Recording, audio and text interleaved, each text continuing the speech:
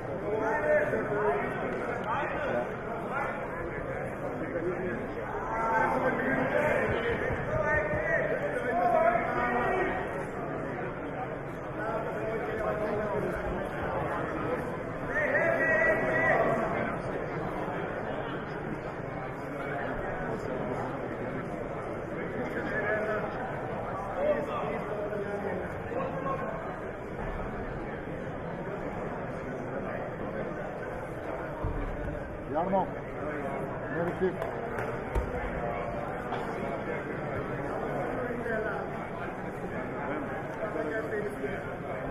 Negative.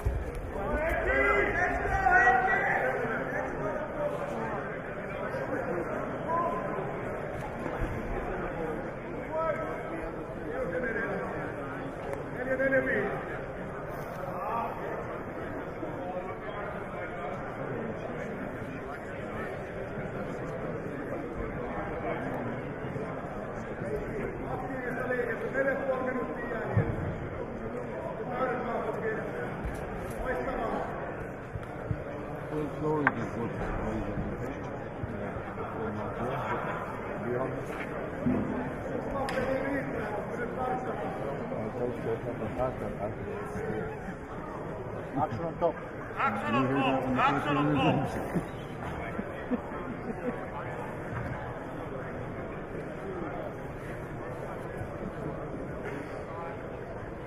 Jano, points. Points. Points.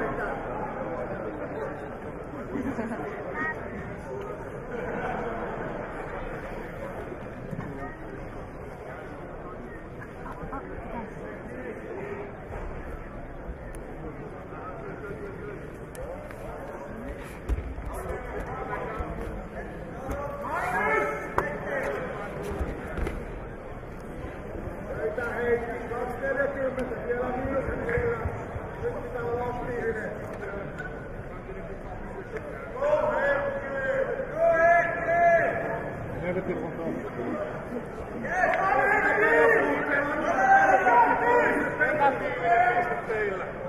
Negative.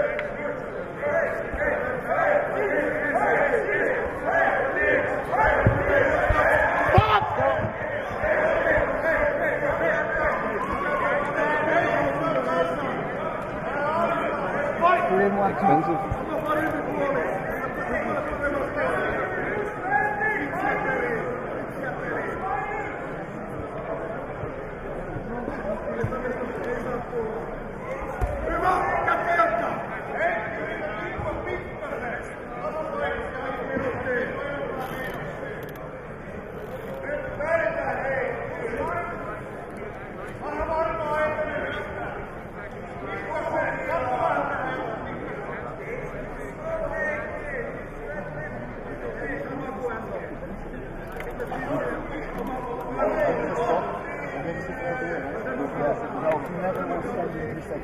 No. 1 second up and down, so he's still grounded.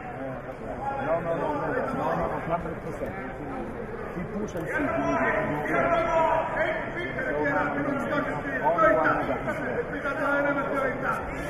Yeah, he understands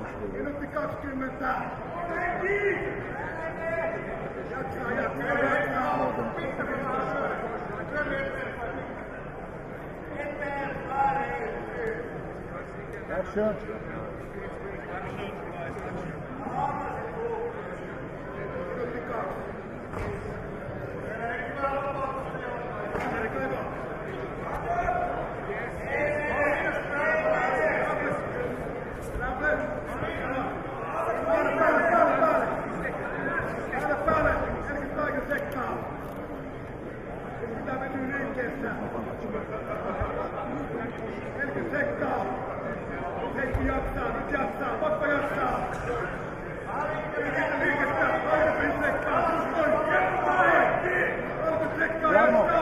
Action, Boron. Alue. Action rate, action rate. Jatka samaa mallia, just noin. Kaikki tsekkaa, jatkaa. Kaveri kulmautuu. Taitava alasti, töitä. Anna putteriin. Jaksa. Täältä vähemmäs ei päädy kuikkaamaan. Niin sekkaa.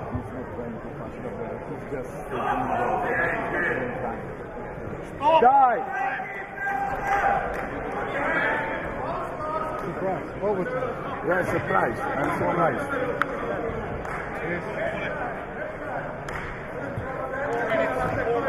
Point!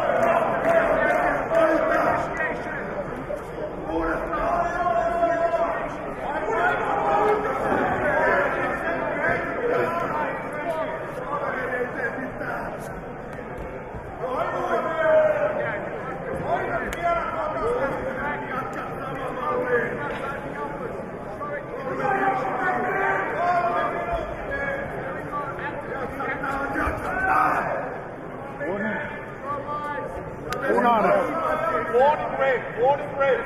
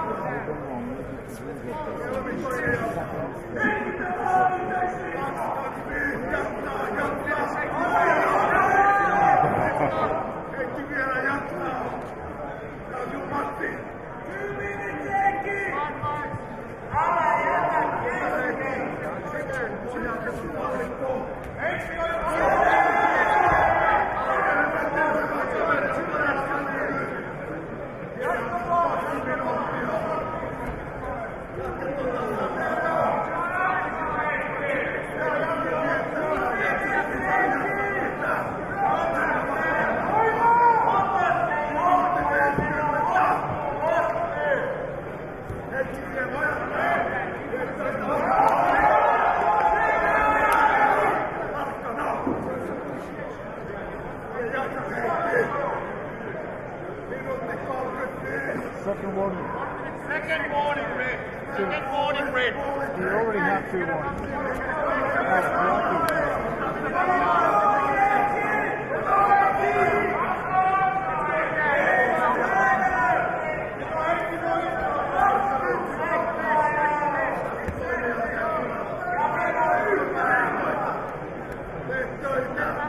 Action red.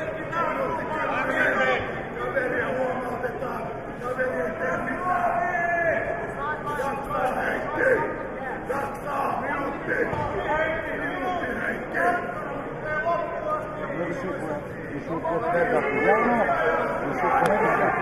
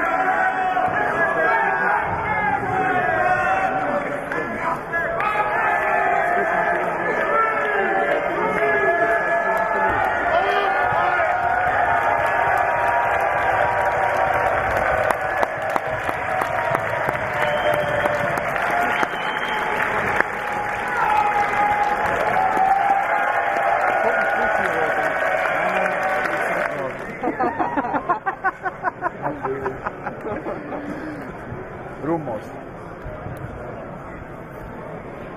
Oh, I thought I knew her somewhere before.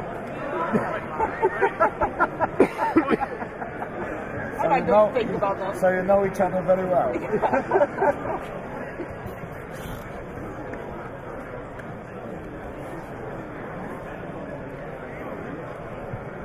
The heart is not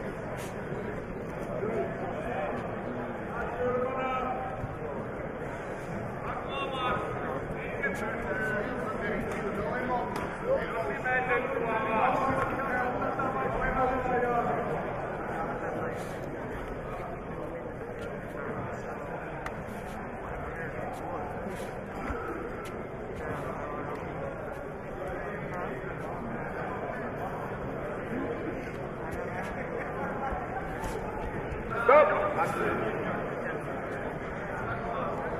Let go. On your back. Yeah. Address it from the beginning.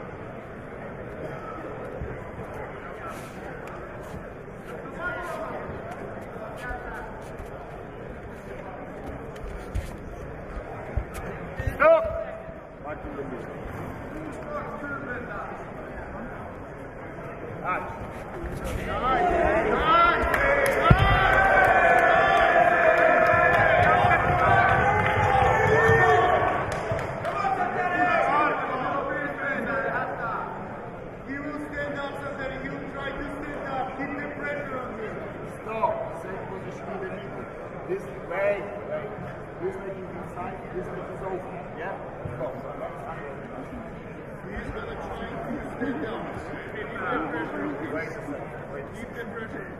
Have a tissue or something?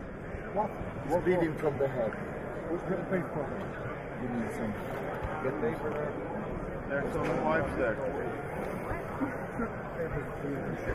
No, this is okay.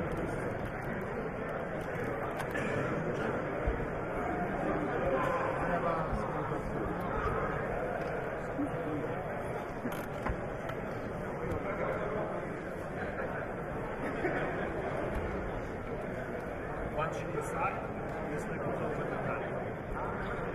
No, this thing was inside.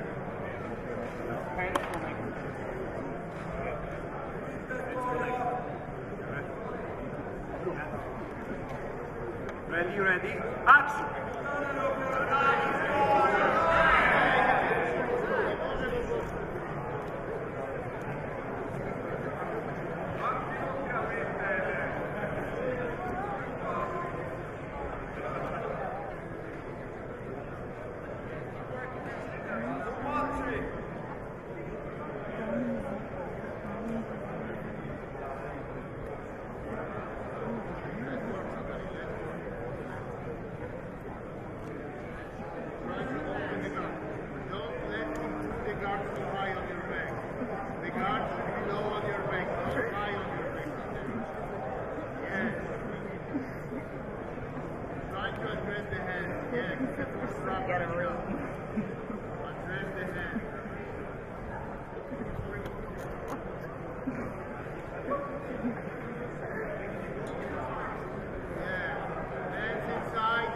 Action!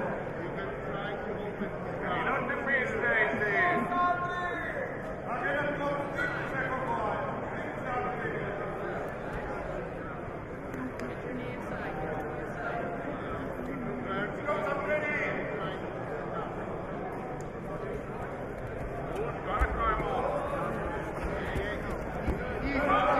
Easy. Go, you got this, go. Yes.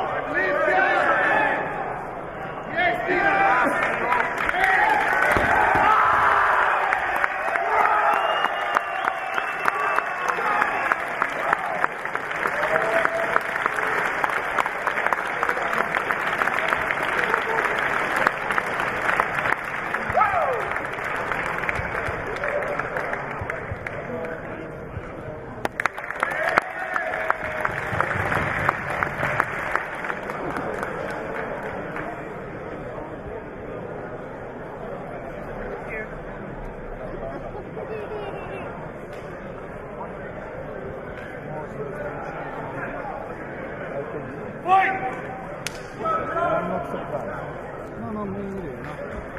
I was expecting it.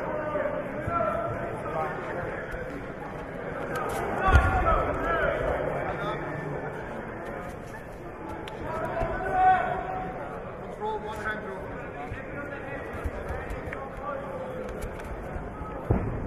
Keep the center.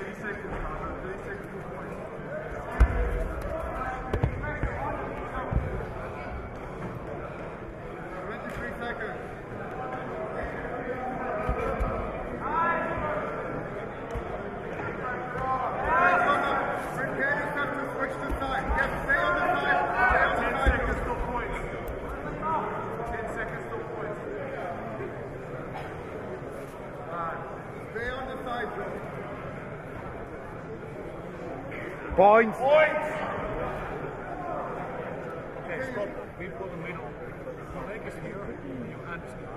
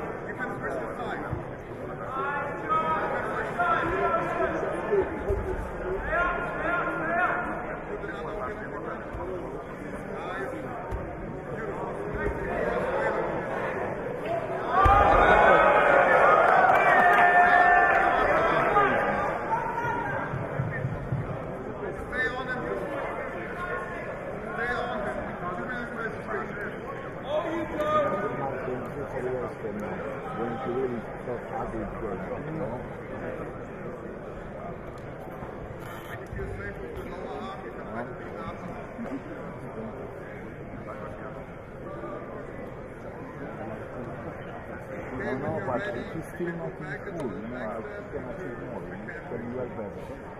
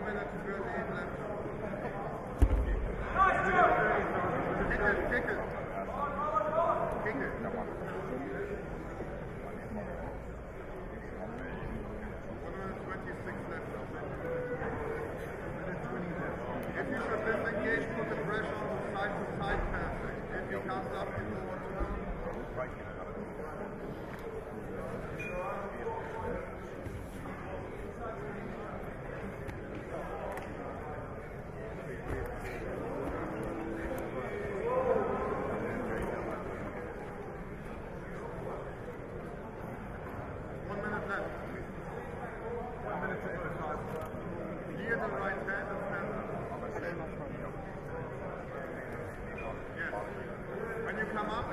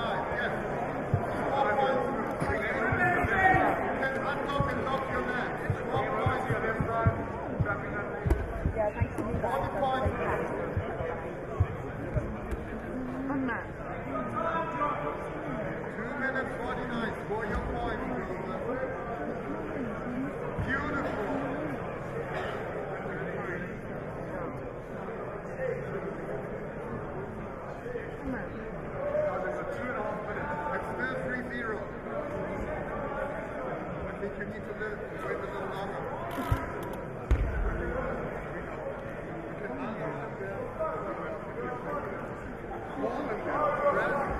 Hold him into your chest, okay? 2 minutes 20 go. Jake. Okay, lock the triangle again. When you lock the triangle again, you can start attacking, okay? Try to lock the triangle again.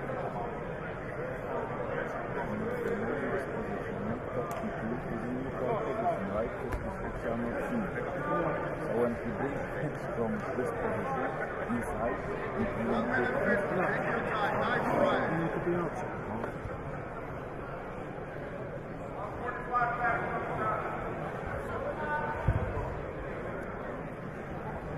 Okay, it's still 3-0. 1 minute 30 seconds.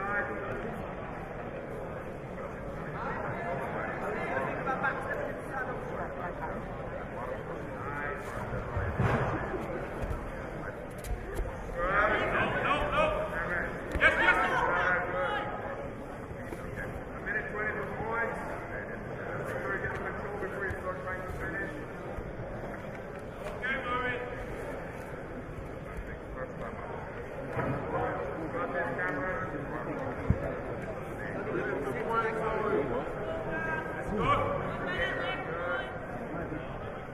on points, Cameron. 3 minutes now, Owen.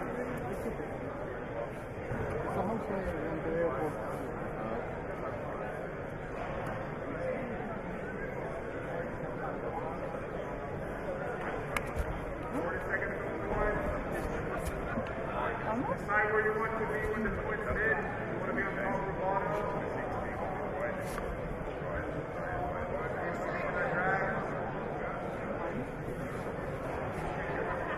20 seconds to the points, Owen.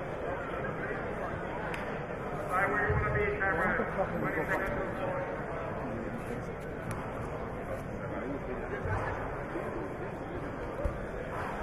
10 seconds to the point, Cameron. Working that outside. Right where you want to be. Good. Everyone's always asking. Good spot. Boys.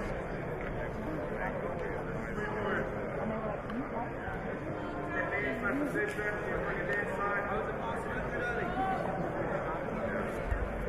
Good, Cameron. 3 minutes, 45 left. Watch them both. Action, guys. Action.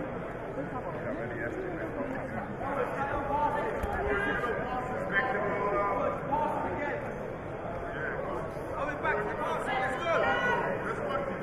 Yes, yes, yes. Up, up, up. It's a good Cameron.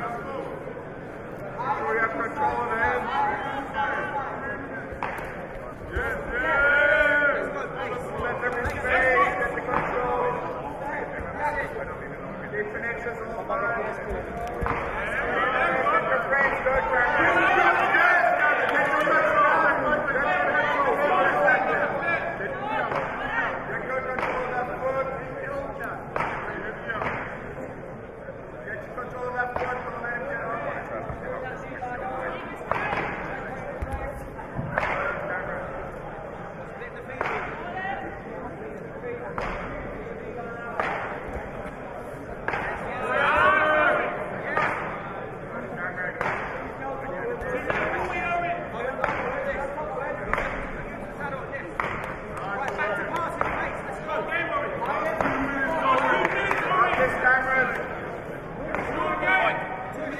Keep putting it in there where you want it. Let's go, one! Both sides, both sides. Yes. Let's go!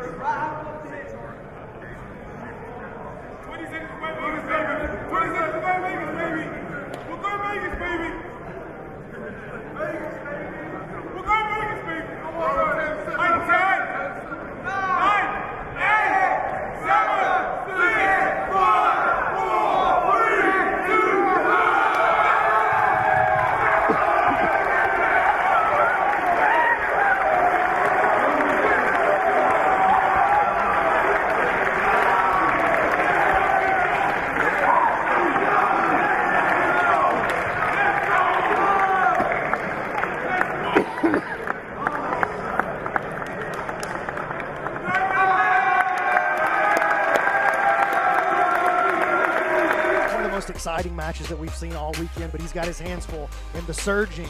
Dominic Mejia took out both Corbet brothers, and then perennial star Keith Krikorian to make it to the final. It's going to be an absolutely amazing night of action. The finals are going to kick off in just a little bit, and we're so excited for it. It's going to be Jake Watson on the mic along with Brandon McCaffrey. You guys can follow along at FloGrappling.com. Stay here live, and we're about to get it going.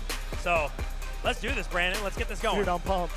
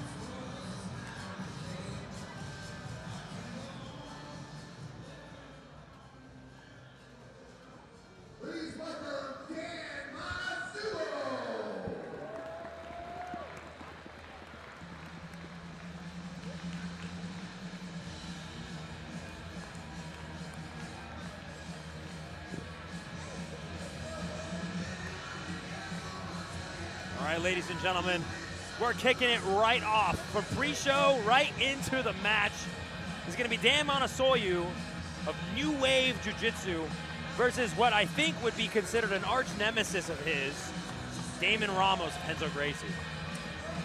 Yeah, maybe he's an arch nemesis, but I don't think that Big Dan's worried. He's had Ramos' number in these opens, man.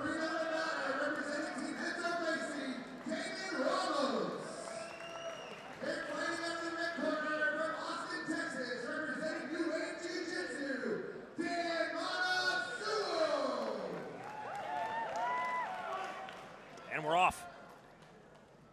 And Big Dan has made easy work of everybody he's gotten his hands on this weekend. I don't think he spent more than 2 minutes on the mat with anybody. Look at the crowd that has formed in the Avalon Ballroom here as well. Dan going for his, I would say, signature. Oh my goodness! Damon Ramos immediately takes the match to the ground, not 30 seconds into the match. But you know, despite his, oh look at this. The false reap. And nice job by Ramos clearing the knee. Despite his big imposing figure, you know, Dan likes to play that guard, and he's very good at creating off balances, getting underneath his opponent, entering the legs. But this is really, oh, he's going for that knee bar. Something he is so good at. We saw him use that at the UFC Fight Pass Invitational as well. Steps around. Ramos doing a good job fending him off so far, but Big Dan, he let go of the body lock. Ramos creating a knee shield here. He wants to pummel that butterfly hook back in. But Dan's got him flattened out. Bad spot for Ramos. These two shared the mats at the ADCC Chicago Open as well in the Absolute Division. And it was Dan Monasoyu who was able to wear down the guard. Oh, look at that. Damon Ramos.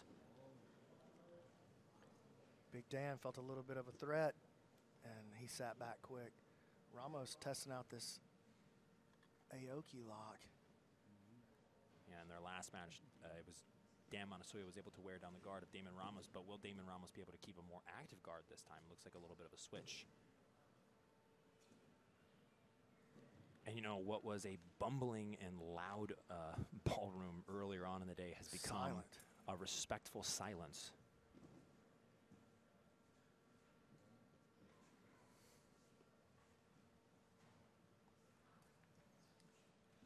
Back to the butterfly hooks for Ramos. Big Dan stepping over, looking to clear that knee, and he does, and he's got Ramos flattened out. He's got the underhook.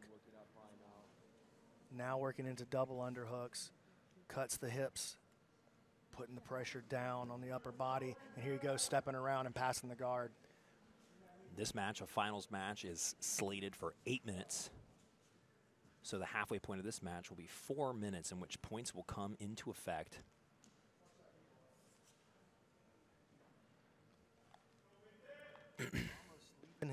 Ramos leaving his leg behind there in the half guard. He's got to be careful. Dan loves that dog bar, knee bar done with the legs and the hips. Yeah, a knee bar that's traditionally done from the over-under pass. Yes, but Dan's so big, he can just make it happen. He makes it happen. And here he goes, tripod up. Here comes the shoelaces to the inside. And Ramos, again, saves that pass. Ramos doing a good job with his guard retention so far. 2 underhooks for Monasoyu. Trades off, looking for the crossface. There it is. Able to create a little bit of space for the time being is Damon Ramos.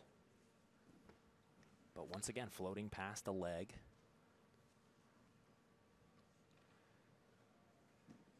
And you can see on Ramos' face that he's wearing this weight. Dan slowly grinding him out as we approach about 25 seconds now until the points are active. Stepping over, clears it into the mount. This bad spot for Ramos. Definitely. Already into the chopping block, thinking about the arm triangle. Damon trying to kip up and get a little bit of space to get perhaps a hook back in.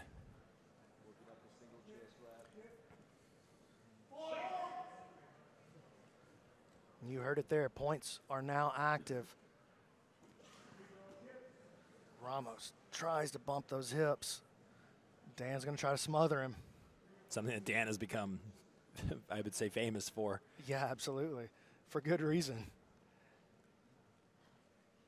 Ramos up to his hip here. And he pulls back in. Nice work by Ramos. Saved himself from a position that not many people survive. Dan, though, immediately very over tough the guard spot, again. though. He's going to score here. As soon as he got an opportunity.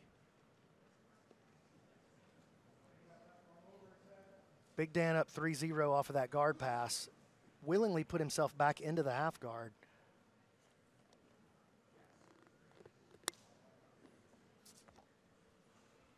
Dan staying low and heavy. Controlling the hips. Ramos, big, straight frames trying to push him away. Trying to get a little teeter to one side just to get back a part of an underhook. Ramos switching off to the lockdown.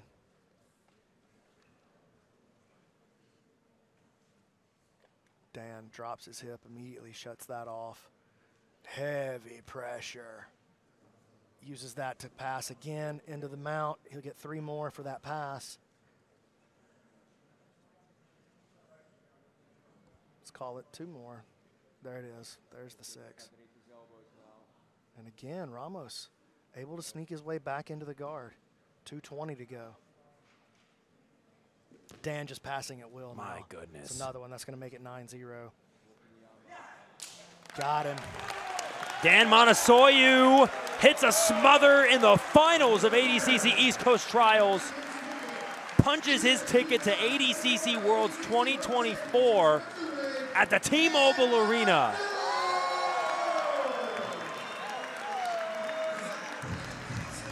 Wow. What a way to kick things off here in the finals, BMAC. Just a dominant performance once again from Dan Monasoyu. He's so much better than he was at this time last year. Like, just his technical skill has just taken tremendous leaps. You can tell he's been putting in hard work in the gym. Here's a little look at that replay, Brandon. And it was early play by Ramos to put him on his back, but it was just the pressure from Big Dan, non-stop, able to pass multiple times, just wore Ramos down to the point where the smother choke was just too easy. All right, ladies and gentlemen, we'll be right back after a quick break.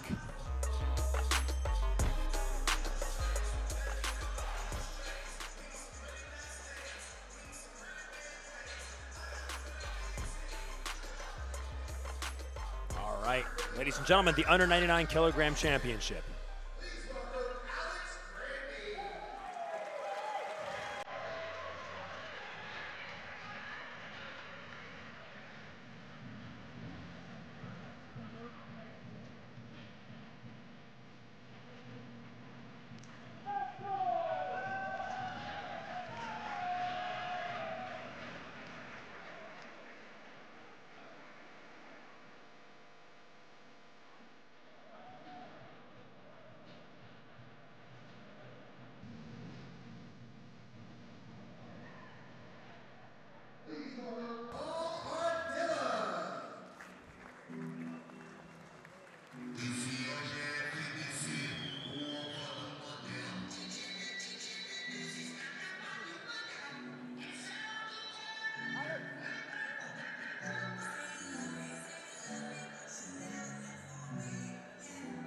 All right, this our under 99 kilogram division championship between Paul Ardila and Alex Grandy. Alex Grandy at a 10th planet.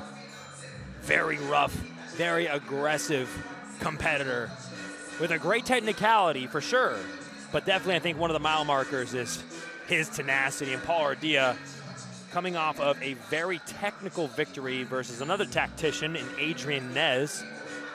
I'm excited for this one. This is going to be a real war. Both these guys very strong stand-up game. Both these guys very strong passers. But it's going to be, the story of this match is really going to be the technical precision of Ardila versus the grit and the tenacity, the aggressive play of Alex Grandy. Grandy finding himself in the finals, got here through a war with Johnson. Ardila, no stranger to this position. He finds himself in the finals yet again, 3 times ADCC Trials champion.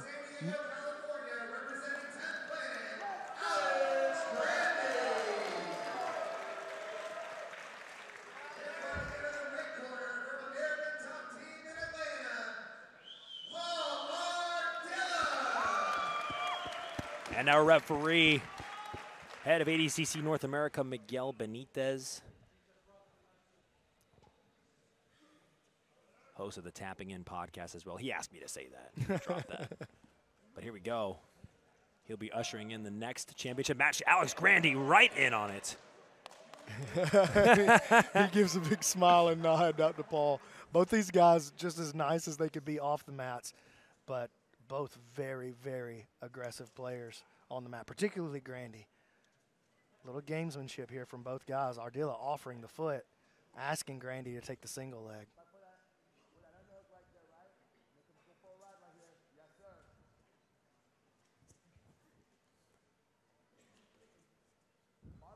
Paul very confident in his wrestling ability. He should be.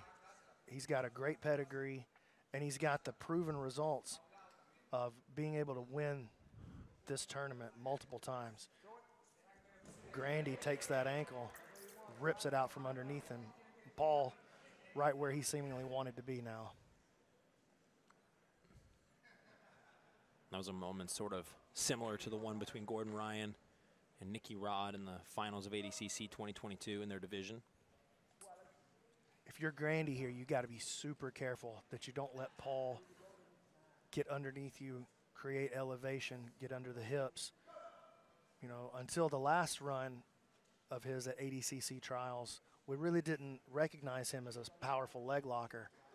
But after that last run, he came out and he was just smoking people with his leg game. So Grandy's going to have to be very, very careful. It's a dangerous thing to be able to both play an aggressive, dangerous guard, especially one in which you could do a leg lock shootout and win. Well, that's why versus he's the top level multiple-time champion here. Well, and he have can do it all. the wrestling ability that he does. He can do everything.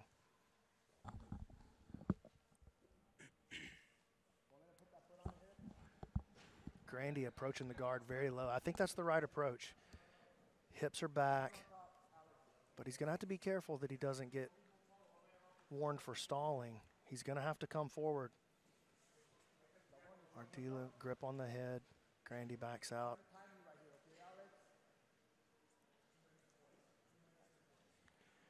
Grandy true to form, keeping the heavy collar ties active even from this top position. Yeah, he's just nonstop with those collar ties. Ardila working the arm drag. Grandy ripping out of there, and he'll try to pass from standing. I wouldn't be surprised to see him come back down here.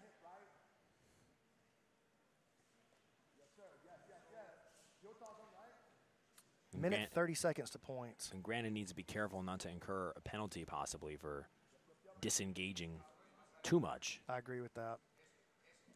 Ardila working this arm drag again, gets a little bit of an off balance, and that's where he's very dangerous. He just needs a little bit of an opening. He can outside heel hook, he can run to the inside heel hook. Again, he does it all. He's a very talented submission artist.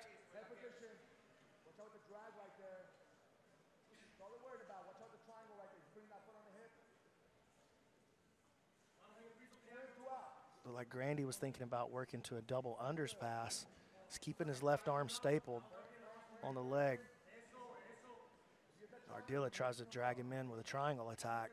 Grandy, good pot. And here he goes. That's all the space that he needs to create some movement.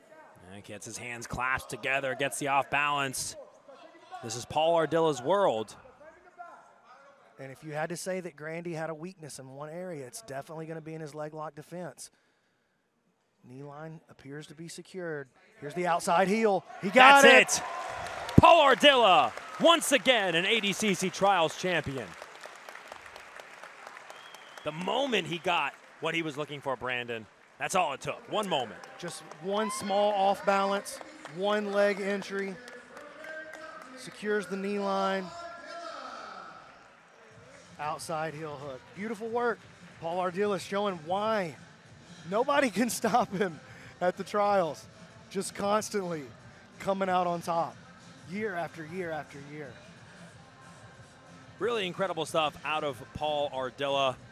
Coming out of the dirty South, Atlanta. Absolutely. Well, ladies and gentlemen, in between each of these finals, we're going to cut to a small break. So we'll see you for our next championship here in just a little bit. Be right back.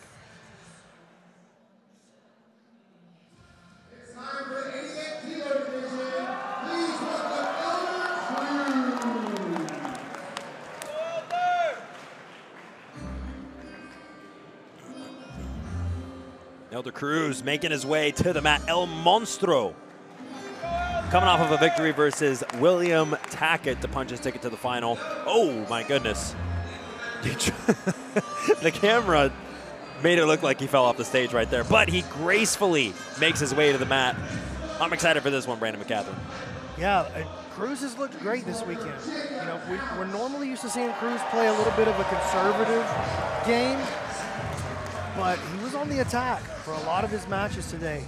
We normally see him come out, play it kind of slow, play a counter game, strong wrestling, of course. But a couple of these guys this weekend, he just blew right through them. But, man, I sort of feel like the gods are with Jacob Couch this weekend, man. That big win over J-Rod with the submission. He's looked phenomenal in every matchup he's had. And look at him just soak it in. The crowd loves Jacob Couch, and rightfully so. He's a sweetheart of a kid, and he's a phenomenal grappler. 2022 ADCC veteran, El Monstro, Elder Cruz.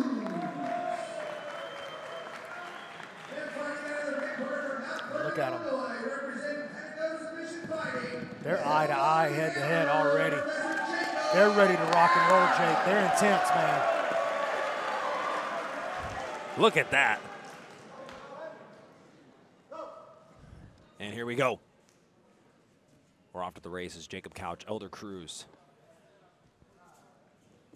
As you guys could hear, Jacob Couch, beloved of the crowd here.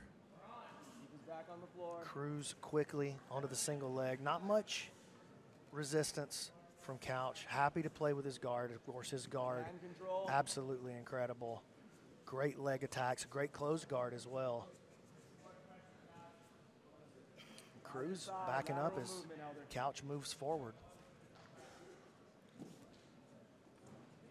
Couch submitted Jay Rodriguez with a straight ankle lock in the semifinal. If that's any indication of what Elder Cruz needs to be on the lookout for, like we had mentioned versus William Tackett, it was the competitive awareness of Elder Cruz that really made it possible for him in that match. I mean, he looked so mature, so patient, looking for his opportunities. And he's going to need to be very aware versus a competitor like Jacob Couch. And he was aggressive when he needed to be. That's been one of the criticisms of Cruz in the past, is just sometimes just not coming forward when he needs to come forward. Does usually find a way to win, though. Yeah, responding to that criticism, Brandon. Yes. Leading up to his match, we mentioned this earlier on the broadcast today, that leading up to his match in Oklahoma City versus Rafael Lovato Jr., he had said he knows that he hasn't got a lot of submissions, and he wants to start finishing people. He wants to be a finisher. He's been working on that part of his game. He's been working on that part of his mentality. And I mean, he's always been aggressive. He's always been a game competitor, someone that you consider elite, an ADCC veteran. But he's going to continue, I think, to build that. You see Jacob Couch making it apparent to the people watching. He is the one trying to lift the leg there. Couch takes the grip, Yeah, back to wrist. pulls him in. Playing with this half guard. Let's get outside again. Got the traditional half, but Couch all the way up on his side. Cruz trying to get that right hand into position so he can cross face. Now goes to wrap the back with the left hand. Jacob got to be careful right here. He doesn't get flattened out against a guy like Elder. He's looking to scoop that outside leg. Watch that arm drag. Use this to get up and lateral. Jacob really employing an old school game here, this traditional half guard, but he's been able to successfully use it to keep Cruz off of him. Does a great job of staying up on his side. Cruz aggressively covering the face. Jacob reaches across, 2-on-1 cross grip. Roll that wrist. Back to it. Don't let him scoop it.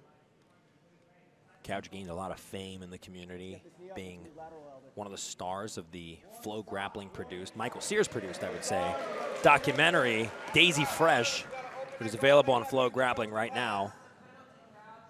Couch works back into his closed guard, and he's very good here. Let's break this closed guard. You know he's going to go to that K guard. You know he's going to go to that K guard. Couch going into the arm drag on the far side. Yep. Maintaining the closed guard grip. still. Go hands in the armpits too. Let's go hand in armpit and under the chin. Posture is broken. Cruz Under the now chin and that armpit. pushes out, That's it. comes Start back to getting his space. feet. Look, Couch digging under the leg. There He's we very go. good on this K guard. Making the entry. Here we go. This is exactly where Jacob Couch wants to be. Outside heel hook attempt, and that's it! Jacob Couch is the ADCC East Coast Trials champion. He's going to the T-Mobile Arena in 2024. And look at this reaction from the crowd. The rash guard's coming off. Jacob Couch is going to ADCC. What a tournament for Jacob Couch. He submits El Monstro in the finals in Atlantic City. The Hillbilly Hammer gets it done, and the crowd, your boy has done it. Coming out of Pedigo submission, Jacob Couch, he's soaking it up, and look at him run down the crowd. I gotta get some too. I gotta get some too. Oh man, you just feel so good for that kid. Oh my goodness. All the hard work that he has put in finally pays off, and they're dropping the lights for the boy.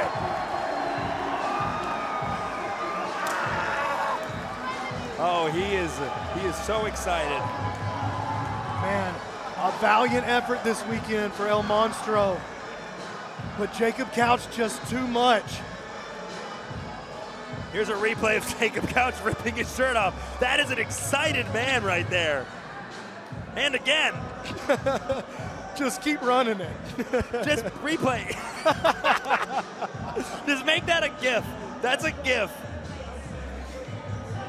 Oh, ladies and gentlemen, I don't know how we're going to take a break after that one, but we're going to take it to another break. We'll be back.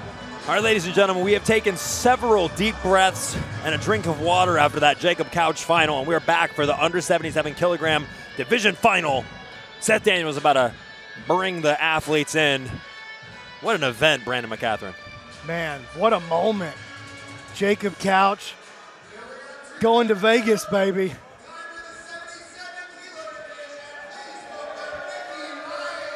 Oh, and here comes, in my opinion, and I think probably the opinion of anybody that's been watching this weekend, this is the technical master of the weekend. Nicky Ryan, been able to silence some of the doubts about his cardio, his athletic prowess.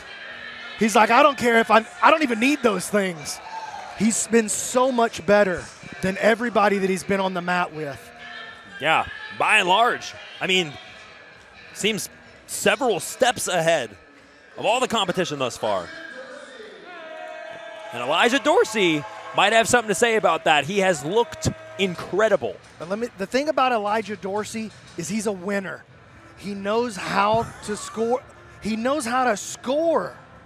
He knows how to make it happen at the end, and he's aggressive, man. The match he had with Taza, he just blew him straight out of the water. Absolutely. And, I mean, this guy's walking out. Is this a Terminator theme? This is the Terminator theme, right? Yeah, good for him. Okay. I am on my feet for this one, Brandon McCaffrey. This is a great match. We're going to see the aggression of Elijah Dorsey versus the technical precision of the B team's Nicky Ryan. And check out that rash guard from Nicky Ryan. Talk less. I don't think I rarely hear him say anything, so.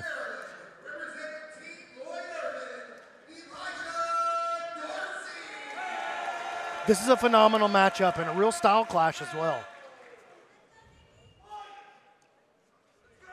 Here we go. Dorsey, well-rounded in every position, very good. Same can be said for Nicky, though. Nicky, a very strong wrestler. Despite having no real wrestling pedigree, he's shown that he's very confident and competent in every position. Just that little reaction that he had against the foot sweep there, where he just kind of let the foot go with it and kept his balance. Dorsey reaches for the single, tries to shut by.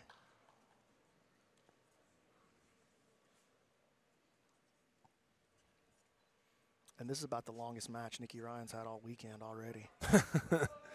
It really has been incredible watching him work so quickly and so fluidly. Earlier today, Cody Steele, a member of this 177 kilogram division, was looking in a similar way. Hard to beat. Oh, look at that. But Nicky Ryan tore through him as well. Yeah, blew him off.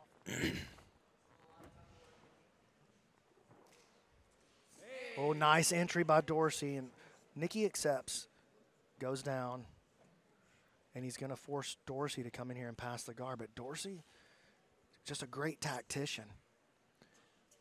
And as you guys noticed there, once again, important to reiterate that in the finals of ADCC, you are not allowed to pull guard.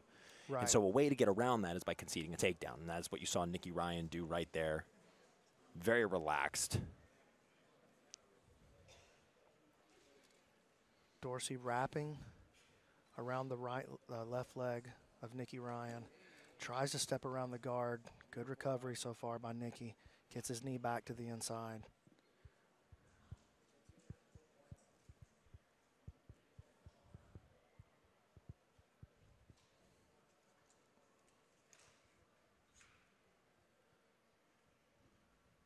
Nicky now working the shoulder crunch on the far side. Nice work.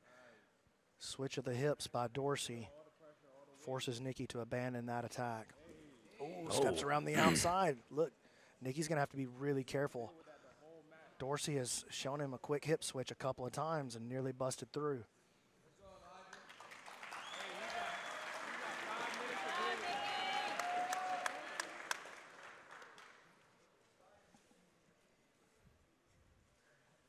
Nicky working into the butterfly hook. Ooh, wants to make an entry on the legs here. Oh, look at this, using that left foot as a frame. Able to connect his hands together. Yeah, and we've seen him work effectively from the double outside Ashi position a couple of times this weekend.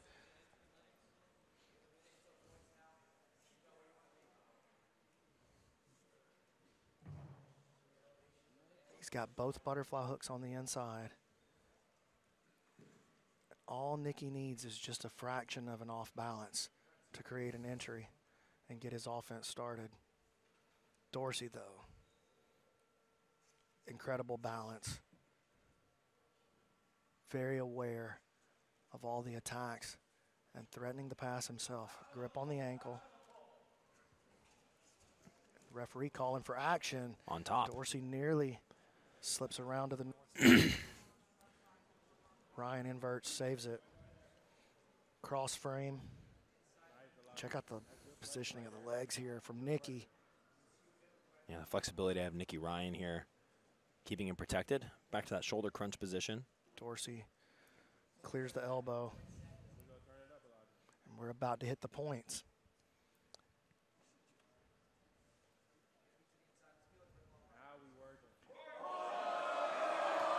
You called it, Jake.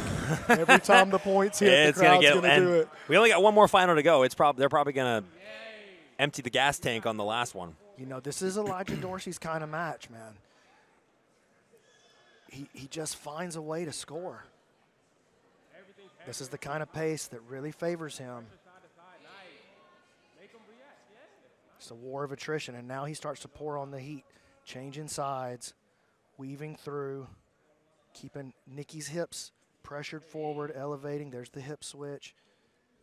Nicky saves it, and now he sets in the shoulder crunch grip on the far side, but Dorsey very aware, just in great position at all times. Snap down by Nicky.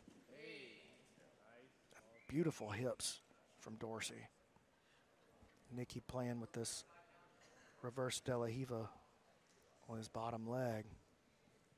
And Nicky's been mostly very patient, right? Not overtly exerting himself for these opportunities. More waiting, feeling out. That's his game. He really is more methodical. He's very methodical, yes. He really does a great job of letting the game come to him. Instead of trying to force the jiu-jitsu that he wants, he lets the jiu-jitsu do itself. All right, and as Dorsey wraps the head, he's got to be careful here, Nicky, with the butterfly hook. And that was a great job by Dorsey. See how he ripped that butterfly hook out of there to counteract the gripping that was happening on the shoulder on the far side. So you can't let Nicky have the shoulder grip and the butterfly hook on the opposite corner. That's where he creates those big entries. Dorsey pushing him back. 2 minutes to go.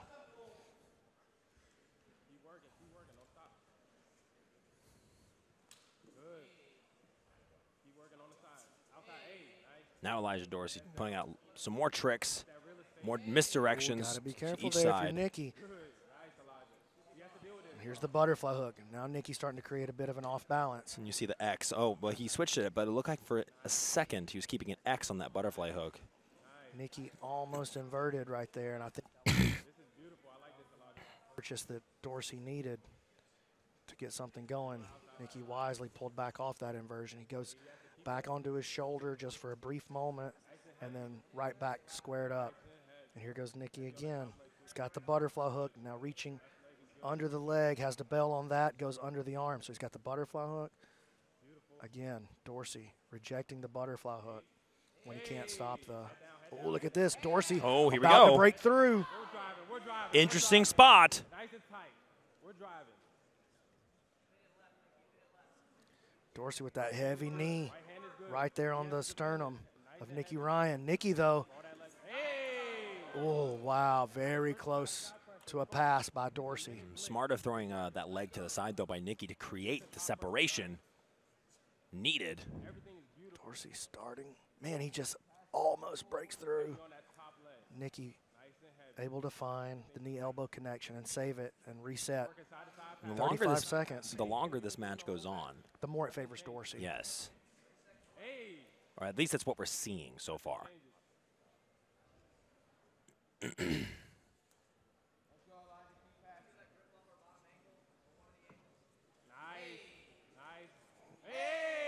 Elijah switching side to side.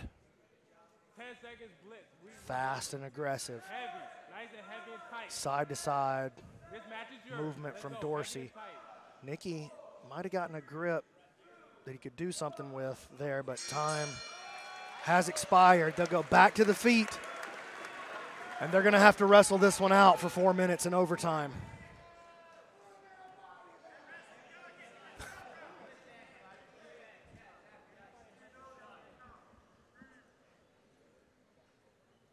A lot of tension in the room now.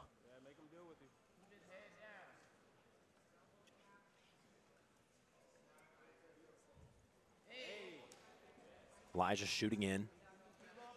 Rejected by Ryan, though. Now, as it stands in this match, Elijah Dorsey has put together strings of pass attempts over and over and over again. You would have to think, Ooh, if you're an off balance. ADCC referee, or an ADCC judge, rather, you might be leaning more towards Elijah Dorsey. Maybe. I might be leaning towards Dorsey if I was sitting in that spot.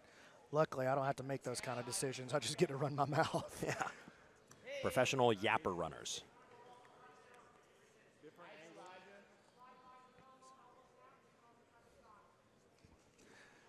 Nikki tries to take the single leg.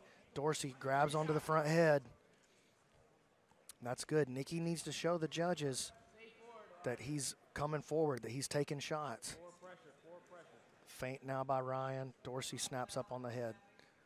Heavy on Nikki Ryan's head. Those disengagements off of those collar ties when the guy backs out to reset, those are the moments when somebody's got to take a shot right there.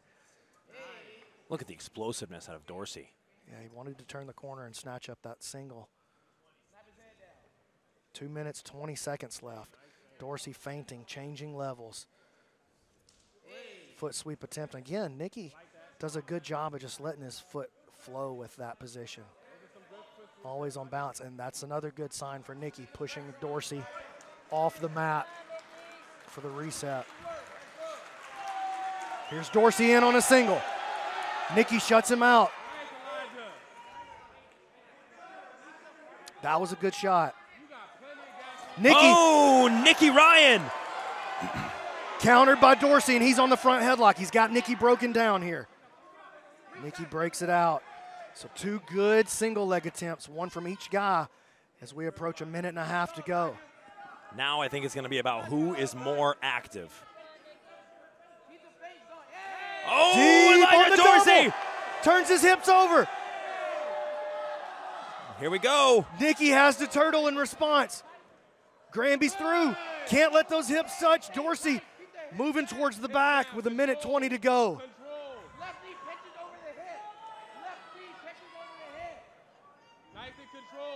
Elijah Dorsey in a great spot with just a little over 1 minute. We're working our position. We're working our position. Dorsey now moving to the seatbelt. Everything's tight, no rush. 1 minute remains. Nice, Elijah. No rush. Everything's tight and technical. Nice, Elijah. This is a big score right here. Hey, 40 seconds to work, Elijah. Let's see. I don't think they're going to score it for him. Nikki Ryan 40 seconds to work. I guess possibly he looking to chose get as go to his active guard there. from turtle position, conceding Yeah. guard. It's almost like you get a reset. Yeah, there was just too much time between the takedown attempt Hey, he has to deal with you. Let's and work. the match, or Nikki going to his guard. But you got to think that that's a big moment to the judges. 20 seconds to go. Nikki Ryan has 20 seconds perhaps to win back the judges' favor here. Yes, sir, Elijah. 10 seconds. Nikki's got to do something. Elijah Dorsey calling for the crowd. And you got to Elijah think, Dorsey's going to win this thing. and you got to think Elijah Dorsey is going to take this one, but it's all up to the ADCC judges.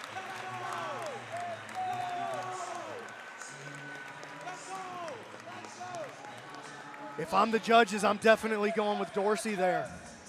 Just outworked Nikki.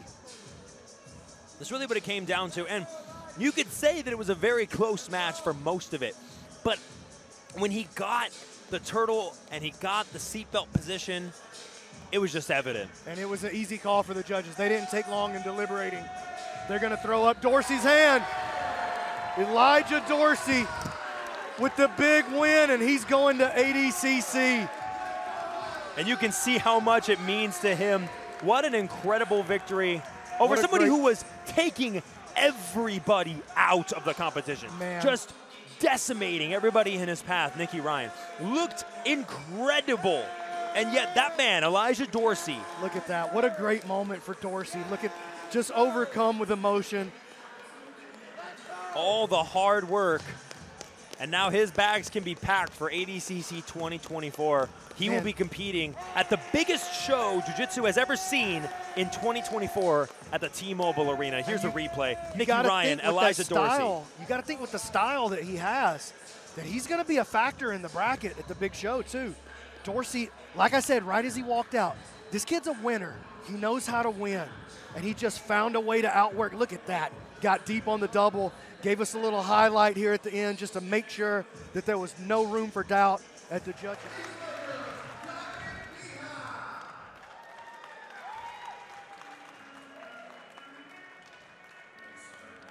Dominic Mejia, one of the teenagers who went into this under 66 kilogram division and took it by storm, defeating both of the Corbet brothers back to back today.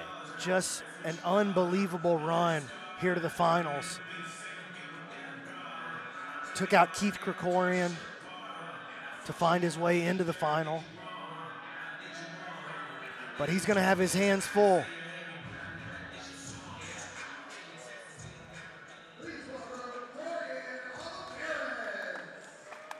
Comes Olivares, 17-year-old phenom, has looked unstoppable this weekend. It's something else to see any competitor with his level of cardio and consistency.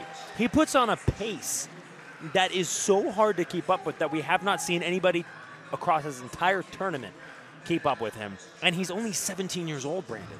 Well, what I love about him is, you know, this is not a jiu-jitsu tournament. This is a submission grappling tournament.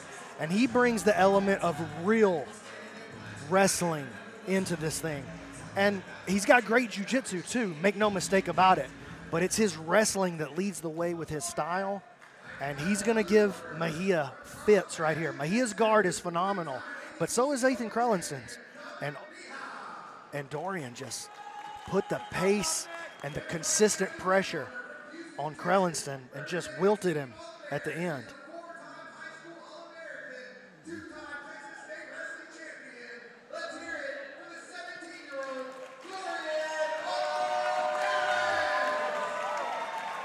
Here we go. Our last final of the day, B-Mac. It's been a pleasure. Jake Watson and Brandon McCatherine on the mic here. ADCC East Coast Trials at the Avalon Ballroom in Harrah's, Atlantic City, New Jersey. Oh, hard collar tie. My God, I heard that. Oh, takes another shot at it. But Dominic Mejia going for a takedown. And he's got a nice grip on the back of the knee there. Oh, and he gets Dorian down briefly, but Dorian just has no quit. He continues to wrestle all the way through. I mean, he's just going to be so hard to score on. The best chance that Dominic's going to have is to get to his back in a scramble. How do you beat Dorian in this rule set? Got to imagine maybe the game plan of Dominic Mejia is, I mean, at least at the start there, judging by his immediate takedown attempt, to put Dorian on his back, perhaps. Well, he may be able to get Dorian off of his feet, but I don't believe he's going to be able to keep him there long enough to score. But it could be either in one of Dorian's attempts at a takedown or maybe even one of Mejia's attempts at a takedown that he can expose the back or expose a leg. And I think that's going to be Mejia's best shot at winning this match. Dorian on a couple of occasions has grabbed the rash guard of Dominic Mejia.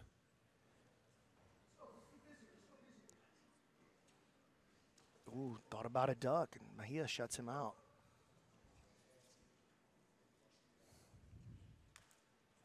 Mejia with a hard collar tie. Another hard collar tie.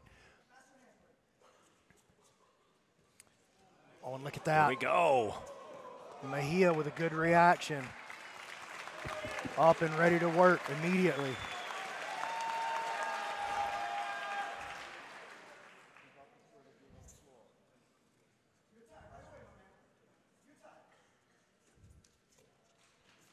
Mejia reaching towards the single, circling to the outside. Dorian does a good job following that circular motion, removing the single leg by Mejia. Feints in, and Dominic frames him out.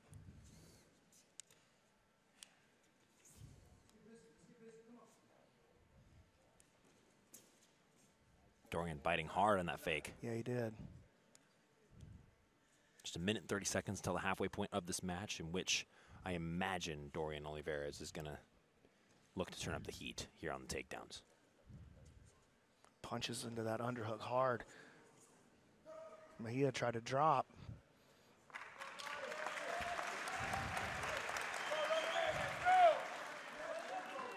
Dorian presses forward as soon as they re-engage. Mejia again in on a single leg. Turns it into a double. Oh my goodness! Dominic and he Mejia puts him down. It's before the points period though, and look at that. Dorian just will not stay down. Again, he got him off his feet. And returns the favor. And that's what Dominic probably, I don't want to say it's what he wanted to happen, but he's not mad that he has to find himself working the guard here. But Dorian's pressure, his passing, his movement on the outside, the lateral movement, switching side to side, pressuring with this north-south, it's just going to present a lot of problems for Dominic. But Dominic can play, look at that. He can play inverted, he can wrestle, he can do everything. Oh my goodness. Dominic Mejia trying to turn that into an armbar similar to the one he found on Gavin Corbet. Yeah, that was incredible. Of course, the one on Gavin Corbet was off of a fireman's carry, but looked similar. His ability to find submissions off of scrambles is really impressive. All right, he's working the front head there. 4 minutes, and we are into the points now. Look at Oliveras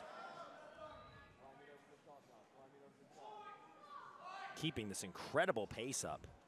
And this is the same. Oh my goodness, Dominic Mejia! Mejia finds the triangle choke. Olivares steps over. Will he get this? Will he get this? Oh my goodness. Oh my gosh, Oliveras pulling his arm out. And keeping the pace up undeterred.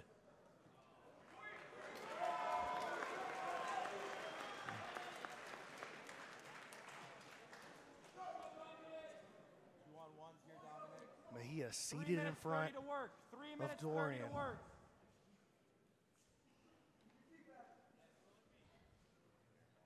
Mejia feels very comfortable attacking from that inverted position as Dorian moves around towards the north-south.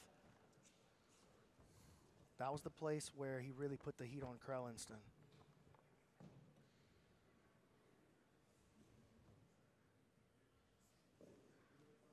This pace is so difficult to keep up with, but Dominic Mejia has shown a couple different occasions now that Oliveras has to be very careful how he approaches the guard pass.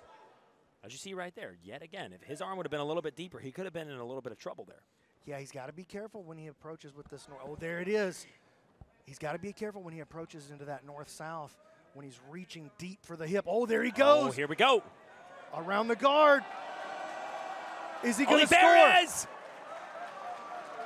Mejia fighting to keep his back off the mat.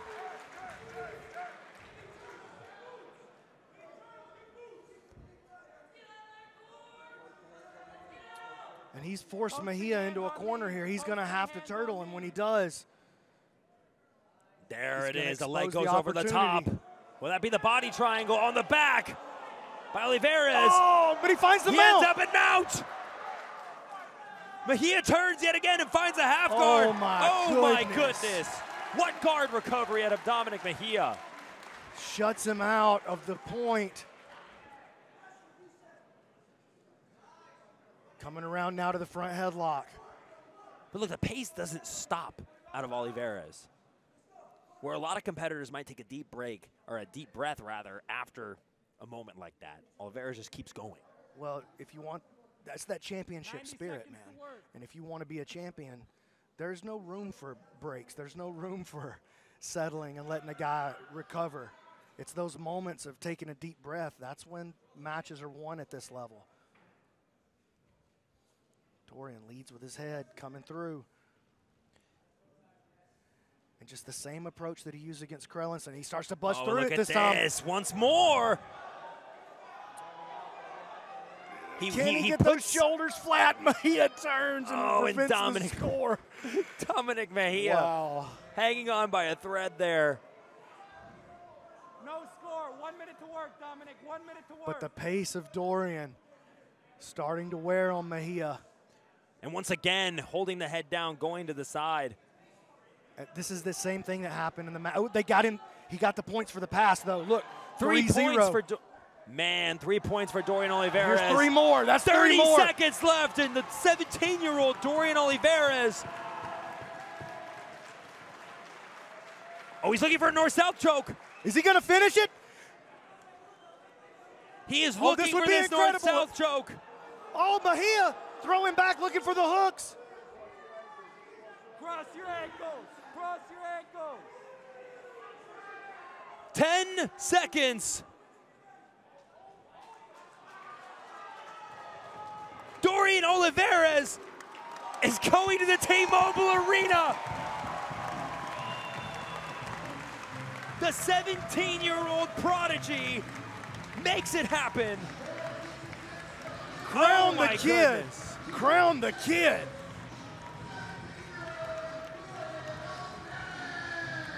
What a victory. What a moment. Junior in high school. And he just looks like he could go and run the whole tournament again. Oh, well. Don't show that highlight.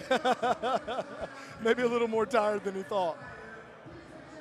Well, ladies and gentlemen, here's a replay before we sign off. Dominic Mejia looked incredible this whole day.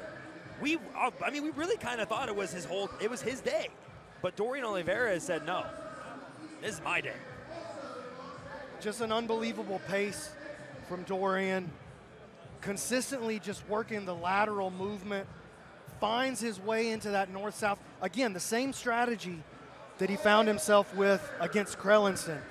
Steps into that north-south position, scores, puts the pressure on, and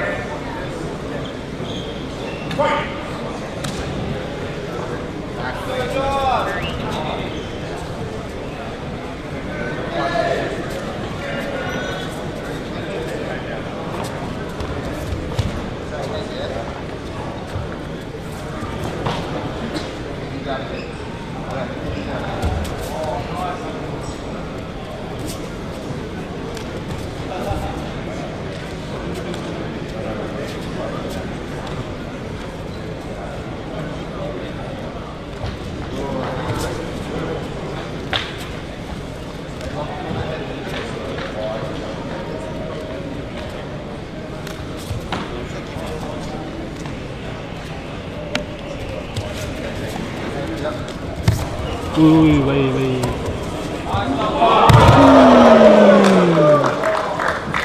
Kalau Kingston cut lah. No label. One Kingston, one.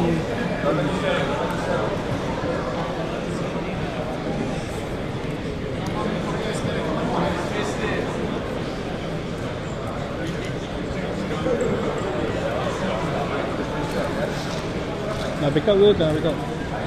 Kita lah. Baik in.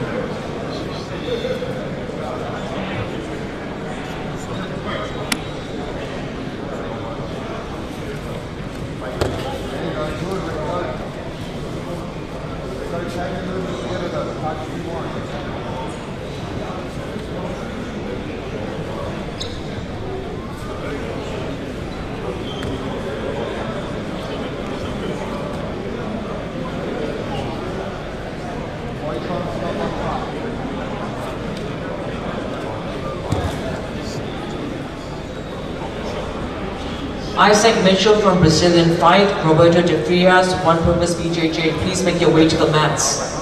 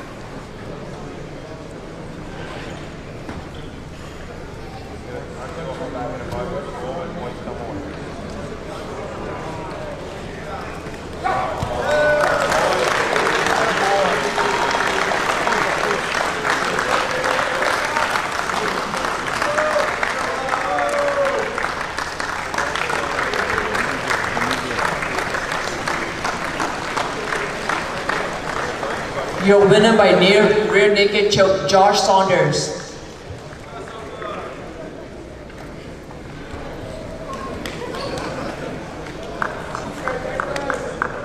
Next up, professional male under 98.9 kg. Declan Moody from B Team, Anton Minenko from Gara.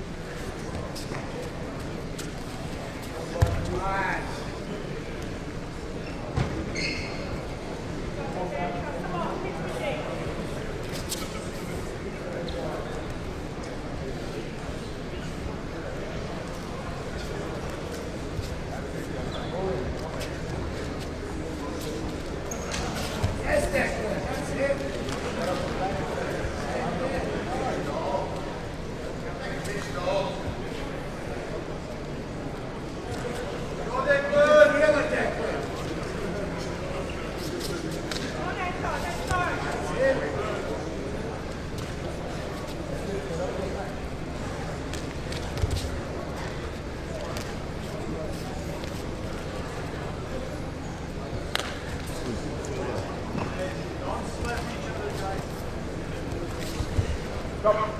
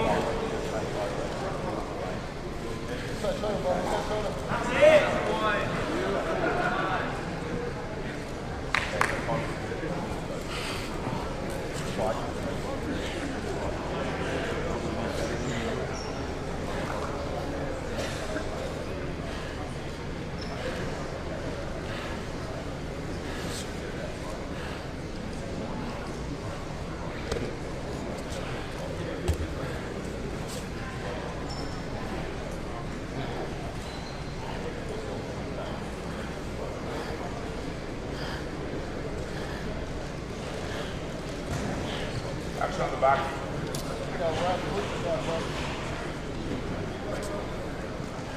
Looking.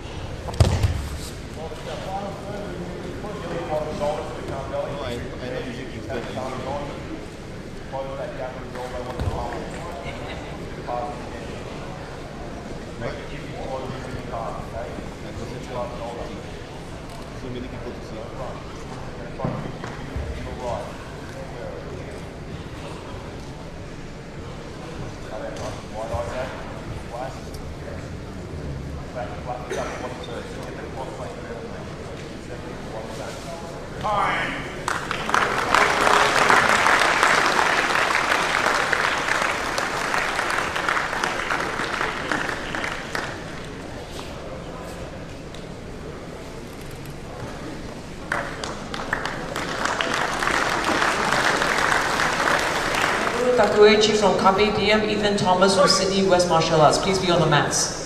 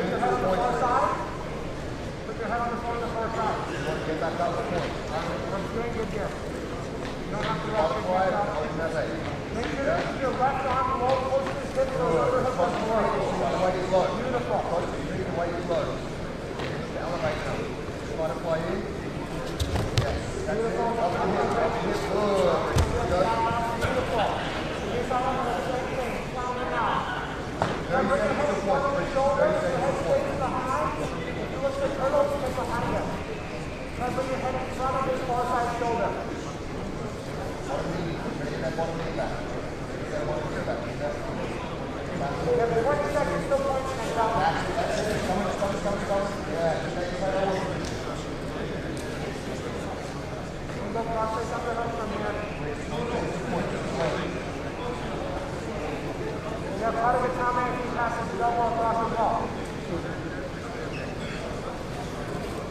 5 seconds to blind. Point! Alright, Kenta. We're still making sure we stay on top. We're doing very good here.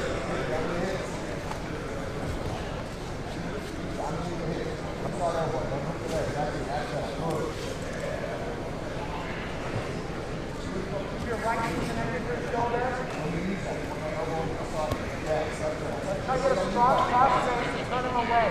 Try to make his face the other way. Beautiful. Nice job, Kendra. Your side on the hook, beautiful. Anticipate a turtle from here.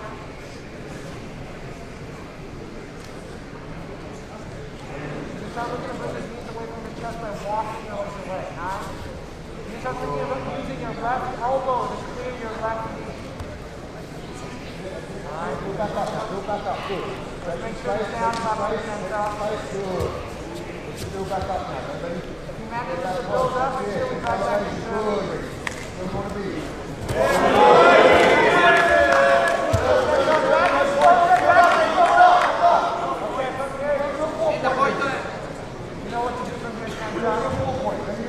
Build up, double throw, over or back.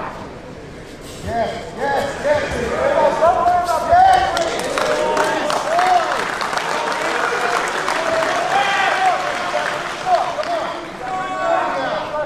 Push forward, keep moving. Keep holding down again, you got this. Beautiful. Heavy, heavy, heavy. More grip set, more grip set. Up, up, up, up, up, up, up, up. Let's go! Tracy's heavy on the right side. He's heavy on the right side. Up, up, up, up. Turn, turn, turn, turn. Go hook, go hook.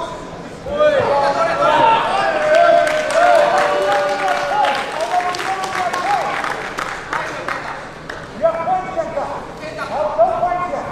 Tracy's going.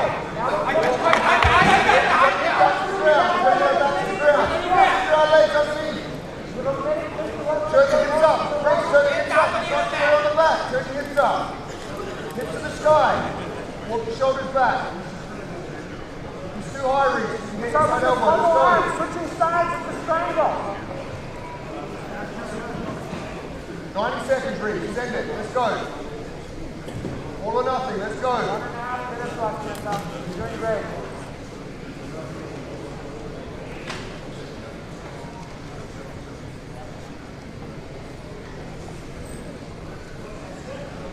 Keep turning those hips, Reese. Keep turning those hips. Let's go.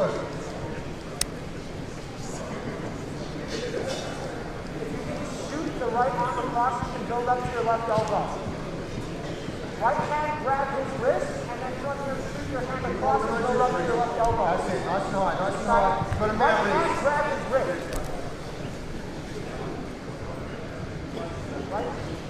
Right hand grab the right side. Grab that. Yeah. Grab the hand that's right to you. Right arm grab the right side. That's it, Reese. Let's go, let's go, let's go. Nice, good. Back underneath, back underneath. That's it. Turn the hips. Create that movement again. You've got 40 seconds, Reese. Create that movement. Keep making him switch. Keep making him switch. Let's go. Stop.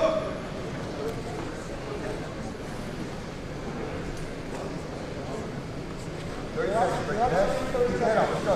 Head up, let's go. Do it. He's going to have to work hard from here. 30秒で蹴った。If he spins, make sure to stay on top. Wait. Sorry, come on. Go. Switch sides, shoot in a strangle. Right shoulder down, right shoulder down. Build up to your left elbow. Right shoulder down. Right hand grab his left. Let's go. 20 seconds, Reese. 15 seconds, Kenta. Oh, that's it. Let's go. Let's go. Let's go. Let's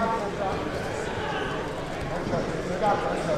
5, 4, 3, 2, 1.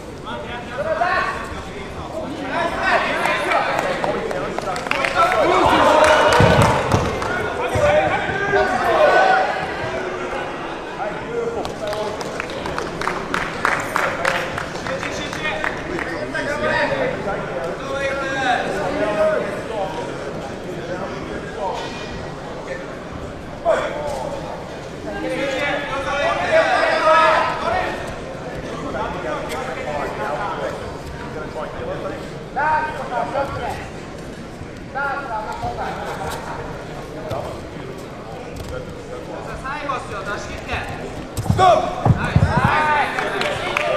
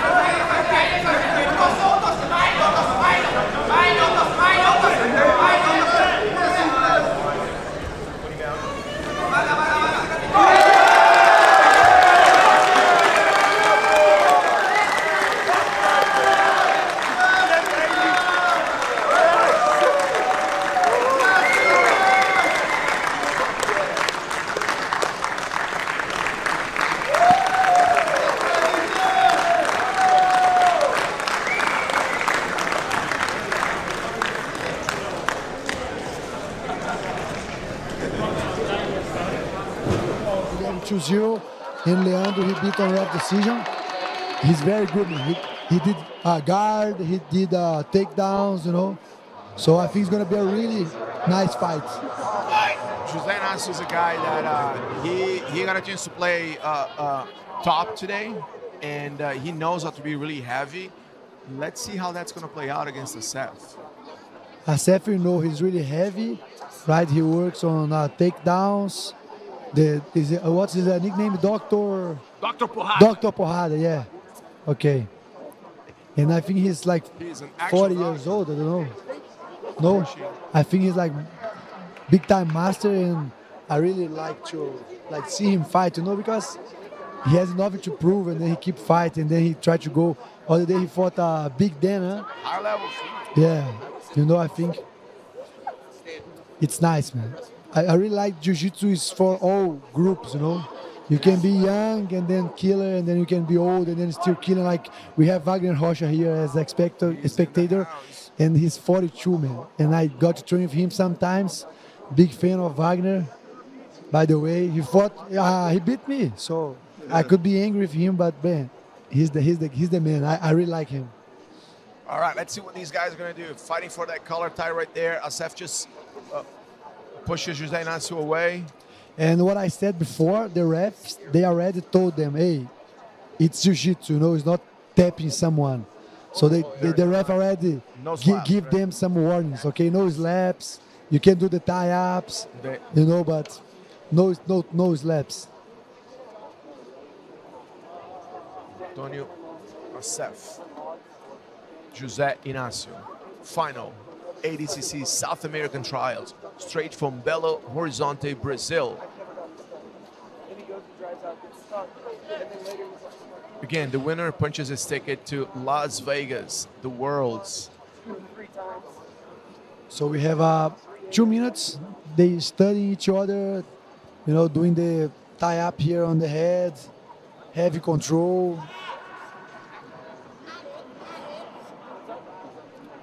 soon the refs is going to ask for action, for sure.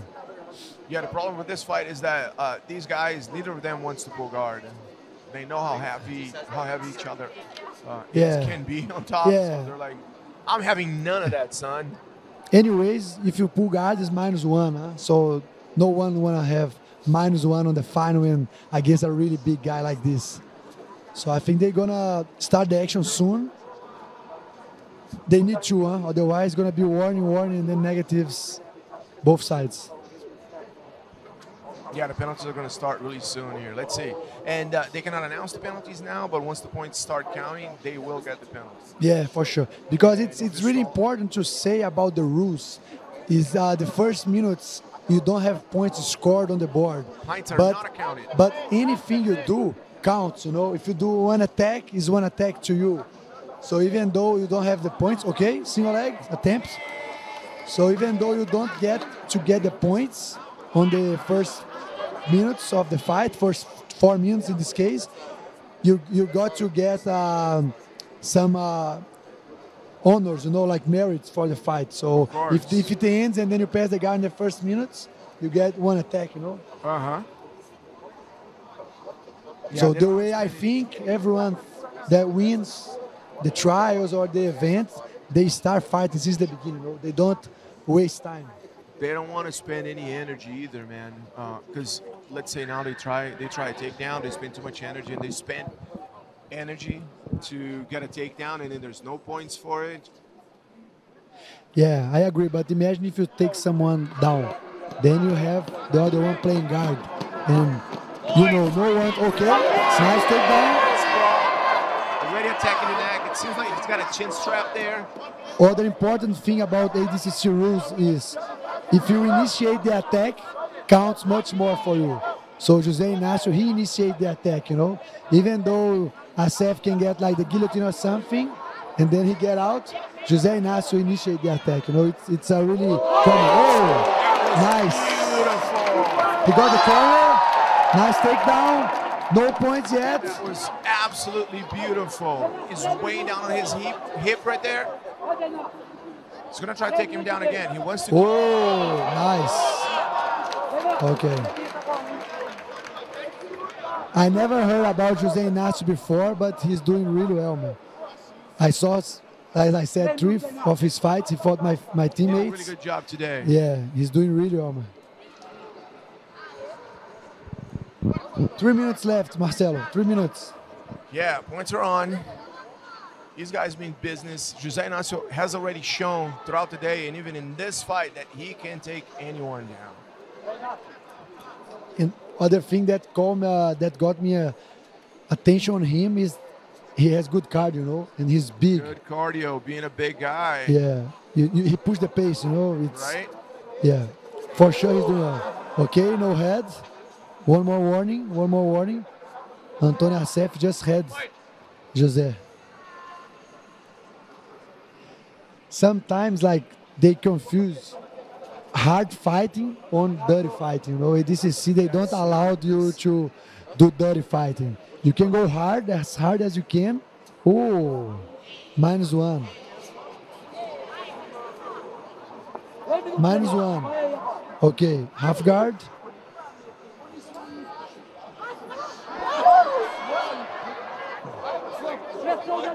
All right. Well, Antonio Asef playing guard.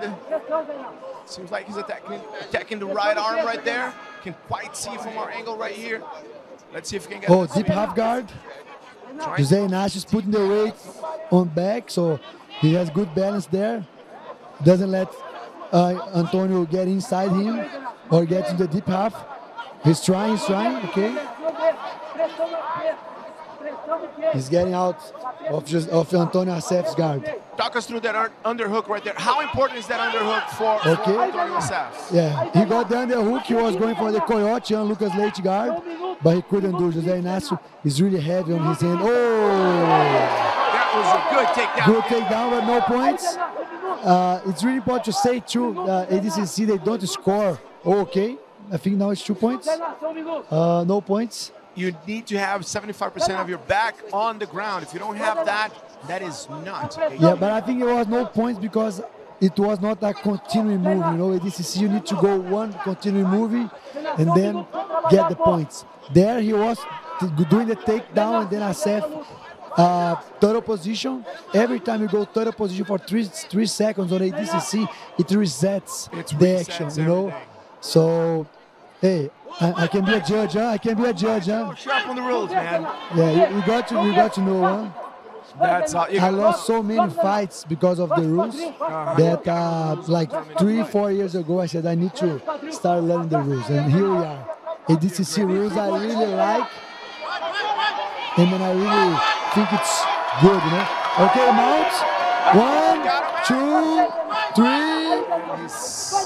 I think he got the points. Now he's going for the back. Yeah. Mount points. 3 points. He's going for the rear naked choke. 3 more points. 6. Yeah. I think he got a tap. He got a tap. Very good, José Inácio. Congratulations. Congratulations. Amazing performance. José Inácio dos Santos. He just punches his way to Punches fighting. ticket to Las Vegas later this year. Here's your champion, ladies and gentlemen. Congratulations. Congratulations, José Inácio dos Santos. Great job. Once the action started, he was always looking for the fight, and once they got to the ground, he proved to be just from 6 blades, right? 6 blades, yeah. I saw him fighting. He very tough too. We are ready to go. Hey, Marcelo, I want to propose you something. Let's get some picks, okay? Okay. Every fight, you pick someone, and then I pick someone. All right. And then the next one, who got the first pick, picks after, okay? So, okay. All right, man. Pick somebody. Okay, I pick Eli. All right, I'm going with Cássio. 6 blades now. Okay, next one you pick, okay? Next one you pick. And then in the end, who lose has to pay 1 açaí for the other one. Uh-oh. The bet is everywhere now. Huh? I think I'm buying you açaí tonight. I don't know. It's just one. It's just the first one, okay? And we have time to have a draw because it's 9-9, 8-8, 7-7, 6-6. Exactly. Because we didn't do the first one, so maybe we can still we can be even. Can tie. All okay? right, let's see what these guys got. They're ready to go. Cássio got his last fight. He got really tired. He left it all on the mat. He got really tired, but against Elton. Exactly. Elton is a long-time fighter too. I watched him fight. I remember him when he was fighting for Cícero Costa. Then after I remember him in Atos. And then I think now he's back to Brazil. So for sure was a war. I couldn't get to watch this one. I was watching Eli against my teammate Luciano. And Eli fought really well. So we have 1 minute and a half. 1 minute and a half. No points and no action. You see the refs? They keep giving warning. They keep pushing. That's what I said. I think this is what makes ADCC so interesting. You know, Marcelo. This is definitely special. Because they keep pushing. You know, they don't give you time to freeze or to stall or to avoid. You know, if you avoid, they give you warning and they give you penalties. No one wants that. Let's see how good Cássio's guard is. Trying to make Eli's posture right there. Trying to break his posture right there. Playing like he's in full guard right now.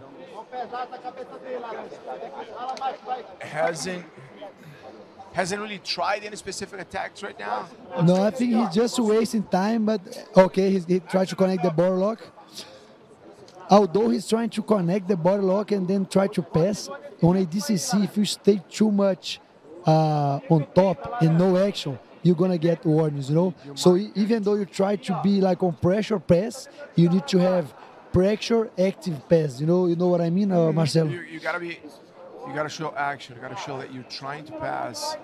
Okay, so we see 6 blades jiu-jitsu, close guard, really Xande Ribeiro and Saulo Ribeiro school, huh? Rafael Lovato too. I don't know how they do now because they still have Ribeiro and 6 blades. I don't know what they do now, if they split or... 2 different teams. But they all have good jiu-jitsu, so, and they all have basic jiu-jitsu, right? Close guard. Leonai is very strong, you know. So for sure, Castro is wasting some energy He's too. gonna be able to open the guard. Yeah. Keeps trying, doing it, trying to pass the guard, to open the guard. I think you're gonna see some penalty soon. Last warning. You see, Eli just got last warning. Last warning. More action. Yeah, but he wasn't able to open that guard, and now. Yeah, but on ADCC, as we said, you need to keep the pressure active. You know, you cannot just hold and then stay. If you hold and stay, you stall, you know, just holding. And then they want to see action. As we know, why no-gi is growing up so fast? Because you have much more action than the gi. You know, the gi, you have more small movements. Without the gi, you're gonna see more.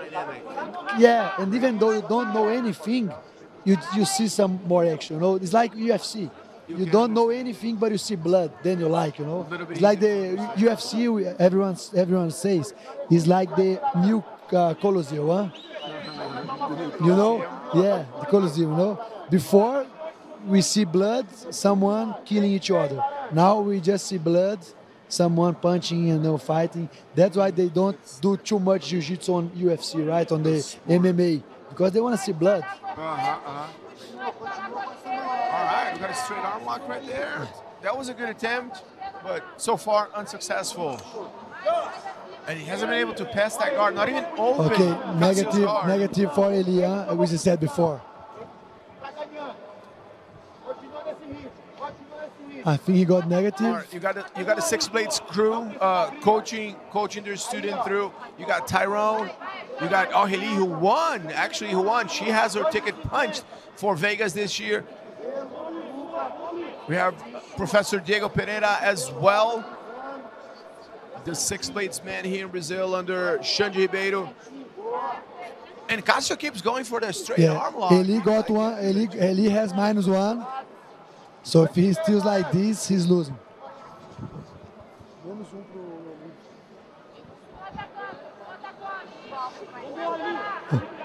That is everything we've been talking here, Marcelo. Second negative, you see, because he's just staying there. Even though Castro is with the close guard, he's trying to do some attacks, you know, he's hugging the arm. Eli's just holding and then trying to control. You know? Yeah. Things not good for Eli here, huh? And then,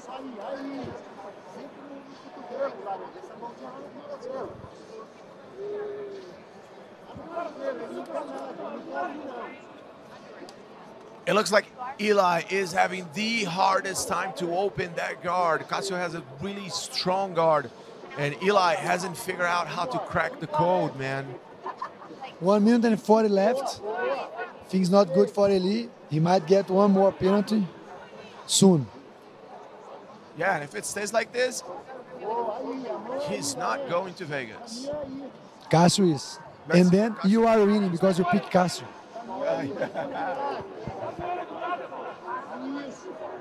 It looks like I might get some free acai tonight, you guys. No, you're just gonna open 1-0, huh? We still have 3 more fights to go. All right, so now Eli is standing. Let's see if he's able to open that guard. You see, Marcelo, he's trying to connect the body lock, but Castro is big too, you know, and then Castro is very big too, and then has really good control. As you can see, he controlled the top of Eli. Castro's being able to get that underhook on the left side right there. Now he get the leg, you see.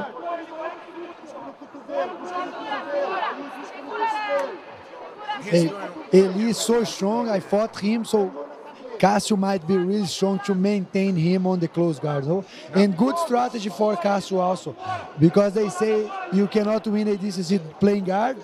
He's just going against this statement. Huh? Seems like Castro is doing, he's really close to get that done. Okay, so Eli was able to open that guard, and I'll put all the pressure he has, trying to pass, gonna try back control now. Try to sink those hooks in. He tried to get, he needs to get the back. He's going crazy here in Brazil, you guys. All right, he gets up. Okay, 2 points, Castro. Las Vegas. Eli was able to get that guard open, but it seems like it was a little too late. Too little, too late. Did a great job, though. Congrats to these guys. Congrats to Cassio. We go to Gabriel now. But sometimes you know that you can lose and then stay happy. Huh? So if I lose and Charles win is good. Even though I really like Gabriel too, he's a nice guy. I like to talk to him. All of these guys. Yeah, this both really nice. Definitely like all of these guys. Okay. I think this is gonna be the best fight of the finals because 80-80 was the most stacked division. It was really stacked, and We had like 20 really good players. I feel like we might see some action here, even like some takedown attempts and everything, even before the points are counted. For sure. I really think so. And then Guys mean business, man. they both they are well-rounded players. You know, you see Gabriel Almeida, he can do guard, he can do leg attacks. Charles Negromonte is way better on top and then taking down, but he can also play guard. He does half guard, you know, like Korochi, and then Gabriel Almeida does, which is really good for jiu-jitsu. Yeah, very good for no-gi. Nice. Now they go all the way across the next mat. Our ref brings them back over. Let's restart the action. Okay, Gabriel Almeida, I think Charles Negromonte or something hit his eye. You see that his eyes. Small price to pay. Yeah. To punch his ticket. It's worth it, you know. The best thing is win and then be broken, you know. Then you say, okay, I gave everything and then I won. Then it's the best feeling. Oh my God. Definitely.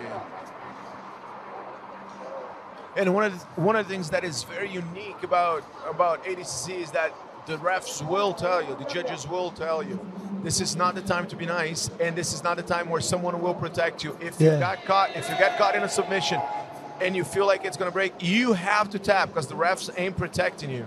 They're gonna let it break. If you let it break, they're gonna let it break. Yeah. Hey, best start, huh? Best start. Look, we see both going for the kill. You know, even in the beginning, we still have 2 minutes remaining for points, and Charles Negromonte and Gabriel. Yeah, as I said, I think it's gonna be the best final.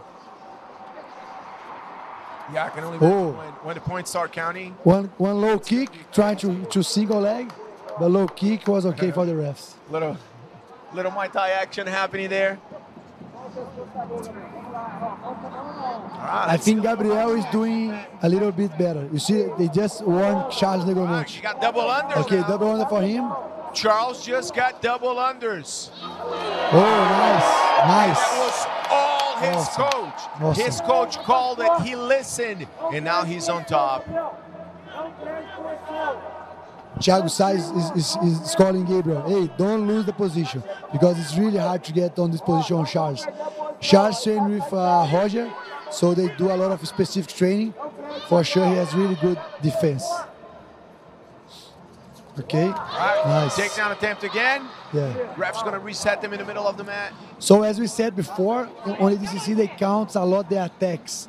And Charles started the attack, almost went for the single leg, and then Gabriel counter-attacked the single leg and then went on top, went for the guillotine. So I think Gabriel has maybe 2-1 on attacks. You know? Being a commentary and a judge. You know? Oh my God, I'm trying too much tonight.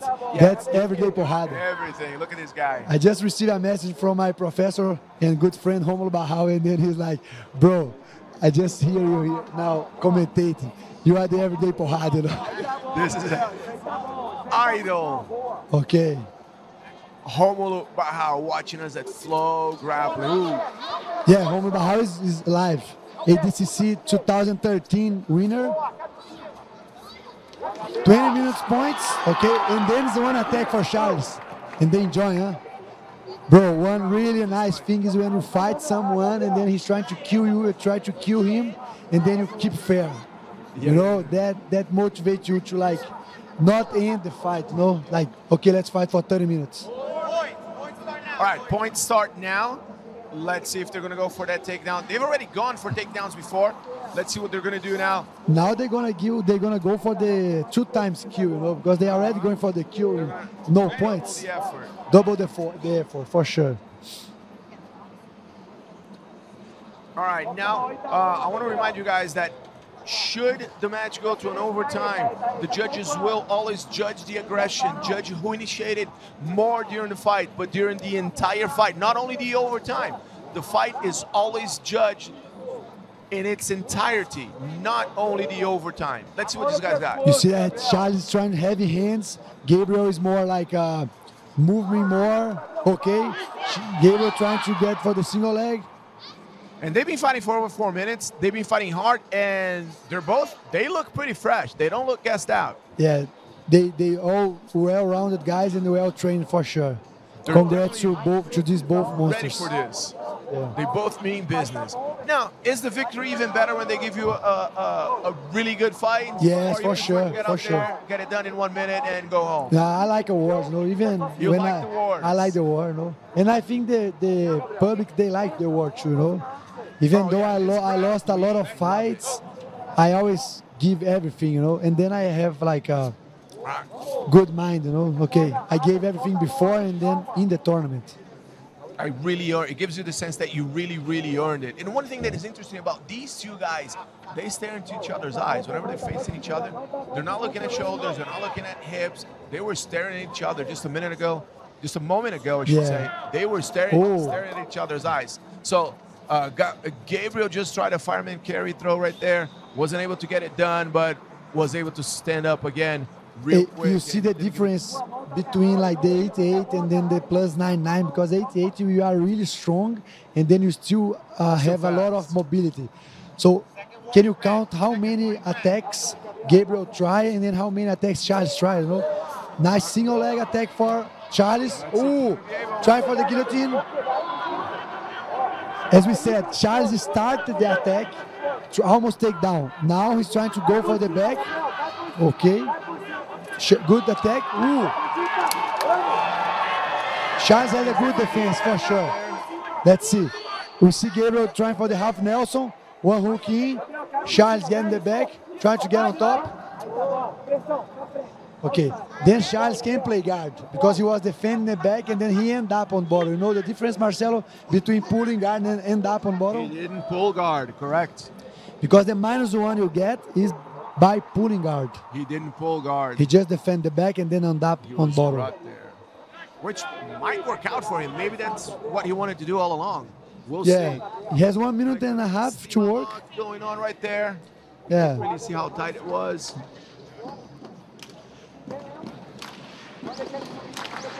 All right, crowd just initiated. The crowd wants more action, Marcelo. They don't think it's enough. We might have a leg lock attempt. A leg lock attempt, going for the back. Hey, what a fight, man. What a fight. And that's the thing, and we even saw this a lot here today. Whenever you want to attack legs, you end up exposing your back.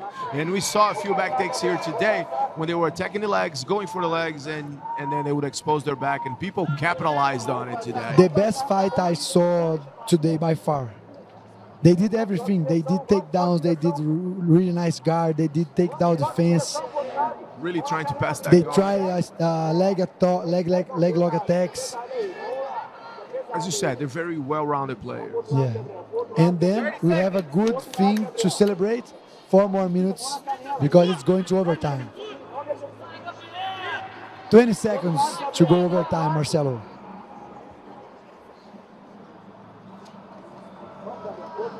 We'll see what the judges have for us. Right now, we've got Gabriel Almeida trying to pass that guard while Charles Negromonte defends it with everything he's got. Hasn't been able to shoot any attacks of his own, though. Let's see what the judges have for us. Going for overtime, you guys. We have overtime here. Let's go. So the judges standing him up. Asked them if they were all ready. It seems like the table asked them to hold for a second. We have Professor Cristiano Titi Lazzarini, ADCC veteran. He fought in China, ADCC Trials winner, going for Charles Negromonte, and then Thiago Sá going for Gabriel. So 2 warnings for Charles and Gabriel. Yeah, and Thiago Sá, who got surprised today by a Jasmine Rocha student that got him with a buggy choke. Yeah. Got him with a Thiago Sai, yeah. Could not believe, he felt like he was safe. He could not believe how tight that was. He ended up having to tap. Ooh, Charles going for the back. Let's see how it goes. Gabriel has a good defense. Now it's time to Gabriel show his defense because Charles already showed his defense. Okay. One hook in. Good seat belt control. Other hook. Ooh, 1, 2, 3. Very nice. Got body triangle locked. He's going for the choke now. 3-0 in the finals.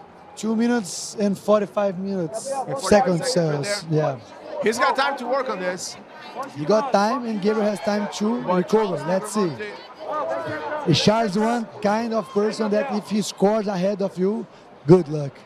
Good luck to get it back, right? And he keeps attacking the neck as well.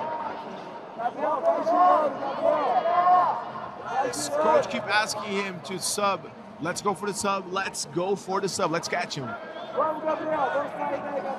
Action-packed final right there. Best fight of the night for sure.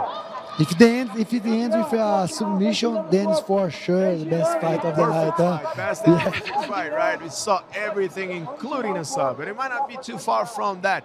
Again, this is the under 88 final of the ADCC South American Trials in Brazil. You got Charles Negromonte and Gabriel Almeida. But Gabriel is a warrior too. He will not give up. He'll try to escape and then score. He is a warrior. He is willing to die. You see, he's trying to get the hook to break the body triangle. There Look. is, and there's an attack right there. If you trap his leg right there, and it can hurt a little bit. But I think he's trying to break the lock. Yeah. He tried to go for one side, then he couldn't. But I think the best option is to come to this side here, the side you have the lock, Then you have to go under. I remember when I was fighting Lucas Hook on BJJ bet, and then Rominho was on my corner, and then Hook got my back, and then I choked me, and then I got out, gave him a hard time, but the way you escape from the body triangle, you need to come to the side you have the hook, and then under, you need to put his left leg inside your legs, You see that Charles has the left leg outside. That side, he can get like a kind of foot lock. But if he's inside, you can get out, If he stays like this, he's really safe. Okay, he's trying to do the face rear naked choke. 1, 2. Oh, there's a tap. There's a tap. He's got it.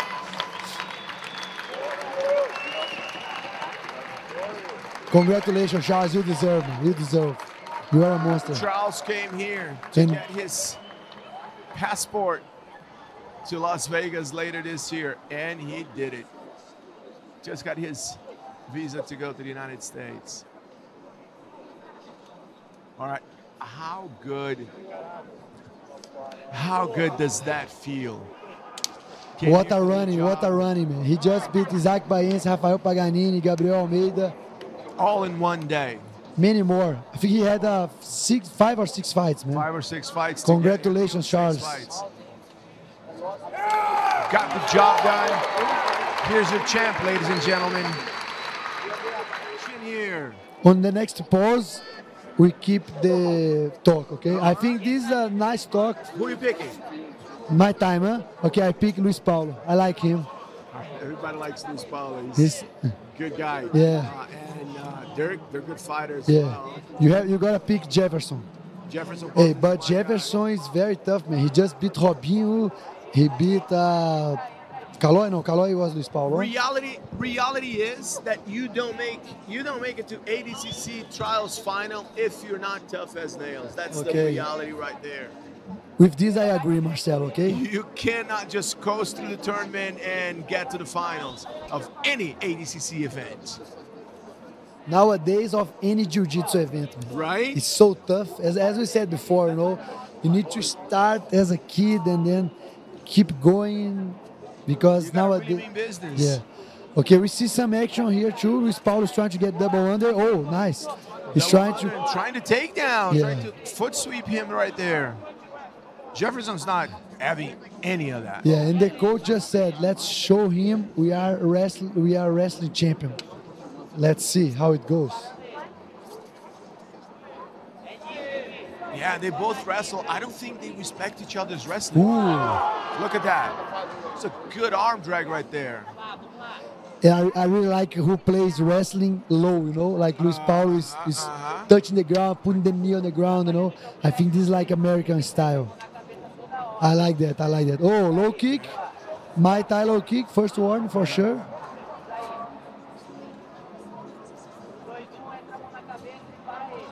One thing that I really like on ADCC is because I'm a really wrestling enthusiastic. Oh, you're a wrestling enthusiast. I really like Jordan Burroughs, huh? Double leg killer. He shoots from 2 meters and then he gets your leg. Bone's a different story, different kind of human being. Okay, so we have 1 minute and 30 seconds for points, and then we have a lot of action already. Luis Paulo, who used to be a Melky Galvão athlete, and now he's back at Team Alliance. Yeah, Melky was Alliance also on with them, and then for Dream Art, and then I think started his own Fabricio, and then Luis Paulo, and then Brenda, they moved back to Alliance, live in São Paulo. Yeah, correct. Yeah, I think you have to get your choice and then deal with them, right? So for sure, Melky is okay with them. They are okay with Melky. You know, I don't like fighting and then all the negativity. Yeah, as I said before, you know. So yeah, I think it's professional. Maybe you can split with someone, like, you know, not be together anymore, but you don't need to hate someone, you know, because someone did too much for you. Both sides. They're at least civil to each other. I saw them talking earlier today. They're at least civil to each other. That's, as martial artists, that's all we can expect. That we are civil to each other and we keep it professional. Okay, Marcelo, 50 seconds remaining. And then we have a lot of action. We have eye poke for everyone, each one. Luis Paulo had eye poke. Just got eye poked. Yeah, and then Jefferson Ponte eye poke now. It happens, man. It happens. The intensity is so high.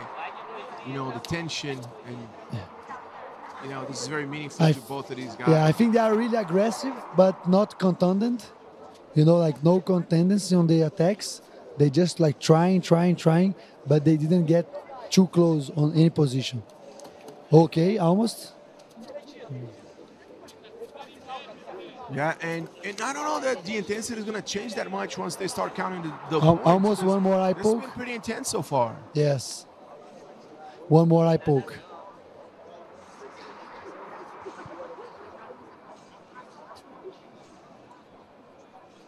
Sorry, if he gets eye poked, he actually, according to ADCC rules, he has 2 minutes to recover. If he needs medical attention, if he needs to wait a minute to recover, he is allowed 2 minutes. It looks like the table calling the ref. They're going to give them instructions. He's going to talk about the eye poke. 2 eye pokes in 1 minute, you know. Next one's going to be a negative for sure. All right, instructing the fighters. They say, hey, just told them what not to do. No hand, no hand straight to the face, you know, because this can happen, the eye poke, right? Yeah, and that's how it did happen. Yeah. Points are on. Points have started. Okay. We see the tie-ups, you see the 201. Luis Paulo low, oh, okay. Single leg, nice guillotine attempt. Let's see how it goes. Oh, nice, stay down. That's points. No points yet. Nope. He's 30. Luis Paulo is going for the back. Yeah. One hook inside, Marcelo. Paulo wastes no time trying to get back control. Nice defense, trying to defend, okay. He's also going for the rear naked choke. Okay, there's attack. Luis Paulo is your champion. Punches his ticket to Vegas. Very, very, very fast. Once the points started, they really turned it up. Yeah. They really turned it up. Jefferson did the single leg, Luis Paulo did for the guillotine. And then to the guillotine, he did like got him down secure top position, went for the back, and attacked the neck successfully. Luis Paulo. They touch hands. All right, Kawan Gabriel is Melky's star student. And I think he's 19 years old. I was there with him. 19, I think he's 19 or 18. He's really young, really nice, really work hard too, hard worker. And I gotta tell you something. I talked to last year when we were in São Paulo for the trials. Professor Melky Galvão looked at me, pointed at Kawan, who at the time was a brown belt. He said, "That kid is a promise, maybe the promise for next ADCC." And sure enough, he's here in the finals, really close to get his ticket punched to go to Las Vegas later this year. But I think Kennedy has different plans. Yeah, I think Kennedy wants the spot, huh? And Kennedy fought 2019. I think 2022 he didn't fight because he was injured, huh? So he came all the way from the injury, and he's here doing the trials, not waiting for the invitation, which he could get because he got second place in 2019. He's kind of attacking the knee right there to force the takedown. Look at what he's doing. Yeah. How interesting. Even though he's trying to take down, and then Kawan is managed to defend well. Yeah. Kawan is getting more tired there, you know. Now tell me, I feel like he should hand fight more because this gotta feel awkward, right? Standing in that position, having pressure on your shoulder. Shouldn't he be hand fighting a little bit more? Yeah, I think he wanna play guard, you know. Because everyone knows that Kennedy has a really well wrestling, you know, and then Kennedy is Cobrinha son, né? Kawan is very good on leg attacks. Has a very good guard, you know. Footlock, we see a very tight footlock there. Very tight. Kennedy's trying to fight over the back. Ooh. And as we were saying back or footlock? As you try to attack the leg, you end up exposing your back, and Kennedy seems to be capitalizing on it now. This hurting for sure. It's hurting for sure. We know from past experience that Kennedy is willing to let his limbs break he got in order to win a match. Now he's going to try to not lose the back. One hook in. Let's see how Kawan maintain. Securing top position. Hey, Kennedy, they say he's really like short and then 70 kilos, but he has a pressure like Cobrinha. I was with Fabricio Andrey. Okay, at the back. One hook in. Nice defense. No points yet, too. No points counting so far. What a fight! Cobrinha, the legend, just say, don't lose, son, don't lose, son. Bring him here, bring him to this side. And Melky's like, you got out, let's see. Okay, I think he got out, but he got in again. Not quite. Nice defense and nice attack, huh? This is a masterclass. Hey, BJJ Fanatics, get a DVD. Masterclass defense, masterclass attack. What a fight. Defense, Cobrinha's best attack so far. As we said, he was in deep trouble and he got out of that. As we said, one attack for Kawan, really tight footlock, and then Kennedy got one hook, got the hook. So like maybe few attacks for Kennedy. No, I think Kennedy is winning like this part of the fight. And 20 seconds to go points, Marcelo. 4 points to start. All right, let's see about his guard passing game. I think he's going to wait for those 20 seconds and then try to put more stress on that guard. Now, when you have well-rounded fighters, you don't know the strategy, you know, because they can do all. So Kawan has a really good guard, but now he's on top, and then I think he's good, you know. And then Melky is saying, put pressure. Kennedy is very good on top, very good standing, and he also has a really good guard. So when you have well-rounded guys like both, you can't try to guess the strategy, you know. Yeah, it becomes a guessing game because they can do so much. They're good at every position. Now, I want to call your attention for not only for the fighters, but look at the coaches, the differences. You see that Melky Galvão, Professor Melky Galvão, is much more passionate, and Cobrinha is so composed. He's almost whispering to his student, to his son, and Melky puts so much emotion and passion in his coaching, but they don't act as fans. They're giving awesome instruction, and they're looking for, look at Kawan, looking for a toe hold, really attacking, and now it seems like Cobrinha is going to go for the back again. This time, Kawan said, I'm not going to expose my back anymore. Yeah, and then he tried for the heel. He tried to go for the heel hook, huh? For the 50-50. He's trying to find the heel. He's trying to find the heel. Kennedy's trying to open the 50-50. Yeah, as you said, Cobrinha is like a legend. You know, he's like so calm, you know, focused. Melky, as you said, oh, okay, we see the heel there. Very nice defense from Kennedy. Definitely calm. He's trying to get. Cobrinha saying, get the knee out, get the knee out. Knee out, no heel hooks. Okay, nice defense. Foot lock, okay, foot lock. I don't know if he's trying the foot lock, the same foot on the other foot. And we've seen that happen before. I think it was the other foot now. He attacked the left one, now he's attacking the right. If your foot is floating, it is very possible for you to get tapped there. But again, this guy's not about to tap for a light submission. Pressure. Hey, we can see some pressure from there, huh? But Kawan is very strong and then flexible. One thing that caught my attention from everyone from Melky, they very stretched, you know, flexible, and strong.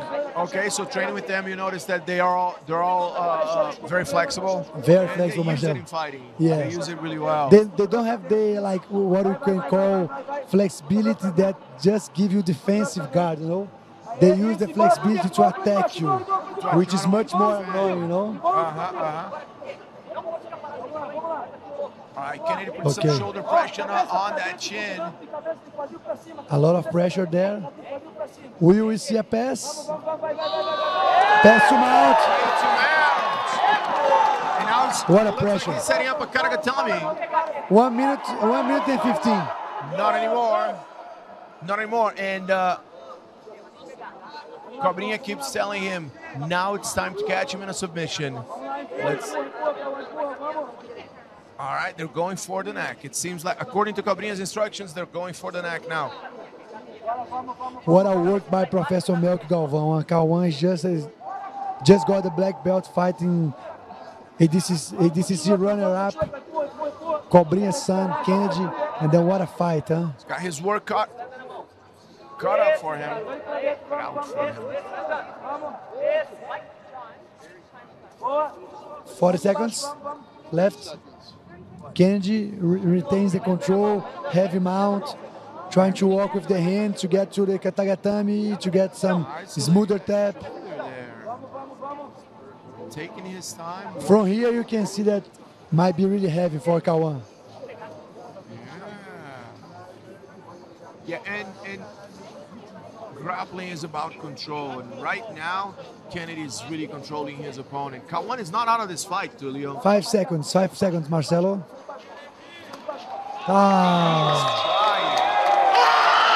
Congratulations, Kennedy. Kennedy is your winner, ladies and gentlemen.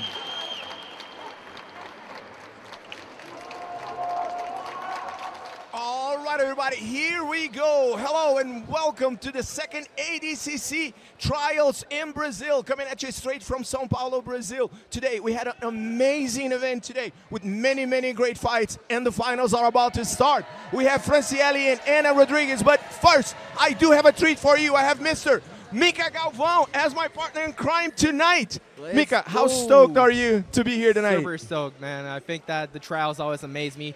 Every single time I come in here, I just get super excited, not only to watch, but of course, as a competitor, I just strive to look into the matches and learn a little bit every single day. All right, there you have it, you guys. Mika Galvão here tonight as a commentator as well. We're going to be watching some amazing fights right now. Ana Rodriguez, under 55. Ana Rodriguez and Franciele, both of them got here to the finals with amazing fights before they got here.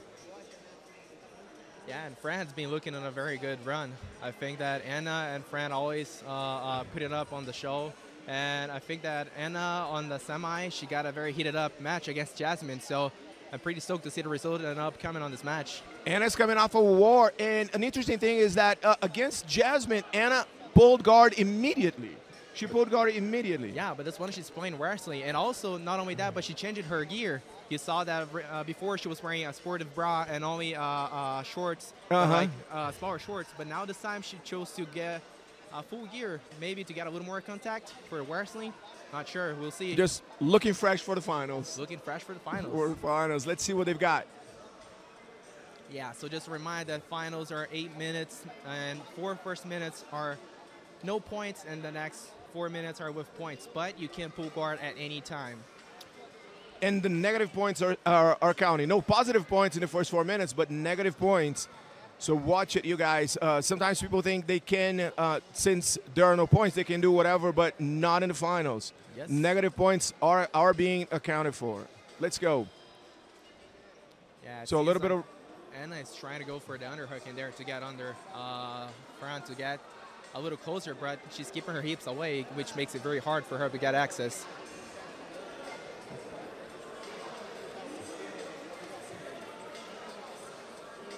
Just walking forward, trying to... They're still kind of trying to find their grip and what they're going to do, if they're going to break each other's posture, if they're going to control triceps and elbows, trying to keep the hips away. Tell us what you think is happening right now. What's going on through their minds at this point, Mika? I think they're trying to get some kind of contact, but also I see that Anna has both her hands wrapped up on some tape, and I don't think it's because of an injury. I think it's mostly maybe for some heel hooks, because you see it's fully on her wrist, but not actually on her hand. So maybe she's looking to play more bottom, but she still didn't find the way to pull guard. Maybe she's waiting for Fran to do a takedown so she can accept it. I don't know. I think that would be my strategy if I were the one that wants to play on bottom. But she seems like she's playing kind of good in wrestling there.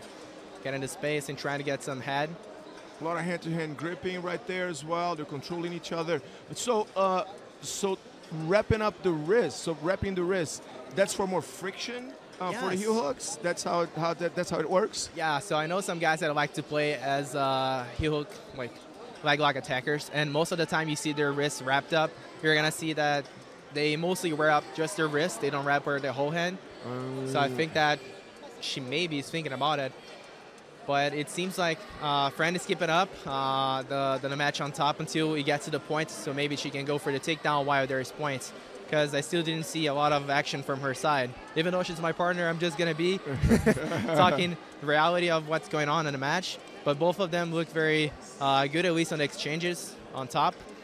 And we'll see right now in 4-minute mark what is going to happen. We'll see if they're going to change the pace. Like right now, it seems like they're studying a little bit. They are being a little bit more cautious because we know they have more than that to offer, right? Yes. They have way more heat to bring. They definitely do, but as a black belt, I'm pretty sure that both of them know that if they just shoot everything they have right now, there's still maybe 8 more minutes of match, because this can go over to the overtime, which is extra 4 more minutes. And how important is it to have good cardio, especially if you go to the overtime? I think that ADCC, it's mostly about wrestling, cardio, and being able to play with the rules, because for example, if she didn't know the rules, she could have pulled guard and be losing by already -1. So that's very important for you to know the rules. You gotta know the rules if you're fighting. And there's a lot on the line here. That's a ticket to Vegas. Yes. Whoever wins punches their ticket to Vegas in August, T-Mobile Arena. Exactly. So I think that this one right now, it's the only one with the ticket to go to Las Vegas, because Belo Horizonte didn't have the ticket. So right now all girls are just like looking eager to get this way to ADCC. Today, you guys, we had a significantly higher number of girls fighting here today, comparing to Belo Horizonte in the first trials in Brazil this year, because there was no spot at the Worlds for the trials in Belo Horizonte. And here in São Paulo, whoever wins punches their ticket to Vegas. So we have many more girls fighting here than they did over there. Although some of them fought there and then came here. Mm-hmm. Just for the love of the art. Specifically, 2 of our girls fought there, and one won, and the other one didn't get it. All right, well, Anna seems like she got a lock on her shoulder in there, but still no points got awarded because she's on her 4. Seems like they're getting to the ground now. Yeah, after 3 seconds, if someone places you on the ground, just remember, third position clears off any points. So if Fran pulls up now to guard, she's going to be fine.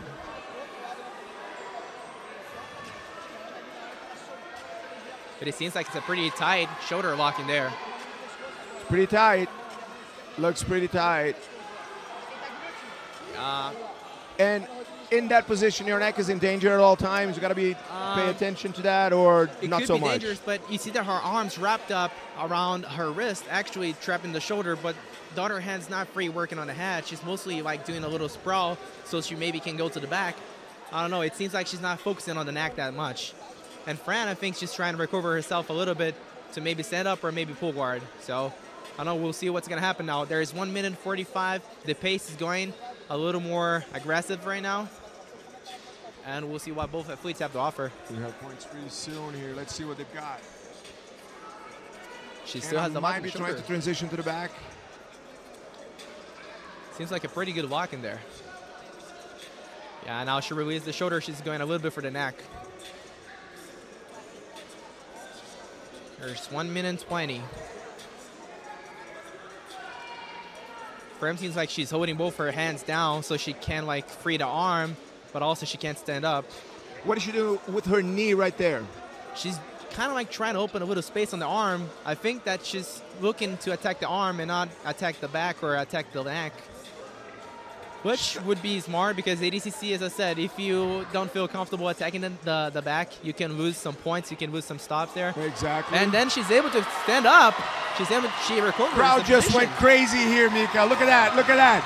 Everybody's stoked for the match. Crowd goes nuts with the girls. That's the first final of the night. 47 seconds.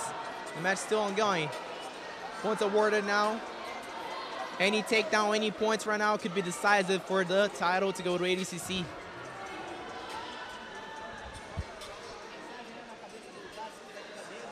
Franceli just got out of a lot of danger there. She could have her arm attacked. She could have gotten her back taken, her neck a little bit in danger right there, and she was just able to defend and get up. And now she's up wrestling again.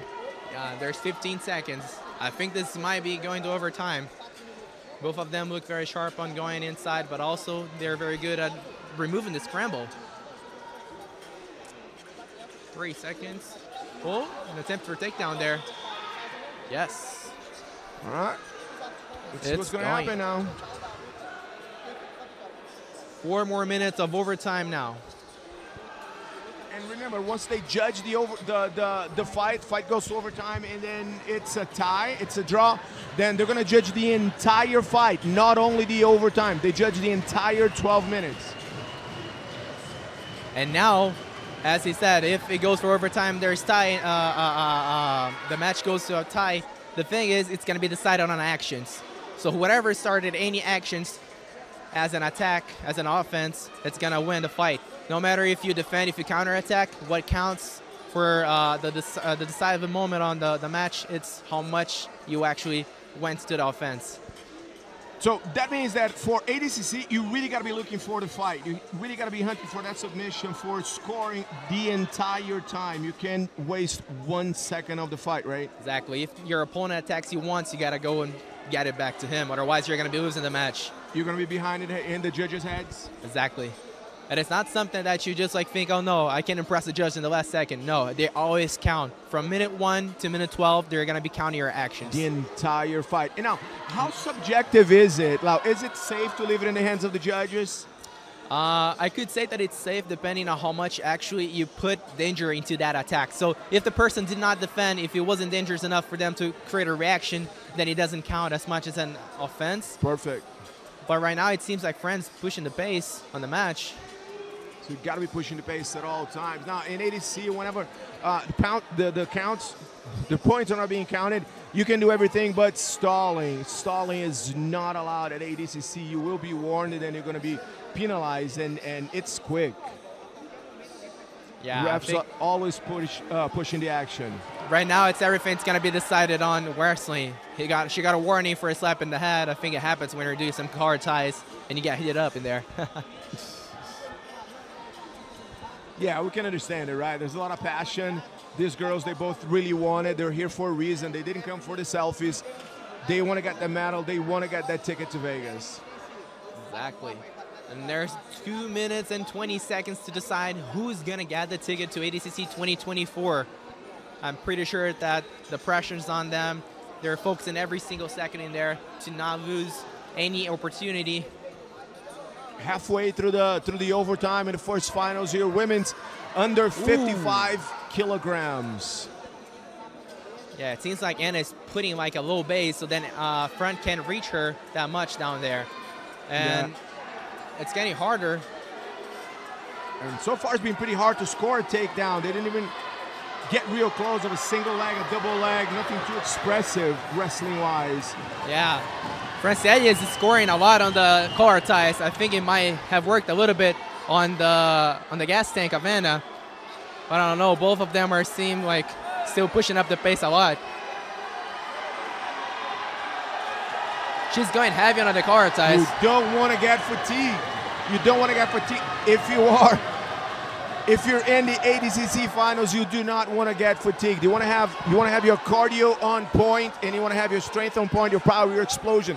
You want to be all there, 110%. And right now, it's 1 minute and 20, and the crowd's going crazy.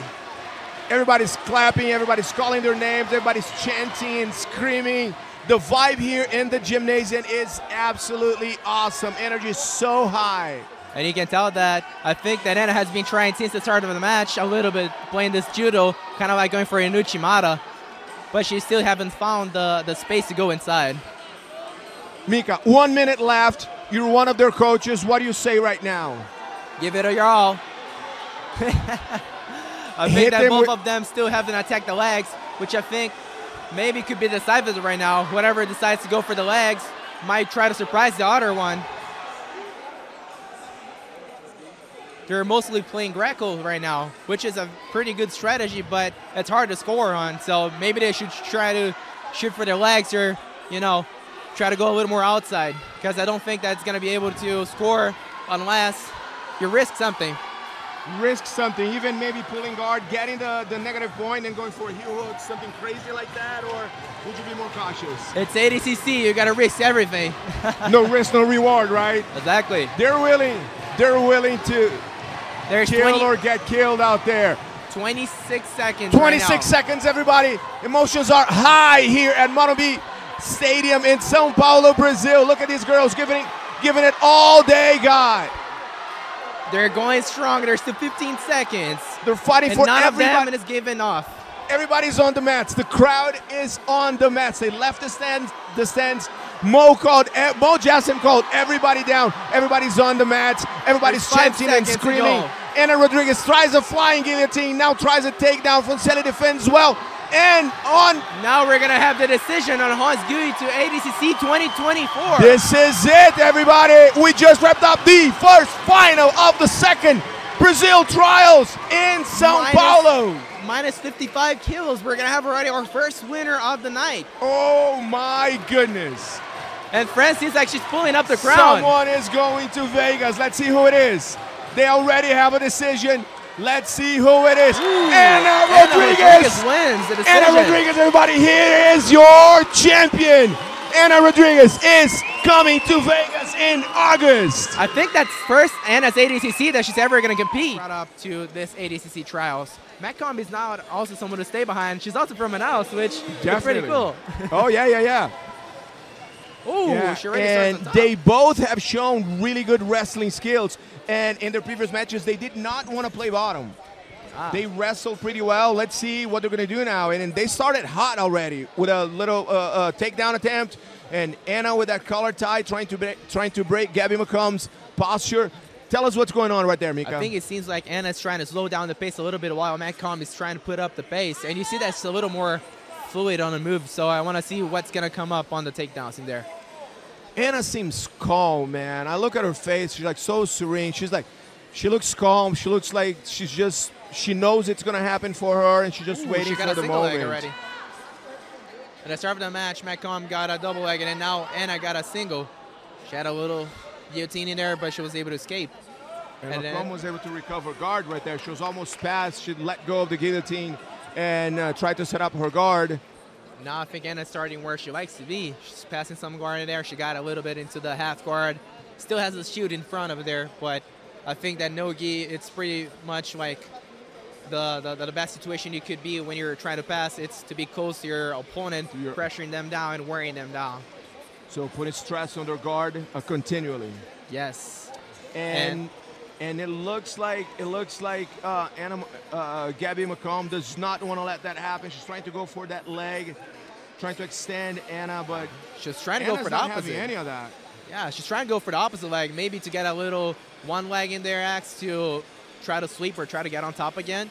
But it seems like Anna is putting on a hard time for her to reach that leg. Yeah, I don't know.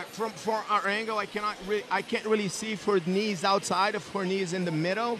Her knee, it's outside, where her hook is inside. She's playing kind of like... was inside. Got it. Yeah, the half guard with the hook inside, which is a pretty good guard for no-gi, because then you can play sweeps, but you also can trap the person on you so she doesn't escape. I think a lot of people know our legend who used to play that guard, Marcelo Garcia. Also, nowadays, you can also see Gordon Ryan also playing this kind of game. So you know that's pretty much effective. Yeah, they have proven. They've gotten some results out of that. Some position, results. right? Some results. Some results. 6 minutes in there. And remember, everybody, points are not being awarded yet. Yep. So even though they had all of these exchanges, points have not been awarded yet. We still have a couple more minutes, and then we're going to start counting the points. Yeah, Anna has so far been applying a lot of pressure on top and on the bottom. She has been getting that pressure pass, not at any time disconnecting from her guard. Now she took a stance a little further ahead. So Gabby McComb gets up again. Maybe she got tired playing guard. Said, I don't want to do that anymore against Anna Carolina. Let me stand up again. Now, Mika, you see that they started early. They came in pretty hot, and it started. Anna Carolina started putting pressure early on, and then Gabby responded, right? Yep. Now, this is the final. There's no more fights after that. How does the saving energy concept work for that situation? I don't know for like other athletes, but for me, I never step into a match thinking about the next one. I think that it's always going to be my last match, so I give it my all. I don't care if there's going to be any extra one, but that's my idea. And I think that right now, as it is the final, I'm pretty sure that none of them wants to save no energy. They're not saving anything. They're just giving it all. Yes, and you can tell that Anna is pushing up the pace, but at least by my eyes, I see that Anna has been physically, like, very good right now in this match. She's being very heavy on the car ties. Think? Yeah, she's still briefing by her nose, I can tell by here. And you see that Gabby's a little, you know, briefing a little hard. Breathing a little. I noticed that. And maybe that's Anna's strategy. Maybe wear her down a little bit. Yeah. We're going to see right now how that strategy is going to play off, because the points are going to be awarded in about 15 15 more seconds.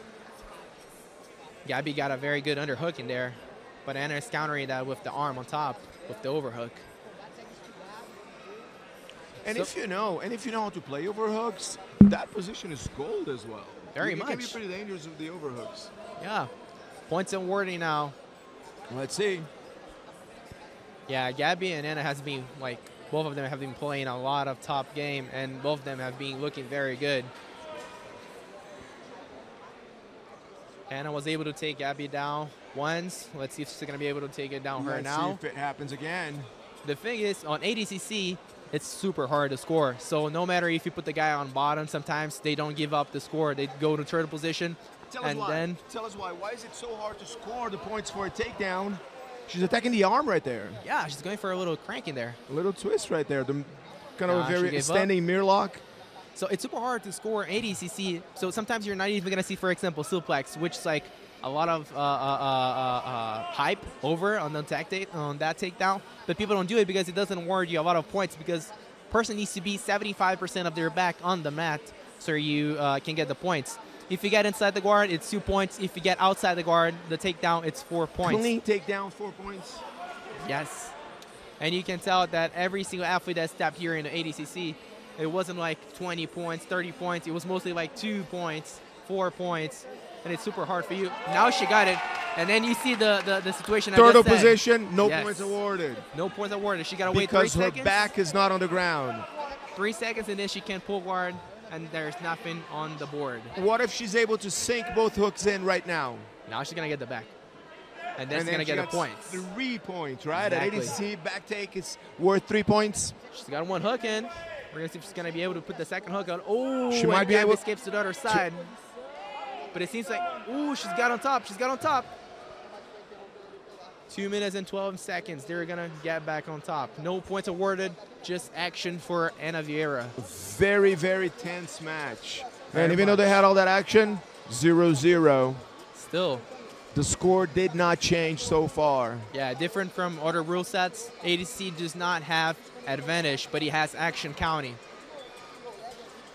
Oh, she's got a little guillotine right there. That is a tight guillotine. And she taps. And she gets a tap. Ana Carolina, she came in. Ana Carolina Vieira, she came in last night. And she knew it was going to happen. She said it repeatedly. She talked about it. She prayed about it. She thought about it. And now she got it done. Just Mika got her Galvão. ticket to ADCC 2024 minus 60. What's going to happen? The outcome. Yeah, both of them seem very Other strong. than we know it's going to up. be a fight. Exactly. And also, for those who don't know, she won the last trials, but the last trials, sadly, did not have a spot for ADCC. So she's back here to try to get and punch her ticket to ADCC 2024. The Worlds, which is going to be crazy this year.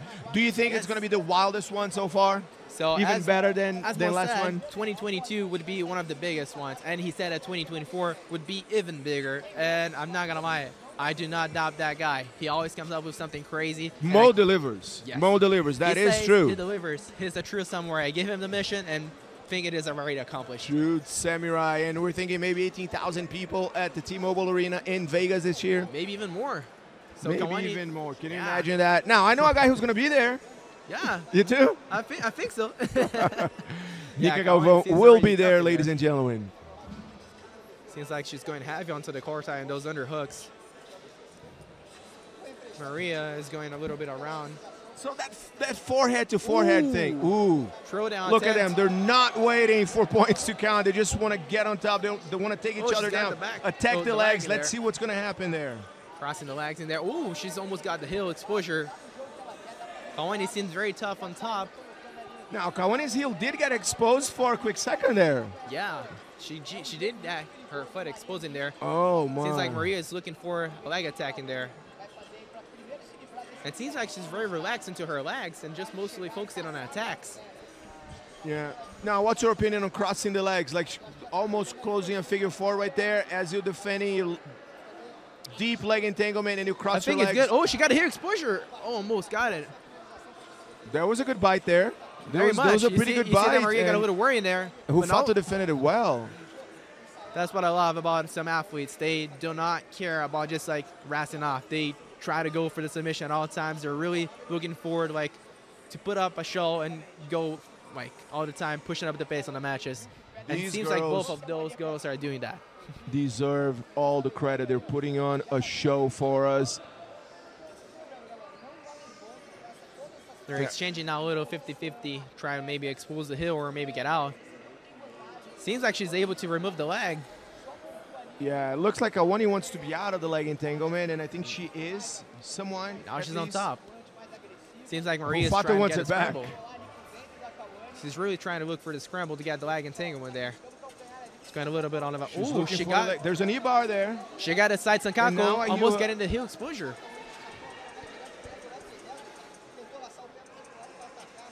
Yeah, I'm already getting the chills on my own legs.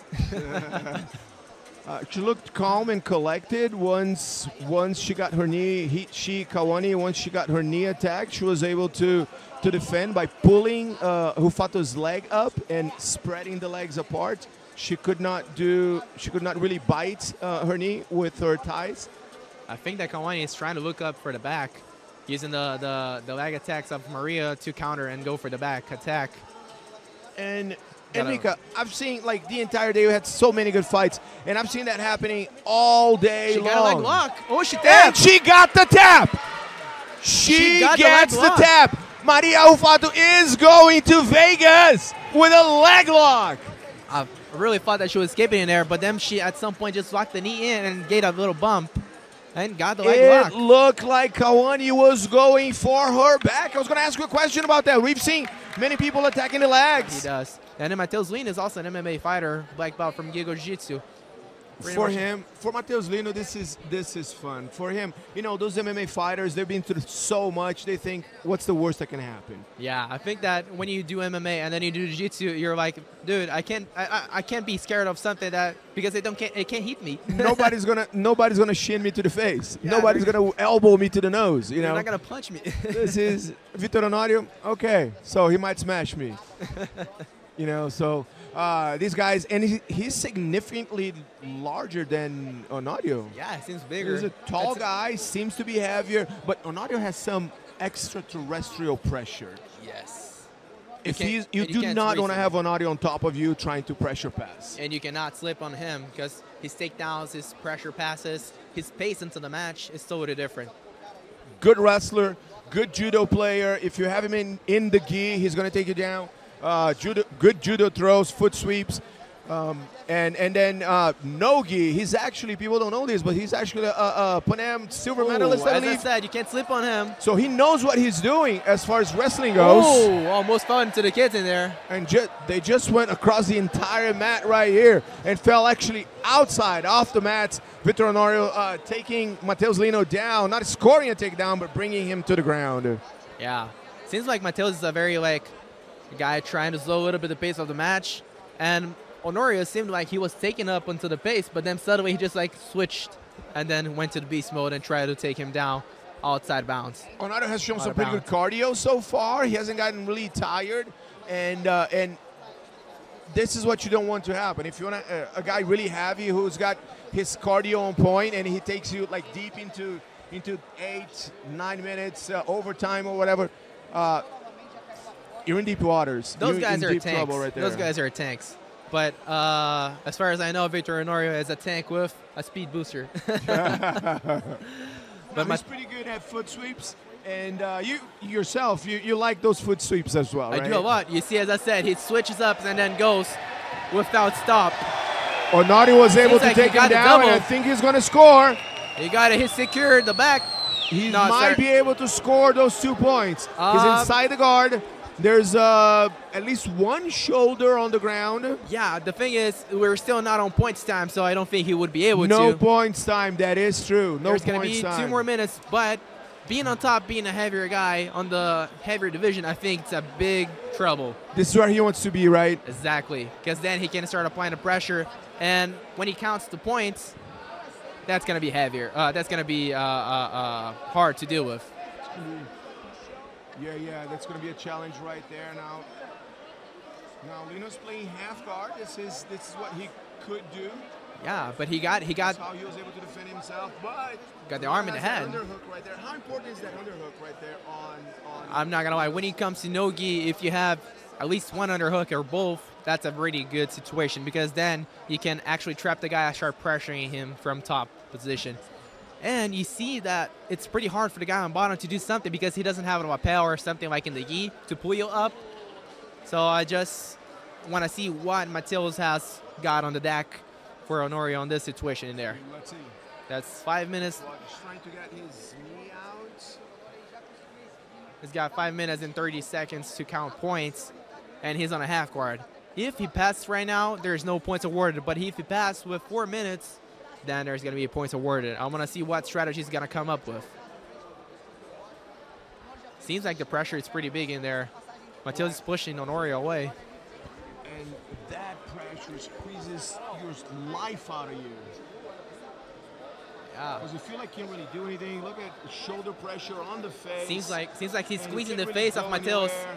He's squeezing the face of Matheus. He's trying to. Honorio squeezes your soul right there. Look at his He's shoulder he's trying to give the mother's milk, as people say. It might happen. It might happen. Lights out. Dark room is coming. Yeah, Matheus opened it up, the half guard, to release a little bit of the pressure on that situation. He got the side control. And there's 4 minutes and 30 seconds. 4:30. Maybe Honorio is waiting for when points. He just want to position himself for when points are awarded. He's going to be able. He might try to pass straight to mount. I'm not going to say that this is his strategy, but I'm pretty sure that Honore has a lot of time competing already. And maybe I think he's waiting for points time to go and pass again into the half court. I don't know if he's going to use the same strategy of pressing up the face and covering the mouth, so then Mateus can free the leg in there. And now points awarded, and he passed the guard. And is he going to get a point? Was right at the 4-point mark. Let's see what they're going to do. So he's saying no. Ref says no. Now there's a mount. Now they're going to mount. Now he's going to collect his points for the mount. 2 points? Is it 2 points for the mount? I'm sorry. So 3 minutes and 30. He got back to the half court. I think that it's going to be really tough for Mateus to get out of that situation because Honore is a heavy guy there with the pressure. He's getting up the spaces in there. Well, he got the head and the arm once again trapped. And Mateus Lino, even though he's surviving pretty well, he's trying to defend it. He's not giving up, but so far he hasn't been able to put Honore in any type of danger. Is he able to pass? Oh, he tapped? No. I thought he tapped in there, but no, he just gave up on the pass. His face right there. Looks like he's about to tap, but we don't know. It's a pretty tough pressure in there with that guy squeezing your head, but Mateus securing very well. He pushes up the head and frees his face. Now he's able to breathe a little bit. But you see that he still has that grind on him. Still feels like he wants to go for the points. 2 minutes and 30 seconds left on the clock. Honore is still strong in the pressure there. He's going to look for the mount. Yes, he tries to. And Mateus still on the bottom. Now Honore got to the close guard. 2 minutes and 20 seconds. Honore is 5 points ahead of the board. Inside that open guard, just became a half guard again. It seems like Honore has cracked the code for that half guard. Yeah. I'm not going to lie. I think that it's pretty hard for you to play with someone when they're not wearing a shirt. When you try to push them away and they keep pressuring you because it just slides up into on top of you. And it's pretty hard when the guy has that pressure in there. Mateus Lino is keeping up that half guard pretty well. But it seems like Honore found the space in the half guard there. 1 minute 30 for the match to end. 1.5 minutes left on the clock. Honore seems to be pretty safe right there, 5-0.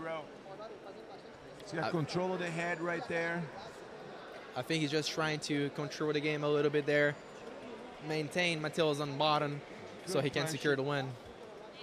Trying to create a lever. Mateus trying to create a lever there to alleviate some of the pressure. Squeezing the head in there. I think he's been trying to do that since the start of the match, that smoother tap. And Honore might go for the Karagatami right there. He's got an arm above the shoulder. He's bringing the elbow. Yeah, if he goes across the head, then maybe he has a chance. He knows he has less than a minute left, so he might not want to do anything crazy. Yeah. Right now, all the responsibility, it's on Mateus Lino, right? Because he is the one behind. There's 40 seconds. Mateus Honore, I think, right now is just going to be holding up a little bit of the match, trying to secure, being smart. As I said, he has been a long time in this scenario, so he knows that some careless moves can do something bad. So 25 seconds for him to punch his ticket to ADCC 2024. And he's showing enough action to not be penalized, not getting a negative point. He's not stalling, he's just pressuring. He's all the time pressuring. Not a lot of exchanges, but so much pressure. Got him on again. Now he might want to go for the back. We just got 5 seconds. 5 seconds. Only 5 seconds, and Honore is your champion, ladies and gentlemen. Honore gets it done. Honore is your champion above 99 kilos. He is going to Vegas in October. Gets his ticket punched. What a match. As I said, and now he's back here at another final match, trying to punch his ticket again into ADCC 2024. Both athletes, very good top players. I think that is going to be decided on who's going to be able to take each one down. This most likely will be a wrestling match. And they're not afraid to exchange wrestling. Neither is. Yeah, Cecconi is a very like Greco style guy, very strong on top. While I think Elite has a very good exchanging level situation there where he's able to go from top and bottom, which makes most athletes pretty tired. So I want to see how both of them are going to be playing. And he already got the single. This changing levels all the time, does that confuse you? Does that make you tired? Is it just annoying to deal with it? How does that make you feel? I feel like if you don't know how to do it, it's going to make you tired. But if you know how to do it, then that's going to make your opponent tired. And as you can tell, it's hard to deal with that because you don't know when the guy is going to come inside and try to grab your leg or try to grab your head. Cecconi is strong on there on the guillotines. He tried it the first time and then he's trying the second now. I feel like Eli is going to be trying to go for the single or double legs. Maybe he's going to put a little more work and effort when it comes to points. 1 minute into the match. The level exchanging in there, going bottom, top, bottom, top. And at ADCC, one thing that you see is that some athletes that have not been so famous yet, have not won any major tournaments, but when they come here, they show some really good skills. And at ADCC, your name will not win the fights for you. Your reputation, your past, you need to come in and fight. I feel like a lot of athletes fell down on the way because, you know, they think that they're just going to come in here and do just like they do in any other competition. But ADCC, it's savage. It's all the time like constant action. The roles, everything, it's totally different. It's not your regular competition where you just come and like train for 2 weeks, a month before. You need to be focusing on that. And Cecconi gets a little bit onto the back in there. Yeah, the fact that you won the last one, the fact that you've been on the tag, for ADCC, it doesn't really mean a whole lot. You got to come in and deliver everything. You really got to deliver. You got to bring it because otherwise, these guys, when you fight ADCC, you know the fighters really, really want this. No one is here. Ooh, we got a suplex in there. Now, Cecconi knew he wasn't gonna score any points with that. Do you think he did that to send a message to get into Eli's head, maybe? I think that suplex has many minis. When you play a suplex, you spend a little energy. You don't count a lot of points, but I think that scares a little bit your opponent if he doesn't know how to deal with the pressure and with the hype of the crowd sometimes cheering and saying like, yeah. So I think that it can be good or bad. It just depends on you. How important is it to get into your opponent's head? I think that's one of the most important things because competition, I would say that it's most mentality and not so much about like how much you can do physically or technically.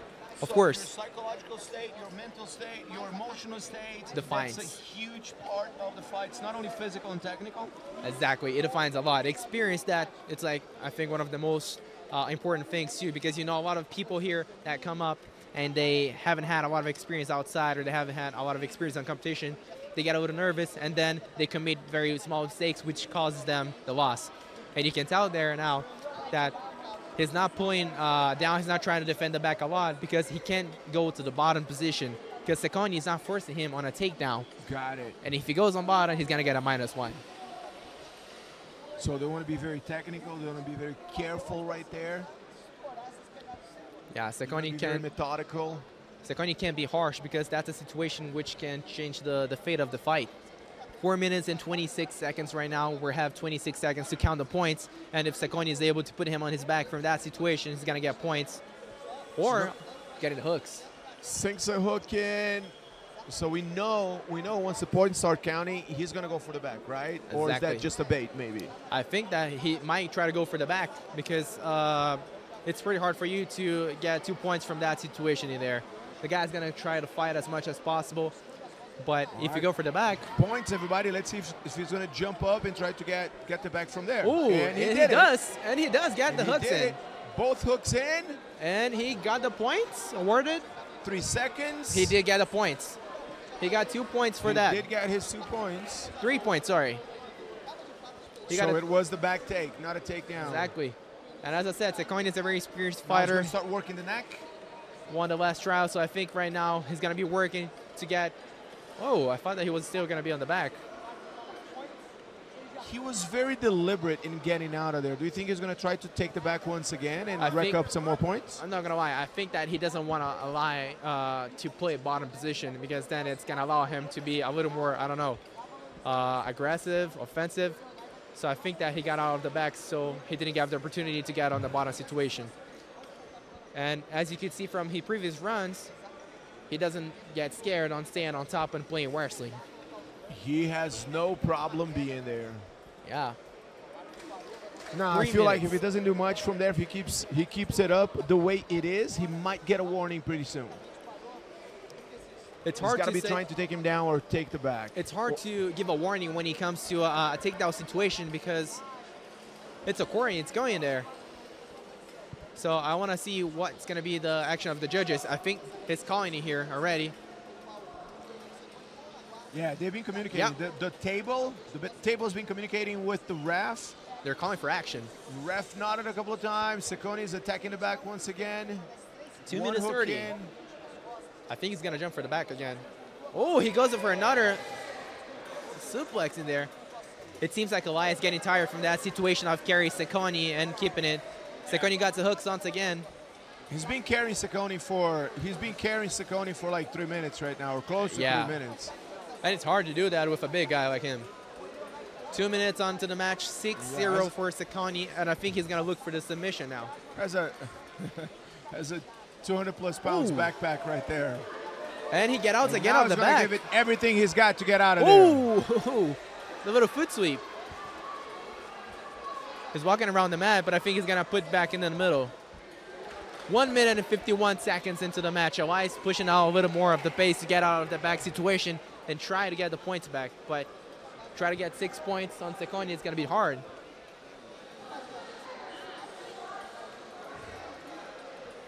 Scoring 6 points at ADCC is a monumental task. On anyone. Right. Especially at this level. Exactly. And Ciccone just found a spot there. He's been behind Eli for the entire fight. Yeah, I'm not going to lie. I think that's a pretty cool strategy because Eli can't pull guard right now. Otherwise, he's going to get a penalty. And he does it, actually, still. Let's see if he gets the penalty. Now he's going to have to play guard. Yeah, he's going to be on bottom now. It's 1 minute, 20 seconds. 6-0 Ciccone. Ciccone does not want to let him up. Yeah, Scanna's going to try to keep up the top position in there.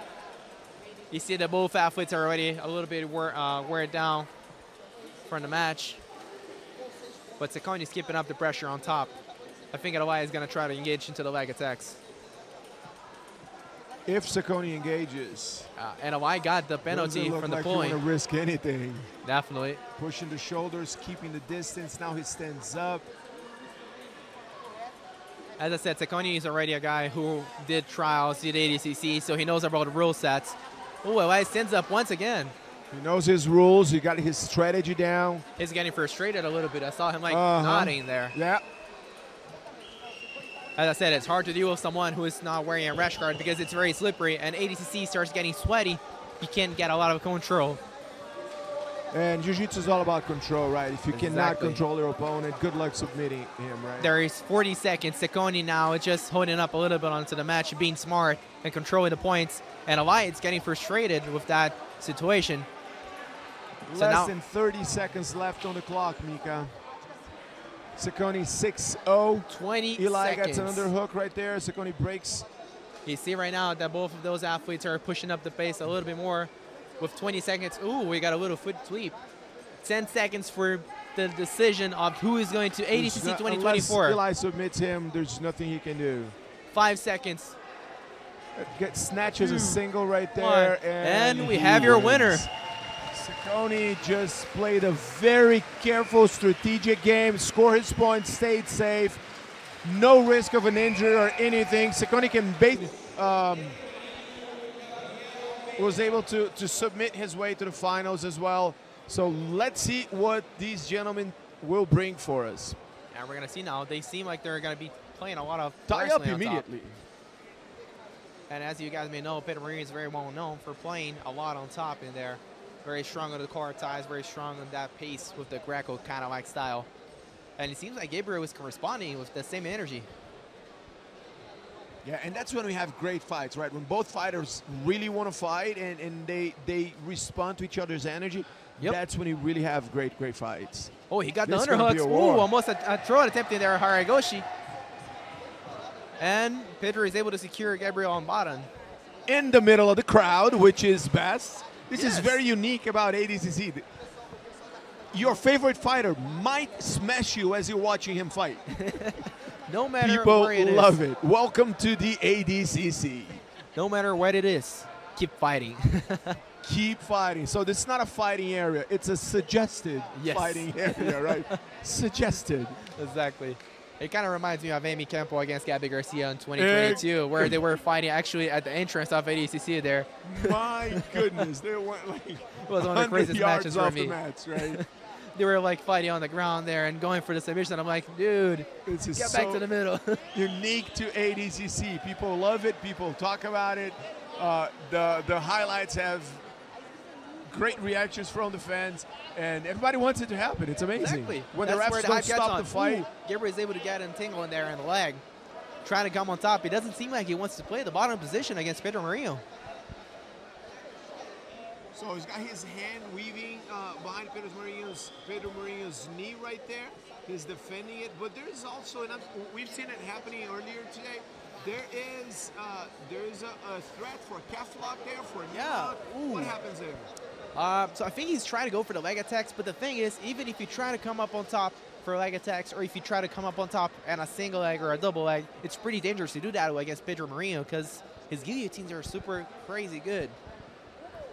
Yeah, So- and we did get to see one earlier today with a little chin strap right there, and he was able to submit with one arm chin strap and got it done. I think it was against Isaac, right?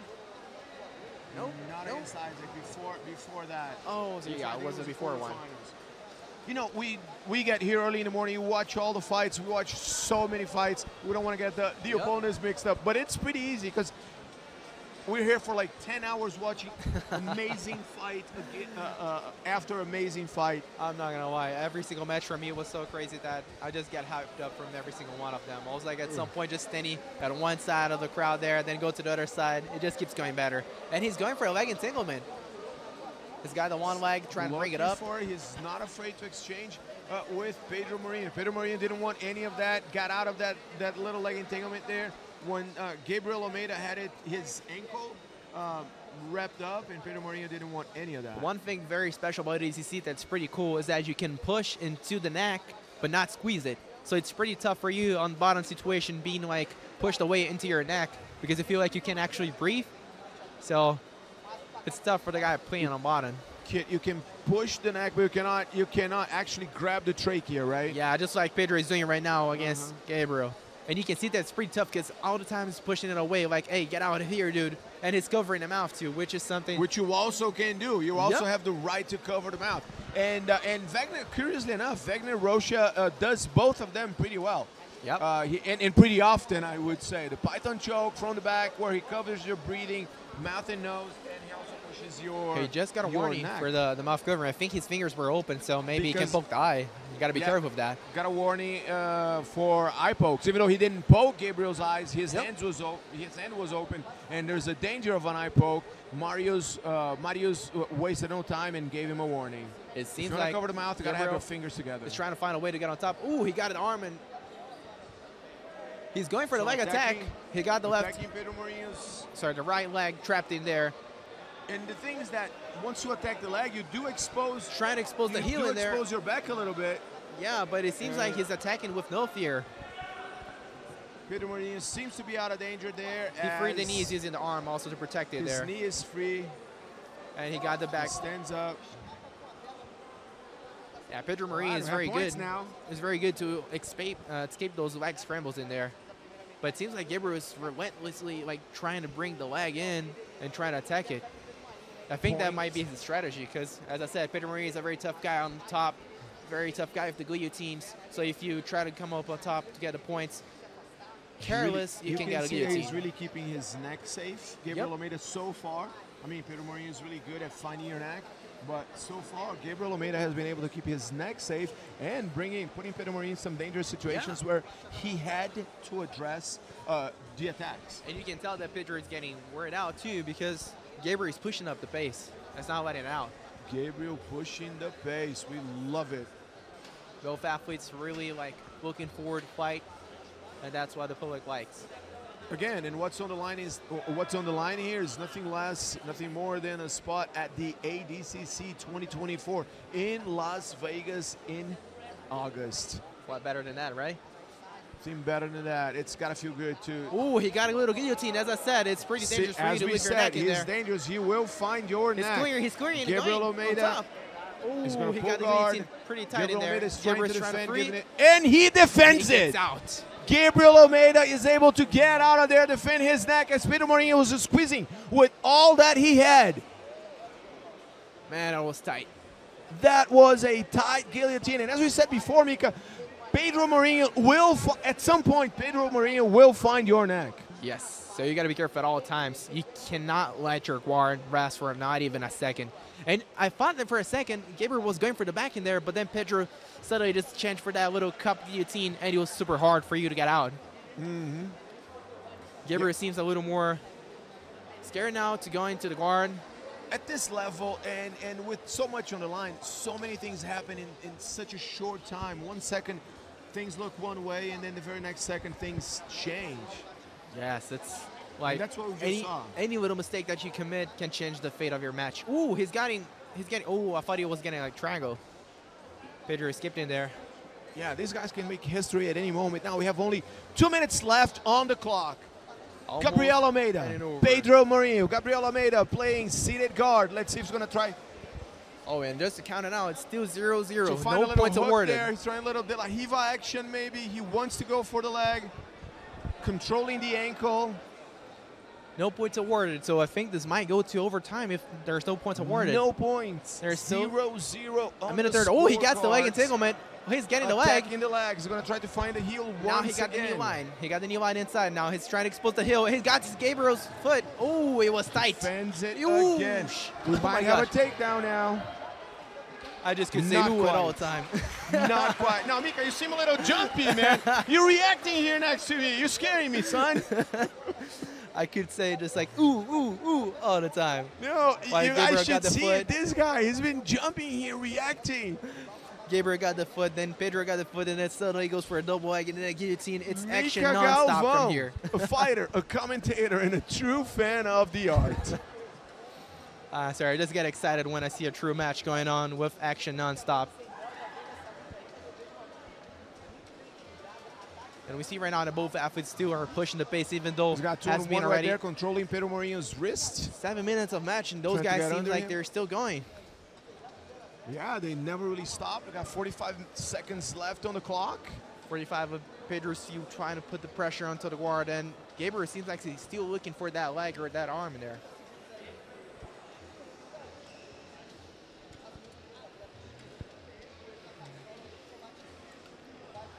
Those guys are what true jiu-jitsu are about.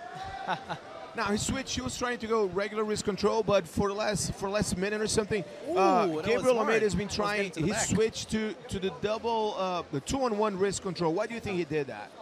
The gas, like So he really wants to control that like, arm. it depends. When you're playing bottom position, it's like you gotta try to find your own way of controlling and keep the guy close to you, but at the same time trying to protect yourself. So I think maybe he felt something into the match. Not gonna lie, you can only feel when you're in there. Seems like he changed up the strategy. Now he's coming up on top to play wrestling with Pedro. He wants to wrestle in the last few seconds of the match. It goes he to wants overtime. to wrestle. It seems to me like they're going to overtime now. Do you think Gabriel is going to try to wrestle now? I think He's not gonna find a way to play he guard? can pull guard, and it's points going on the whole 4 minutes. And it seems like both athletes are a little bit tired. Now, the only situation in which he can pull guard is that if he tries a single or a double, he drives for more than 3-4 seconds, and then. But that's the thing. Doing that with Pedro Marinho, it's pretty risky. You don't want to do that, right? Yeah, it exposes a lot about your neck, and I don't think that he is willing to risk that right now. Maybe in the last seconds. Doesn't look like it, right? I feel like he's going. Pedro Ooh, he got the Marinho guillotine, as I attacking the said. neck again. It and seems it's to be pretty deep. tight. It seems to be pretty deep right now. And he's getting. He's Ooh, he's able rolling to around, roll trying a little to bit. He defend it, escapes. and he defends it once again. Ooh, 3 seconds in there, and then he can pull guard. And it seems like the opportunity for Gabriel has just appeared. Back defense in there, very good from Gabriel, and then he pulls guard and hits on bottom. No points awarded. Now, I'm going to tell you, Mika, if Gabriel Almeida releases a tutorial an instructional, defending the guillotines. Take my money. I will be buying that thing before he even releases it. No matter the price, I'm getting that. I'm getting that thing. 2 minutes and 50 seconds. Now Gabriel Preen, bottom position in there, and there's no points on board. So I think like right now it's a good situation for him. He was able to get that on overtime. We're gonna get more of what he saw in the second half of the regular time. But let's see if 2 minutes and 30 seconds. Either side is going to be able to do more than what they did before. I felt like Pedro had some very sleek attacks there in the guillotine, but some of them came up from a reaction of Gabriel's attacks. So I'm a little bit on the edge of saying that those attacks started by Gabriel, and that may count as the referee vision. Yeah, and just to remind you guys, there's we see the negative points, we see the positive points on the score, but the refs, the table, the judges, they will have, there's more criteria to their decision.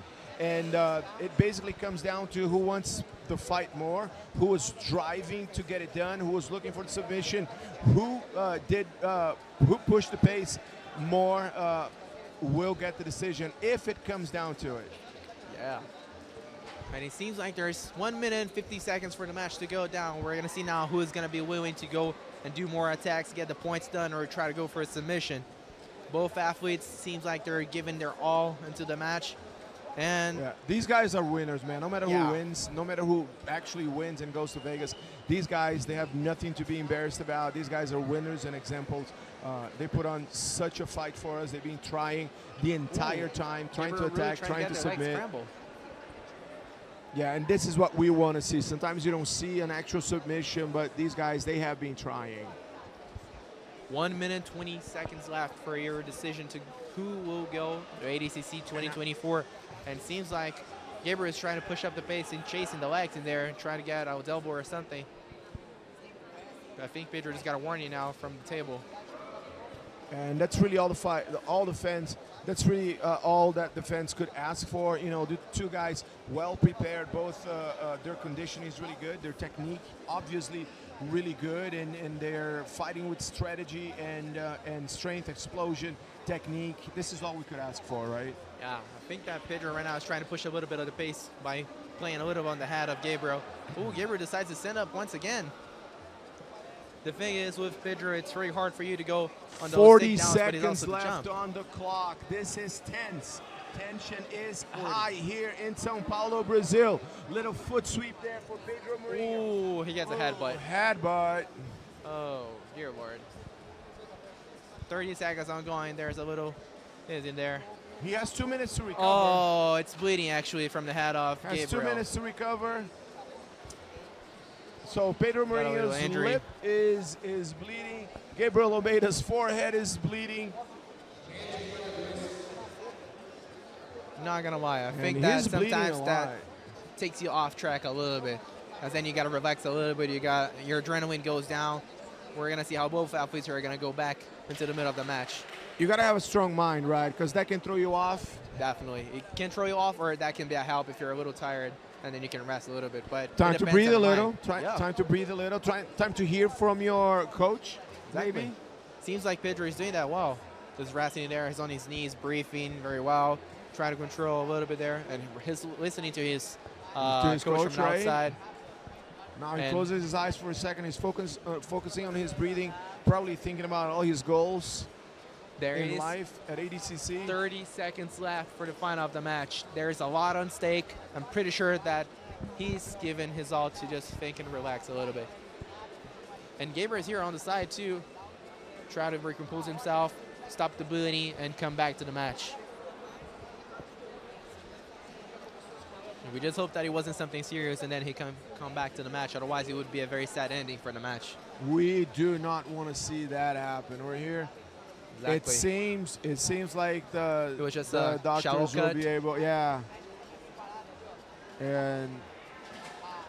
they're mummifying Gabriel Almeida right there. I think Gabriel's gonna be a mummy now, but that's okay. I know, right?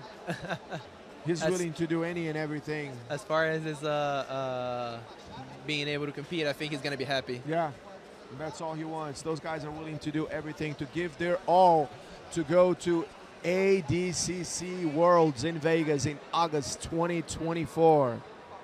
We have 31 seconds right now. Oh, Pedro's just laid down on the Kill mat. or get killed. Now, is that a good idea? Does that bring your breathing down, your heartbeat maybe down? that's a good idea. What do you think? But the problem is, if you go down too much and then the pace gets high again, that might be bad. I don't know. So I think that it's up to each athlete. Isn't that very personal as well? Like for some people it might be good. For some people not as good. Maybe for some people bad idea. For some people good idea. I think that it depends on the athlete. I think it's pretty personal. Pretty personal, right?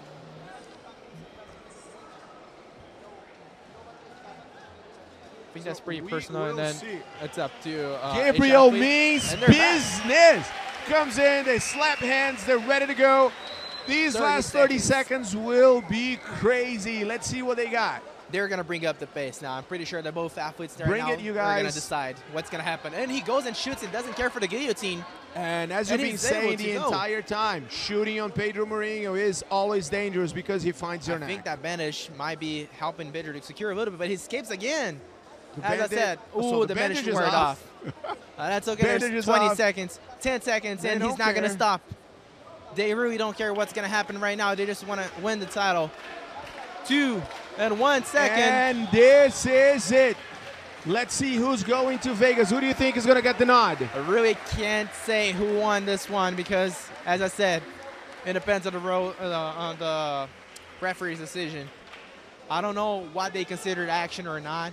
But Pedro I Marinho think had more guillotine attempts, but Gabriel had some leg attacks. Yeah, but I think that also, not only that, offensive starting, some of them started from Gabriel, and then Pedro was able to secure the head and get the guillotine. So we're gonna see right now what's gonna be the referee's decision. They're having a good discussion there at the table. Yeah. The ref and the judges, they're having that's a hard pretty robust conversation. That's a whole camp of an athlete that you got to consider. There's a lot of stuff in there. Any of like little mistakes that you commit can go like life deciding. Yeah, you got to be careful. Mistake there. It can change. It can change your story. It can change. Literally, can change your fate. Your history. Yeah. ADCC has been so big right now that no matter who you are, if you get into the main event, there's a lot of stuff on top of you, and you do not want to mess it up to take an indecision. ADCC now enjoys unprecedented prestige. ADCC has been growing so much in popularity. It's the most prestigious tournament in all of BJJ at the moment. That's going to be a silly comment, but I remember... whoa. Coming from Mika Galvão, never a silly comment. Come on, man. I just remember being ADCC, and then I remember a guy asking and saying, hey, Mika, when are you going to compete? And I was like, oh, it's going to be at that time. And it's like, hey, I just bet on you $2,000. Do not lose, buddy. And I was like, what? Excuse me. No pressure. And then I asked him, hey, I just put 2K on you. How long have you practiced? And it's like, I've never done any jiu-jitsu in my life. I just enjoy you and watching ADCC, my man, go. And I'm like, what? See, so this guy, he doesn't even practice, but he likes the sport. We are bringing in people from the outside, non-practitioners. Yes. And the winner is Pedro Marinho. Gets his ticket punched to the Worlds in August, ADCC 2024. Pedro Marinho is coming, you guys. Better be ready, as he says very respectful athlete in there, raising Gabriel's hand. And Gabriel Almeida, Reese. The organizing team, since they took over, all obviously under Mo Jassim, but he's not alone. He has a great team. And since they took over, man, ADCC changed and changing the whole grappling scenario around the world. Jonathan Gracie, Alexander De Jesus, tie up immediately. Come in, and Alexander, I mean, gotta tell you, man, he people, you don't want to sleep on that guy. He submitted his way to the finals here, and he is no joke. I know Jonathan Gracie is more famous, has accomplished a whole lot, but Alexander De Jesus, man, you do not want to sleep on that guy. Yeah, has crazy lightning fast submissions. It's funny, but I fought with those two guys, and I know how strong and tough it's to compete against them. So I'm just really looking forward to the upcoming match. Have you trained with either of them?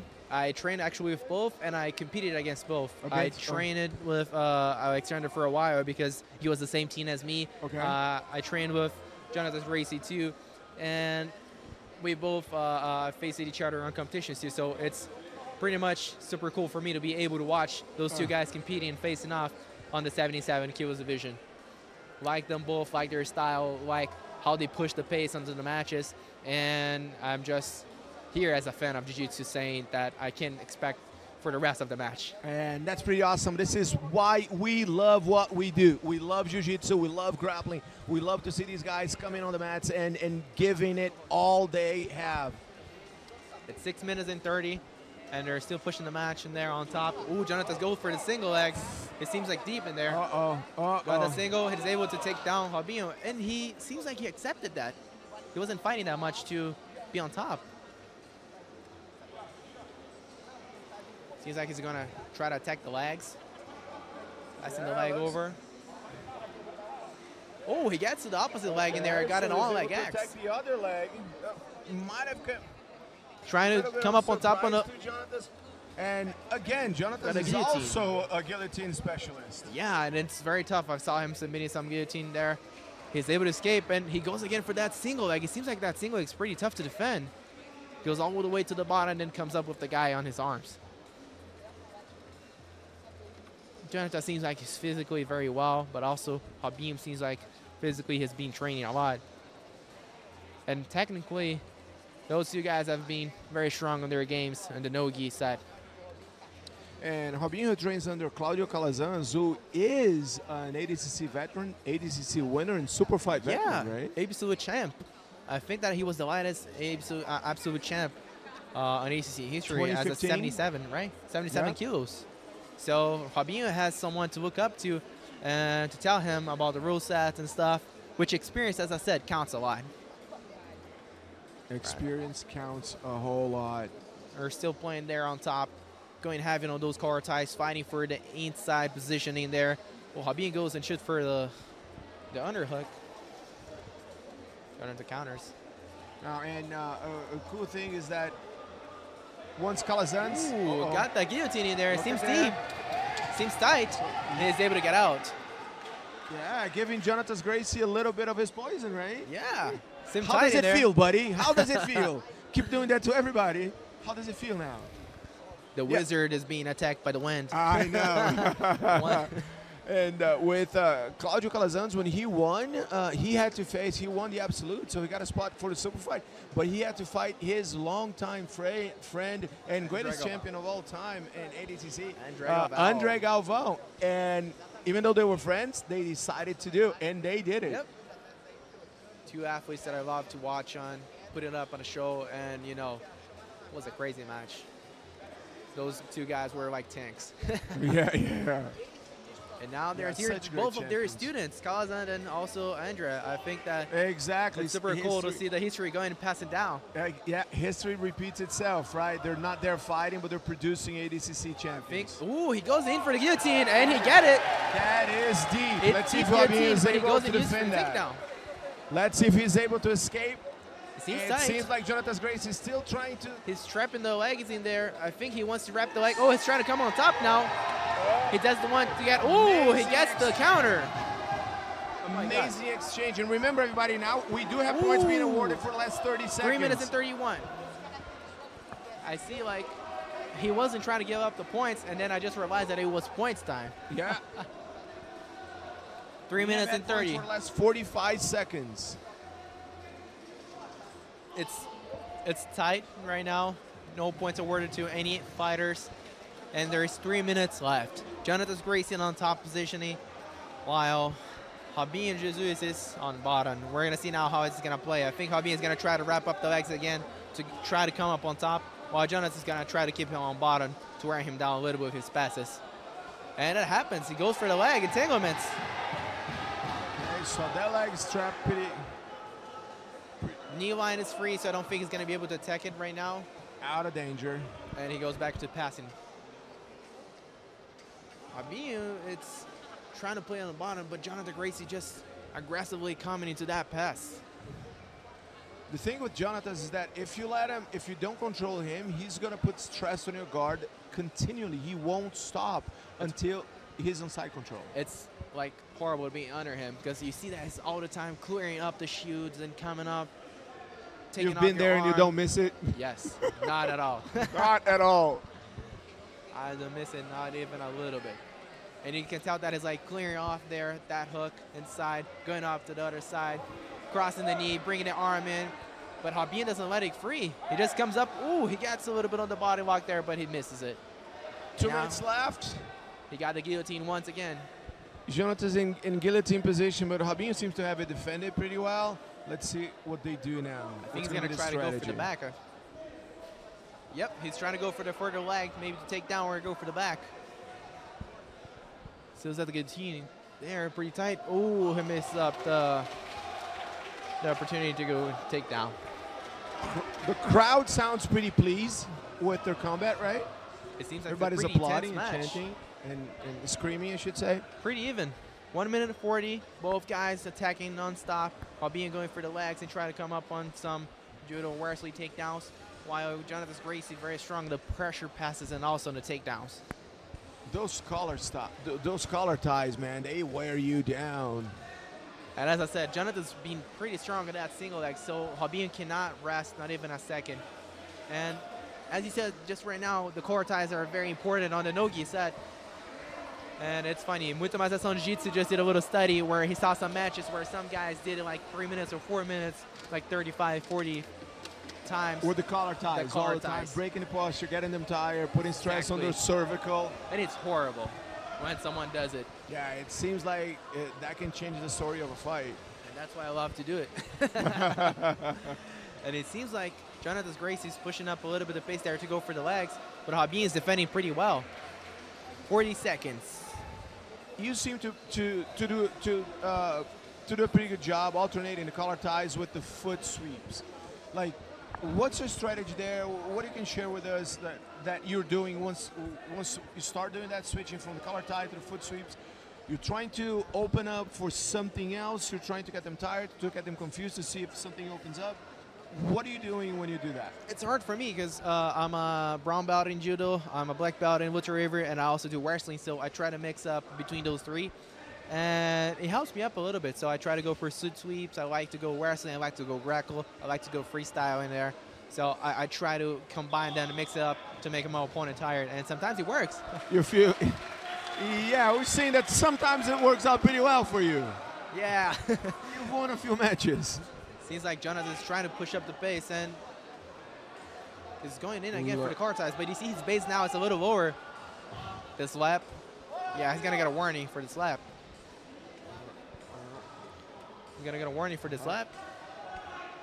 And overtime, you guys. Yeah, overtime just started. 3 minutes and 15. We're in overtime, 10 seconds in. Now we have 8 minutes into the match. We have 4 more minutes. Jonathan seems like he's a little bit tired. I don't know. And Rabin seems a little more composed, but Jonathan's attacking a little more. Pressure, yeah. So I don't know. Maybe just a strategy. 3 minute 30. I mean, we have some fighters that they seem to be tired and they keep attacking even though they're tired. And we remember, whenever we talk about that, we remember the great Leandro Lowe, who would look tired in the second minute of the fight and then explode for 8 more minutes. Was about to say that name. That guy was a master in that. You thought he was tired, and then he would come back and crush you. Seems like the majority of the crowd is by Rabin's side. 3 minutes into the match to finish it. And both of them guys are still on the gong.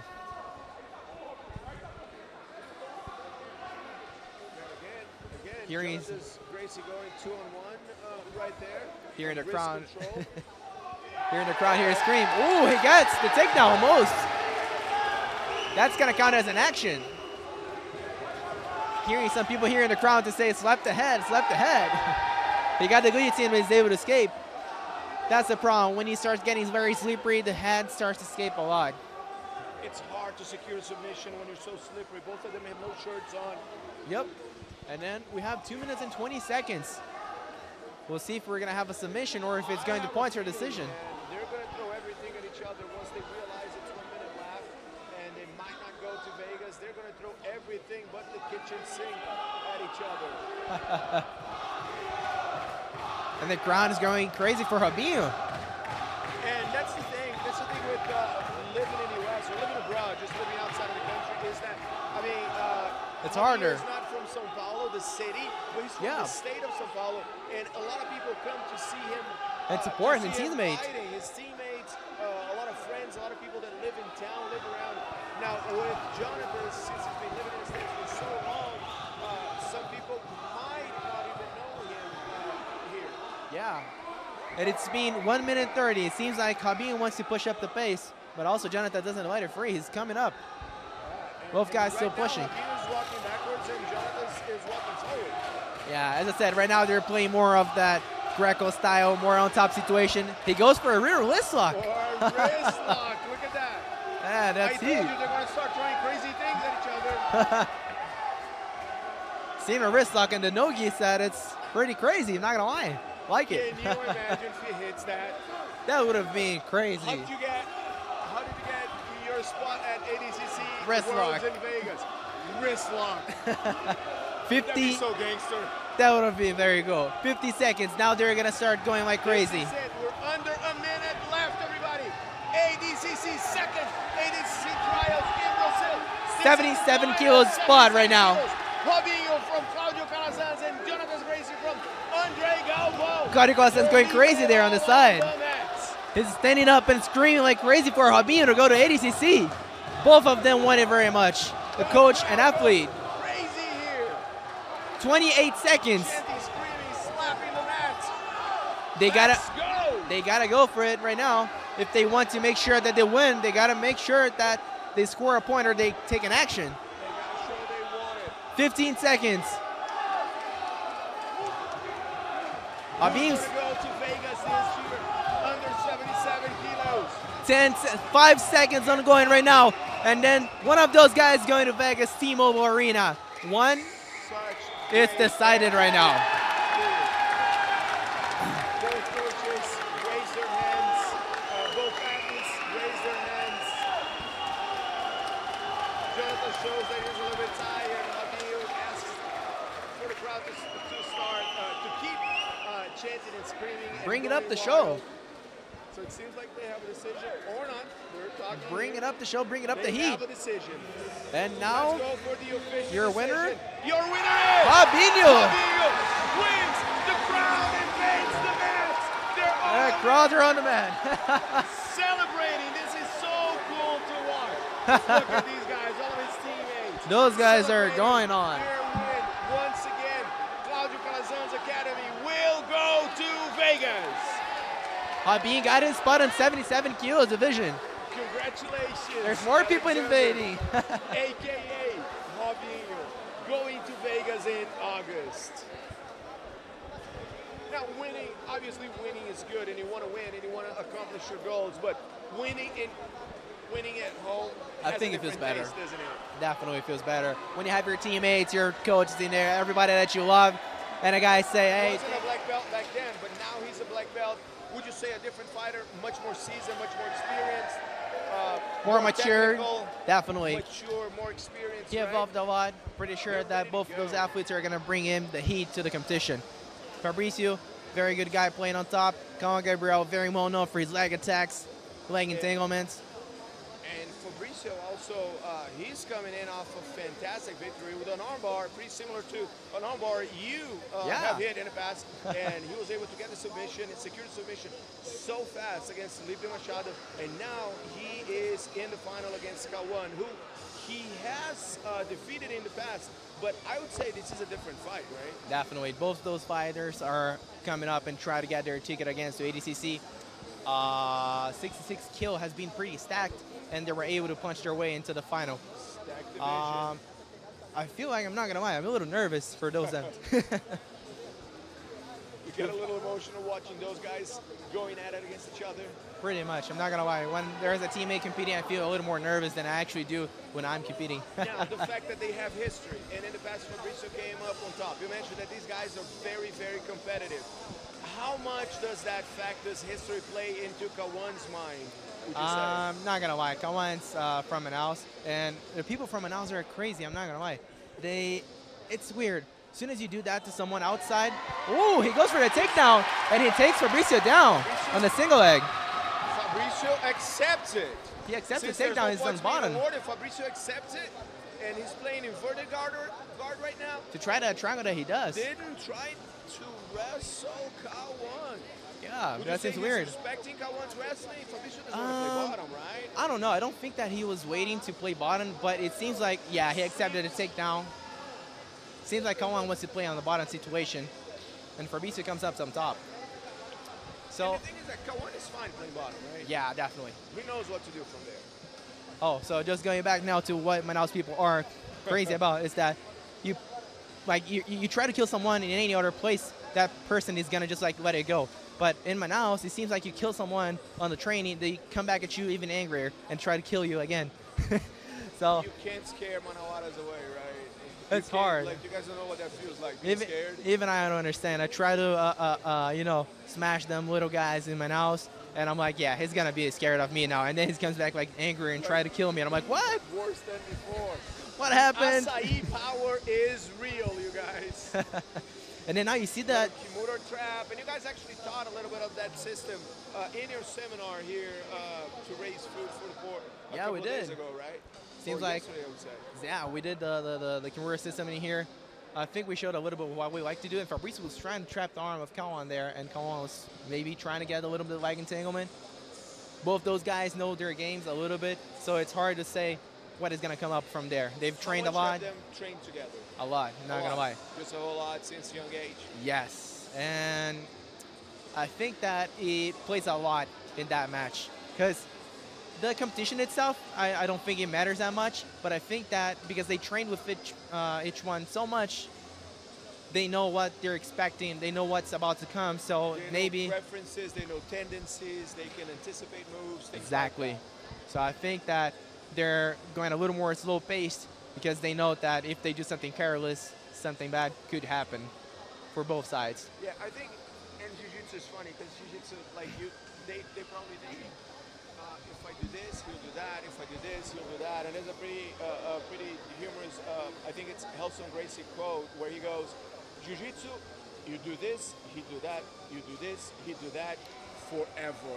And that's pretty much what it is. Yeah, right? I think I'm not gonna lie. When someone says jiu-jitsu is a human chess, I don't think that they truly know what that means. But the reason why it's called a human chess is because masters, truly like true masters of chess, they have so many movements ahead of time before you even take your first step, and that's what true master of jiu-jitsu do that to. Because you're like, okay, he's gonna place his foot in here, I'm gonna do that and that and that, and so you're thinking like 3 moves ahead. Exactly. You're doing something now, but you're not really thinking about this. You're already anticipating what's going to happen like exactly 3 moves down the road. So I think that's the reason why it's called human chess. But most people, they just say, oh, it's human chess, but they don't know the reason why it's called human chess.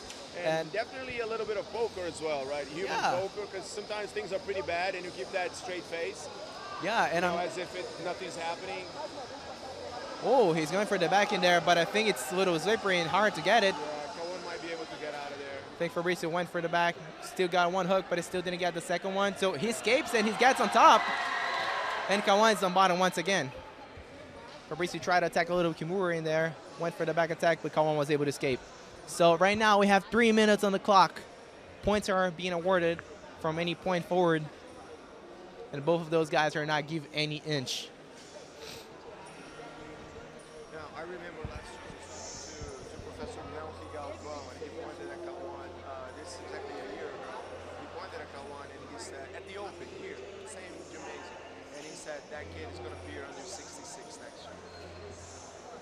And here he is. He got 2 finals already. He got finals in Belo Horizonte, and now he got finals here in São Paulo. Not doing terribly bad right now. Yeah. 0-0. 2 minutes and 30 seconds left on the clock. Doing pretty good. Was able to take down. And he's going for a leg entanglement in there. Attacking the legs. Fabricio Andrey is trying to defend the leg. Maybe he's going to try to stand on top. And he's trying to get on top. And he gets on bottom again on the 1 leg axe. Fabricio is able to get the leg entanglement out. Almost exposed the heel there, and then Fabricio was able to get out of there. But with these 2 last attacks, Fabricio could not launch an attack of his own because he had to deal with the trouble that Kawan was bringing to him. Had work in the defense, actually, right? He had to address it. He had to address the attacks. and that tells you something about how efficient the attack is being. Yep. Sometimes your attack, you don't even feel like you have to address it. You can launch your attack of your own, and everything is fine. But when you address it, it's because it's at least bothering you. Yeah, people say that the best offense is the best offense. He's gonna come on top. He came on top. Oh, that's gonna be an action. Now, Fabricio is so strong, so powerful. Very good with the base. He was able to kick Kawan a few feet away. 1 minute 30. Seems like he's trying to get for the pass, trying to get close to the hips in there. Got both knees locked in. And Kawan is able to frame in and face back again Fabricio to play his guard. Tension is high. What a fight, guys. Okay, just a quick fact. 1 minute 12, and those guys are playing Metallica. They really want the thing to go up. Sandman, right? Entering Sandman. ADCC really pushing up. You weren't even born, son. Yeah, but I love it. I know culture. Oh, yeah. Oh, yeah. A rock and roll fan. 1 minute to go down.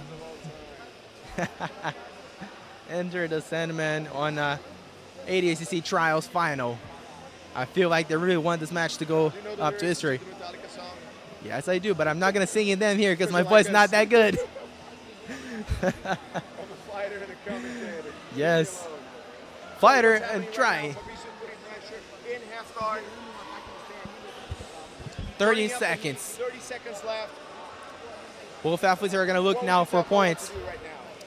He's still playing very good game on bottom situation in there. And you could see that at least in the start of the match, he was able to take Fabricio down. And I'm not going to lie. The capacities of Kawan. Oh, he's able to get the leg. It's going to come on top. Almost in there. He got an action. But the capacity of Kawan on the trainee, as far as wrestling, I've seen he evolved a lot from last time. So I want to see how it's going to be playing on those 4 last minutes on the overtime, which I think is going to come now. It's going to come now, 4 minutes. Immediately, he's going to start the overtime right away. Ready, let's go. Overtime right now, starting 4 minutes.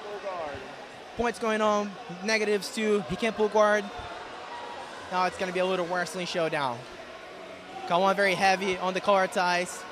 Kawan does not care about the past, does not care that Fabricio's an ADCC fan. Not at all. ADCC Trials winner. He is in there trying to win, trying to do his thing, trying to get his ticket punch to Vegas later this year. Just to know, some people know Fabricio is very good with the ankle picks. And he feels like, I feel like he's trying to get a little bit of the range to do that ankle pick that he does. And Kawan is not allowing him to. Ooh, he's not letting the single leg go in. I think he felt it on the first time, right? 3 minutes and 15. Both guys pushing up the pace on the wrestling there. Fabricio doing the hand fighting while Kawan is like trying to free it a little bit. And he goes for that ankle pick that I said. Kawan is able to defend it. That was an action for Fabricio. You could see that coming a mile away, couldn't you? Definitely. And Fabricio just pointed out to Kawan to go to the other side. Seems like he wants to push up the pace and try to play a little mind game.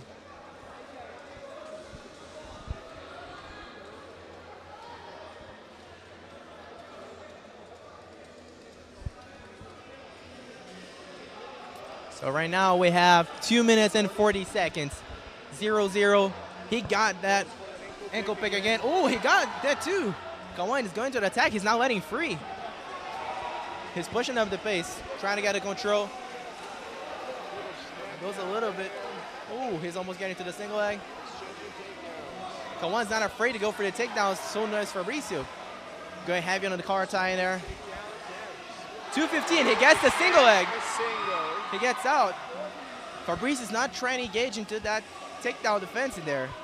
He's really trying to look to be away from Kawan and not be close. 2 minutes to go. Trying to find each other's legs. Kawan had some success snatching a single.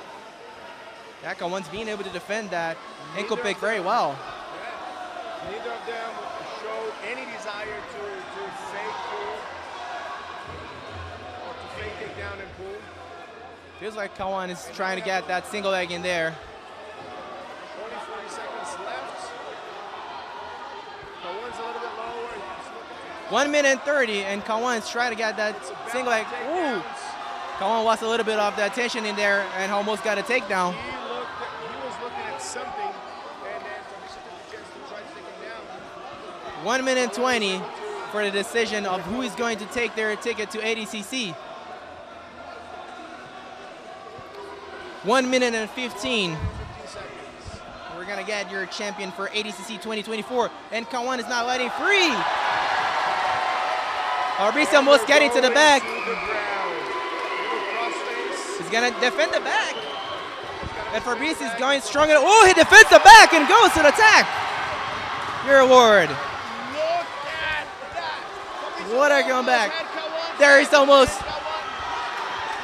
55 seconds to the match final, and it's not going. Now they stand again, head to head, exchanging takedown attempts. Oh. Kawan's showing signs of fatigue. He's trying to look at the clock. There's 47 seconds left. Now it's really a battle, not a wrestling battle, not a jiu-jitsu battle. This is a battle of who wants it more. Oh, and Fabricio got an action once again to the back. Kawan wants to go for the legs. He's going to defend the back. He got one hook inside. No, just one hook in. Trying to get a free arm in there. He's trying to free it. He got the triangle in. 20 seconds.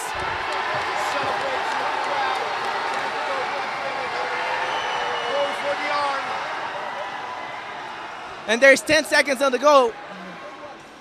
5 seconds on the go.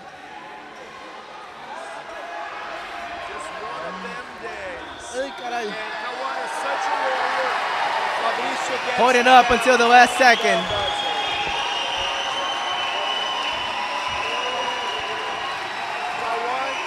It seems to me like Kawan did tap on the very last second. Takes 30. An amazing fight. 30 seconds to the final. Fabricio was able to get to the back.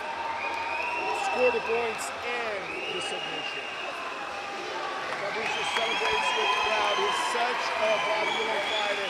Points at the crowd, maybe saying, this is for you, this is because of you. Everybody celebrates it. Now let's go for the official decision. Really hyping up the crowd. The official results, I should say.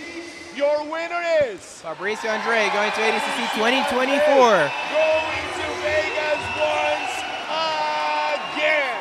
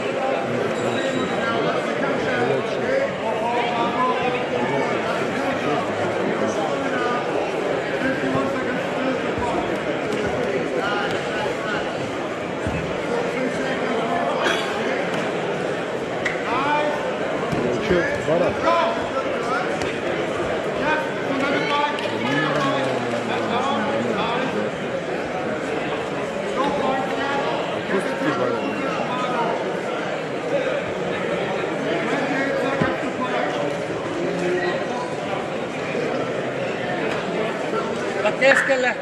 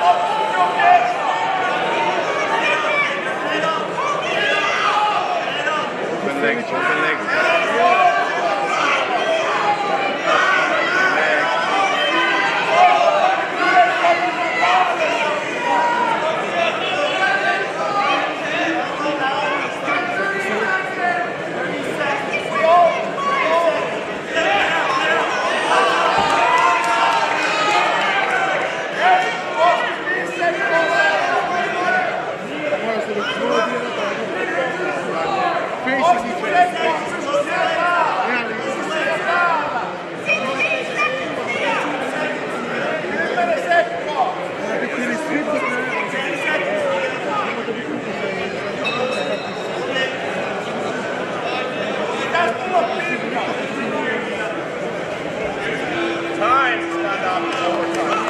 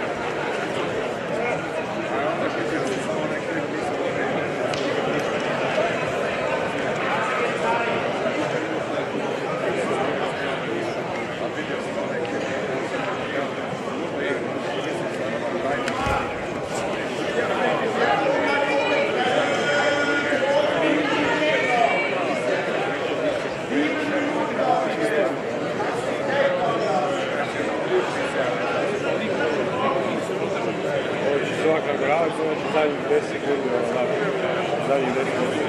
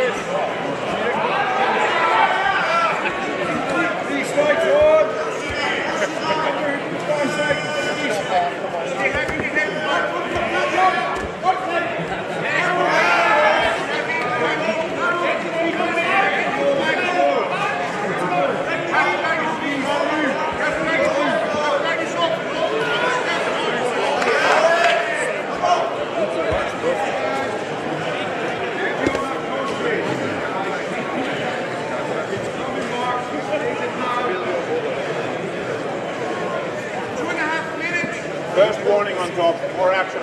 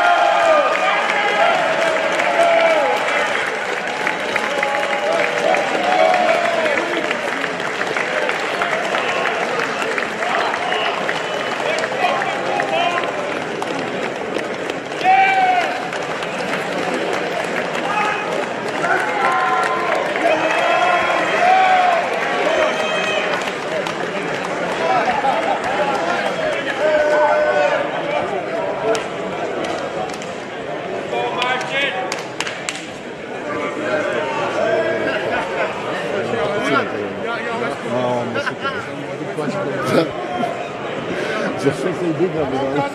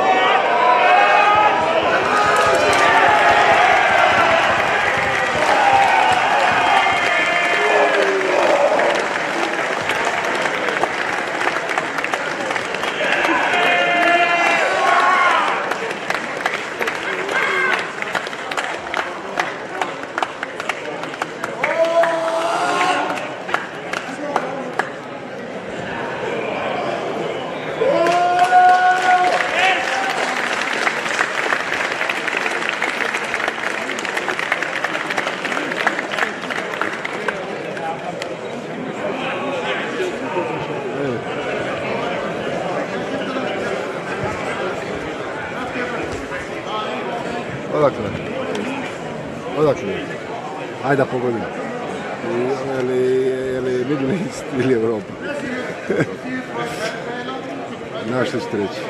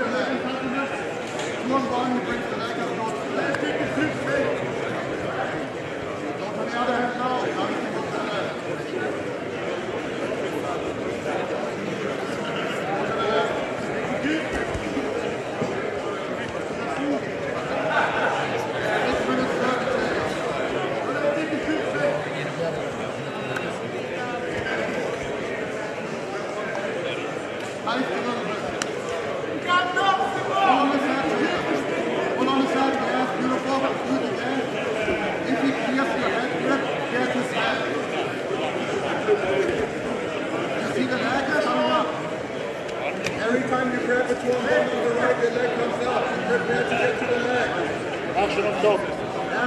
Action on top. Comes up, grabs the leg up.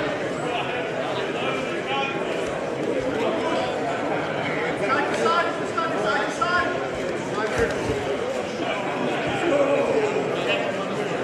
Nice. This time commit to the ground. Motion sideways, left and right, not only back. Nice, grab it. Keep your hand and grab the hand that straights his neck. Simon is 30. Simon is 30 on it.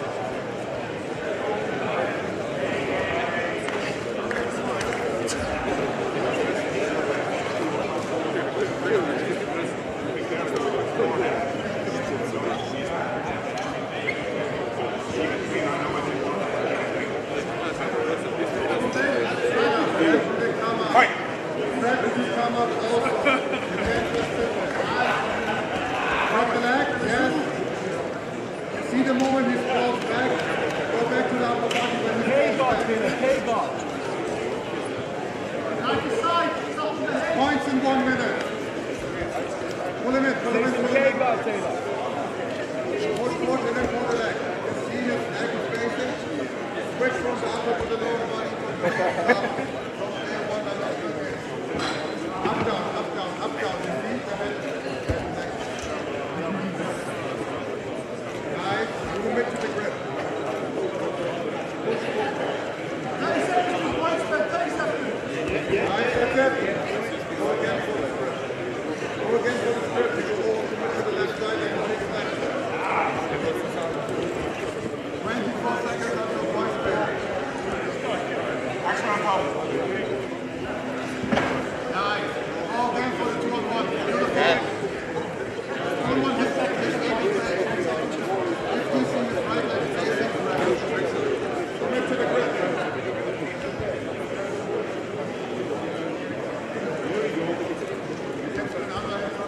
Points. Points.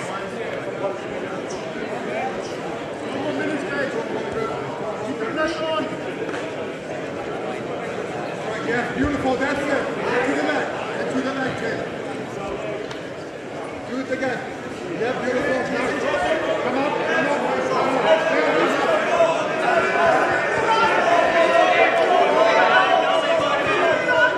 Make the secondary leg, Taylor.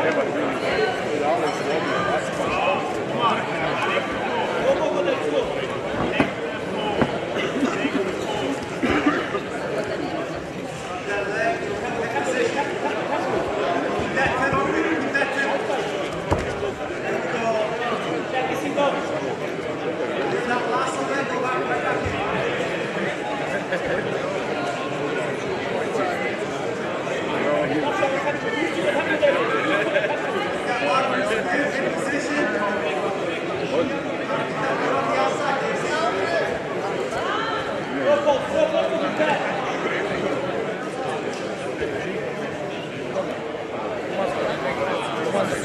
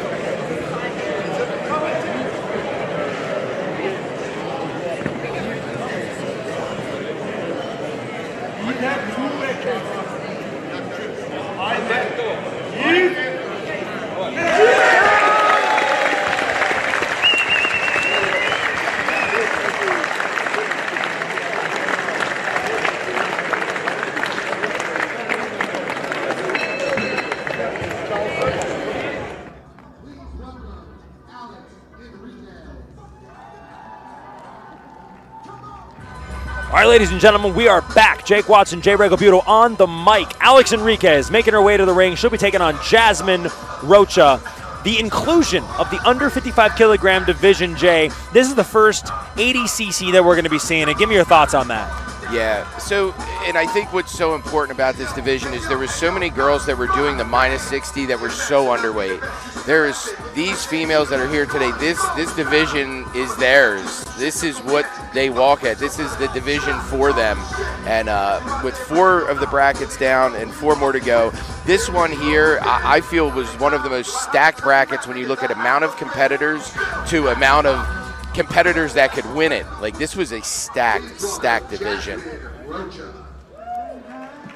Jasmine, multiple-time trials silver medalist, South American, North American, looking to finally blast through and take a gold here. Lost to Alex Enriquez at the East Coast Trials. Perhaps the reason for this song. New dawn, new day. Jasmine Rocha, daughter of Wagner Rocha, but by no means living in a shadow. Not at all. Neither of his children are.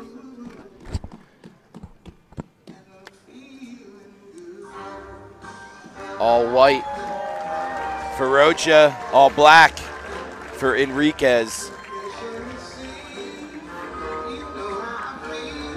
Rocha like a sniper from bottom. She could be on a triangle, an arm lock, guillotine so quick. Enriquez incredibly well-rounded. Yeah, we're seeing sort of a similar story in a lot of these finals, Jay. A competitor with an incredible wrestling, like a traditional wrestling pedigree, versus a jiu-jitsu athlete with good wrestling fundamentals. Yes. Florida, your East Coast Trials silver medalist representing Wagner Rocha Martial Arts, Professor Jasmine Rocha. And here we go. The last female match of the day, the under 55 kilogram division. Heavy on the head early for Enriquez. Yeah, looking to pull to a front head. 2-on-1. See if she tries to roll through on this. Oh, snaps to try to get to the back here. Elevation by Jasmine Rocha to mitigate some of that tight pressure by Alex Enriquez. Now she's on her back. And again, she's able to get to the mat safely there off the takedown and immediately getting that guard high, right? We talked a little bit during the bracket portion of these divisions how a lot of the competitors who competed in the ADCC Open have seen incredible results in the trials that they've competed at. And Jasmine Rocha is no stranger to the ADCC rule set, competing at the ADCC Denver Open, winning double silver and getting double gold at both the Orlando and the Dallas Open. So very active in that regard. Her and her brother come out, coach all day, coach the kids all day, adults all day, and they jump in and kill it in their divisions. I had a chance to speak with Jasmine after her performance at the Denver Open, and she had said that one of the biggest differences in her career is her working with a sports psychologist. And she said that has had an incredible impact on her mentality. And we've seen it. She's making it to the finals of the West Coast Trials, and there is something about the confidence that she brings to these tournaments. Once again, big elevation and remaining in the guard. Yeah, I'll tell you, that is where, and you see her trying to pull Enriquez closer, and I'll tell you, this is where Jasmine can do some damage, is when she has you tight like this and she has access to your upper body where she can snatch an arm, snatch the triangles. Again, you see the arm already coming over top.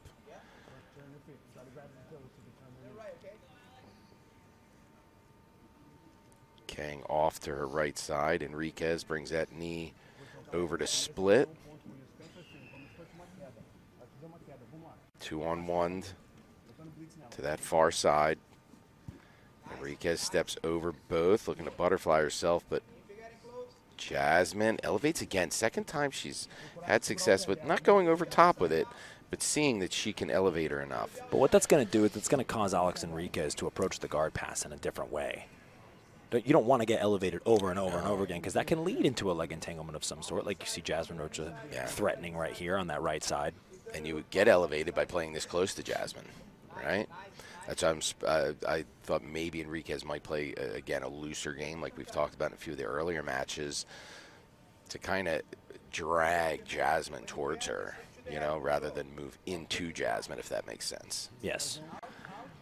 Wagner Rocha in the corner of Jasmine Rocha. Very animated coach. Yeah, you want to know what one of the smartest corners for this rule set that I've had the pleasure of listening to as a judge.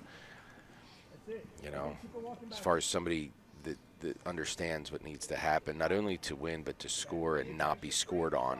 That's, you know, such an advantage to have in your corner. And then it'd be your father. Yeah, perhaps having the match of the tournament at 2022 ADCC Worlds versus Isaac Michel. And it was that sort of strategy and that knowledge of the rules that got him to win that match, now coaching his daughter. Arm drag attempt. Jasmine Rocha came into this final with a victory over Tammy Musamesi. Staying tight again. Alex Enriquez victorious over Amanda Bruce in her semifinal. Oh man, they had the from round of 16 on. These ladies had nothing but monsters that they had to get through. Another guillotine attempt. Very powerful pass attempt over and over with this guillotine by Alex Enriquez.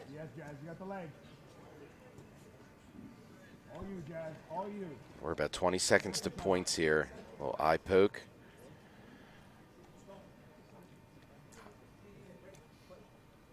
Jasmine says, I'm good, keep going. That's 3 eye pokes, Jay. 3. Not that we're keeping track, but 3 out of 5 matches.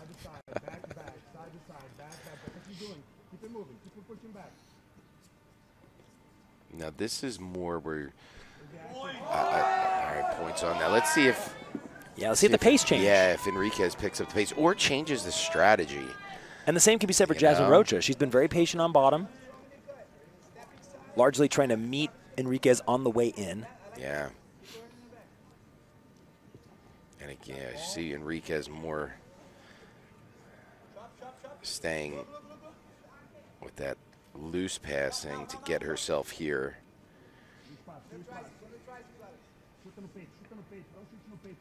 Trying to control that top leg. Push off from Oh Rocha. my goodness, Jasmine Rocha pushes off in the turtle now. One hook in. What a move from Rocha. Spinning for the back. You gotta be careful not to get off the top, but one hook in now. She's got the double under, so it's going to help her from losing, like having her chest go too far past the shoulders.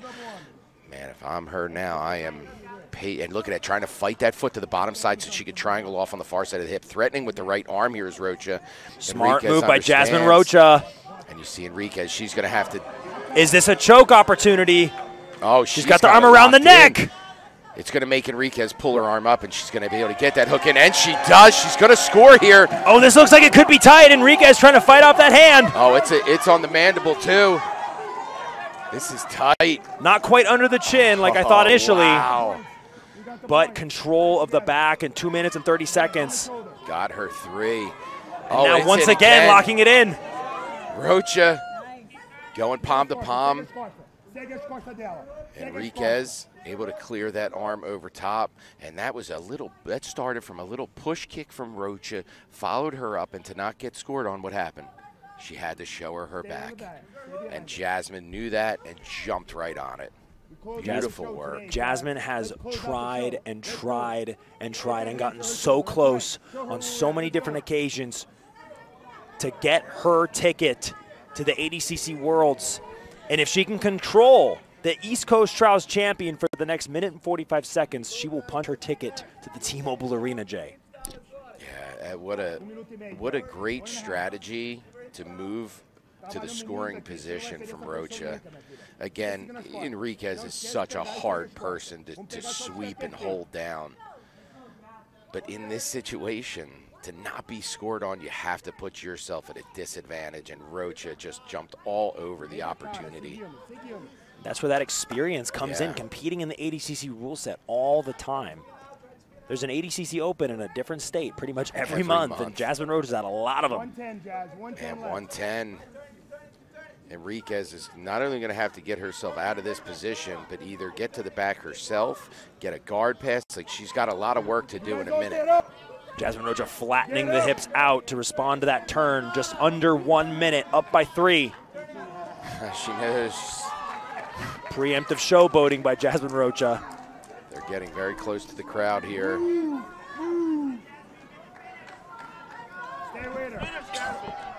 Trying to come across. Oh, she's got it sunk in again here. Right Hard to across tell how the deep chin. this is. Oh, it's that's under underneath now. the chin. That is Could tight, this be Jake. it? Ah! Jasmine Rocha wins ADCC Trials. The Rochas are going to the T-Mobile Arena. What a beautiful moment, Wagner. She finally makes it happen. Wow, what a finish. And again, strategy.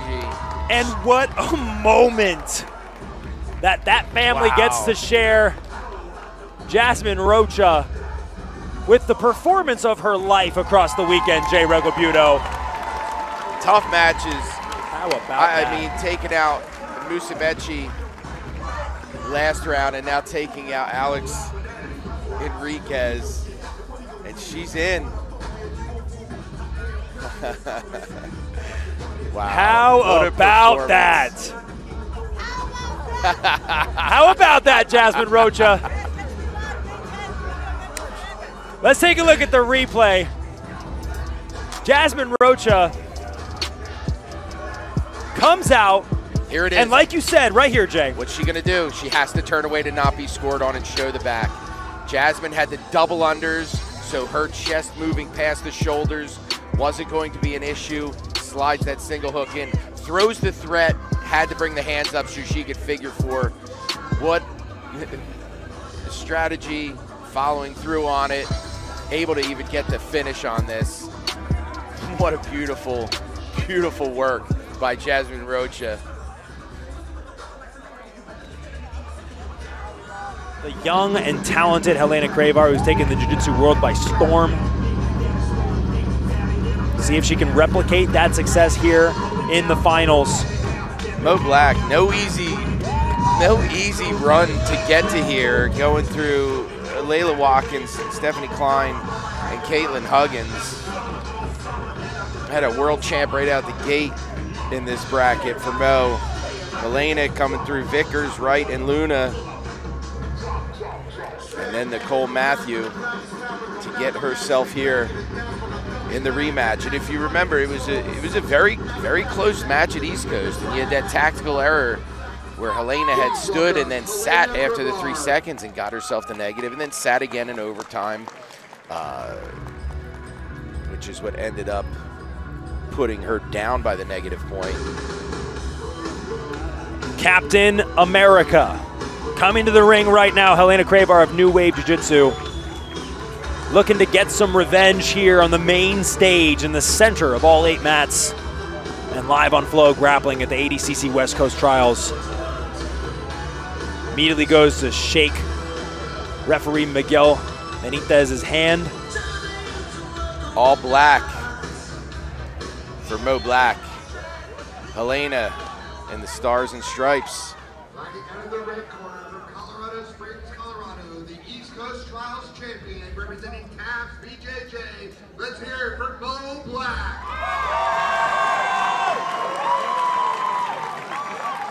And fighting out of the blue corner from Austin, Texas, by way of Las Vegas, Nevada, the East Coast Trials silver medalist, representing New Wave Jiu-Jitsu, Helena Cravar. Running it back here in Vegas. All right. Again, Cravar can't pull, so she'll have to wrestle here. Obviously known for her guard work, but she's a tremendous leg locker. Dangerous upper body submissions from the bottom. Dangerous lower body submissions from the bottom. Grip and move, grip and move. Something we see a lot about out of the New Wave competitors is a heavy emphasis on the collar tie. Yeah, very smart, intelligent hand fighting. Black 2-on-1.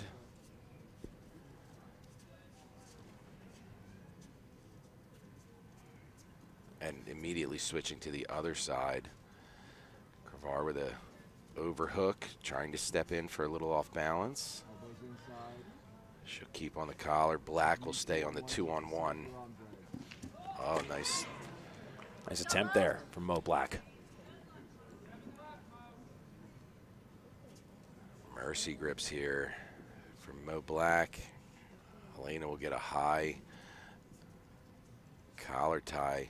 See her keep slipping from that collar tie. Oh, look at this. Guillotine. Now just dragging her down. What a smart move. Again, let's understand, too, that if you even jump for a submission, that's still considered a guard pull. But if Helena were to get this front head, drag her down to where they're both on their knees, you can neutral that position out and then take bottom safely. Could be the plan. I don't know. I would imagine she would want to go to where the match suits her best, which statistically would be her guard. Yeah. Mo Black in their last matchup did have a lot of success, actually, wading through the different guard attacks of Helena Cravar, even giving a couple good pass attempts of her own in that match.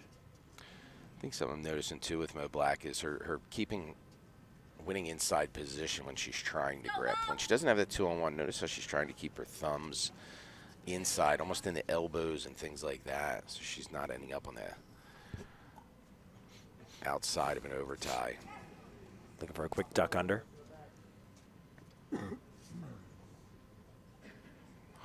Heavy on this 2-on-1. She'll re-grip that. Over tie here from Cravar. Looks like Helena is positioning her hips to look for that Uchimata. Yeah, right. Every time when she has that overhook, it looks like she's trying to step in front. Now 2-on-1 here for Cravar. Switches it to a collar. And there's that overhook again. And you see Black matching the circle. You know what I mean? Like, as Helena circles towards her, Black is circling the same direction so that she's not closing that distance and able to step in front. Now 2-on-1 for Mo Black.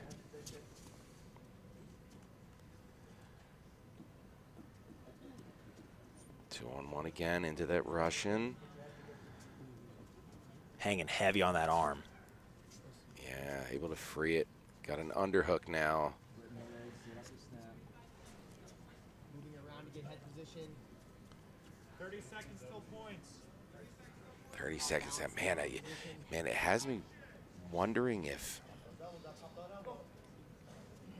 Look at this. Yeah, like we now talked she's about that stepping Uchimata in, attempt. And Black circling away from it.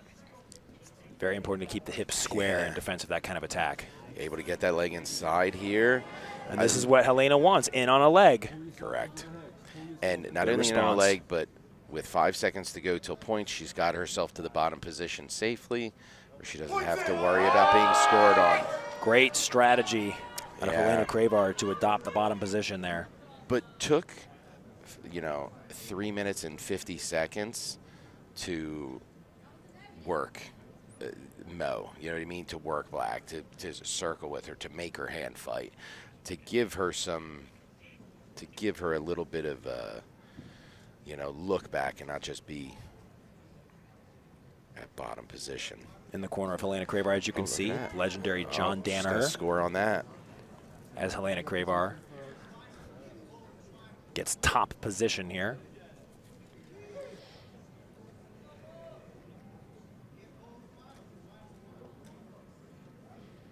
That's going to give her 2 points. Yeah, sweet points for Cravar. Still controlling that front head. And I think one thing you'll never see Helena do, turns that angle on that foot. We'll see probably her other foot kick that top knee to free her heel. She's trying to lace through on a Darce. I can't see if that left arm is under. Definitely it looks a like heavy it crossface is. with that right arm. Yeah. That left arm sneaking through. Is that what it's doing? Nah, you know what? Mo did a very good job of blocking that hand from getting past her shoulders towards her neck. Almost with that foot free is Helena Cravar. Goes to kick that top knee to free the heel. You could see she doesn't want to commit to really falling towards the hip because, listen, Black's still in a position where she can dogfight up to her knees and come across, right? So Helena is really pushing to get that leg pushing out. And she gets it free. Black turns to turtle, just like we talked about. First hook is in, staying off on her side here. Let's see, Black obviously going to try to capture above the knee. And Helena, as she maintains this control, look how tight. She is burning time off of the clock with this 2-point lead. It's going to take a big, it's really going to take a risk by Mo Black to get out of this position at this point. And doing a very good job of covering Black, right? I mean, when she was in this leg ride position, she's covering the knees, she's covering the hips, she's covering the upper body. Like, very difficult for Black to build height to be able to do anything. Such a smart competitor at 17, you know what I mean? And there you see her step back again and move back to the leg ride. Rather than stay left leg past the hip, she pulls that leg back and moves to more of a leg ride. This might allow her to be able to get to guillotines from here. Crevar's going to get her first warning on top, and again, it's passivity. She's in the lead, so she's going to be the one that they're pushing to do more action, right? They're never going to let you try to coast here. The ADCC judges wait about 8 seconds. Yeah. 8 seconds of inactivity, and you better you're start lucky. moving. No, it's good. It pushes the sport to new levels of excitement. And Crevar again, she stepped the leg back to move to a leg ride rather than stay with that left leg piss. Second warning now. And look at this. Mo Black trying to go get under for the deep half and underneath. power up on a That's why she takedown had attempt. to stay tight. That's why she had to stay tight. Now you got Black on the wrestle up, and smart move by Black. Now Black's going to be up on the feet. Helena trying to pull her back down again. If she can get her to her knees, she can neutral out this position. Black knows that too. She knows that she can't. She knows she's got to figure out a way to circle herself out of this lock so that she can go after. 10 seconds. Helena Crevar just continually trying to snap her down to the ground. Puts her down. Oh, look at this. She might 4-pointer here. And that is going to do it. Helena Crevar is going to the T-Mobile Arena for ADCC Worlds. Wow. The youngest ADCC Trials champion of all time, Helena Crevar of New Wave Jiu-Jitsu. What a great story. Helena's such a great kid, too. Like, just polite kid. Every time you see her, she's just a joy to be around. To see her do what we all knew she could do, right? Come in, win a Trials, and get herself into the big show. What a huge accomplishment. Mo Jasm's having a conversation on the side with Mo Black right now, getting up from his spot at the judges' table. Gotta wonder what kind of conversation's going on there, but we're gonna look at this replay. Jay, talk us through it. All right, again, Crevar with that overhook. Here's what got her safely to the ground. Went for that Uchimata and got herself safe to the ground. This is where Mo Black went for that submission. It was as Helena was coming up, and Helena able to score the 2 here, and then this is the running out the clock. It puts her down with a guillotine with 5 seconds left. Almost 4-pointer here. Beautiful work from the 17-year-old New Wave prodigy. Ladies and gentlemen, coming up on FloGrappling, who's number 123? Two-time ADCC Trials champion, winner of a West Coast, winner of East Coast in Jersey. Just a few months ago, ADCC veteran of the PFL as well. Walking out to Don't Stop Me Now by Queen. She always has the best walkout music. I have the very lucky to have a close relationship with Amanda. Got to corner her in the other 2 Trials finals. Stepped away to hit the commentary booth this time, being cornered by her brother. Much to the comedic displeasure of your cohorts. Oh, much to the comedic expense of my cohorts. Yeah. Mitrovic making her way out here. Mitrovic had a very good run, taking out East Coast Trials silver medalist Bridget McLeese to earn her spot here. Displayed a very flexible and dynamic guard in that match that you just mentioned.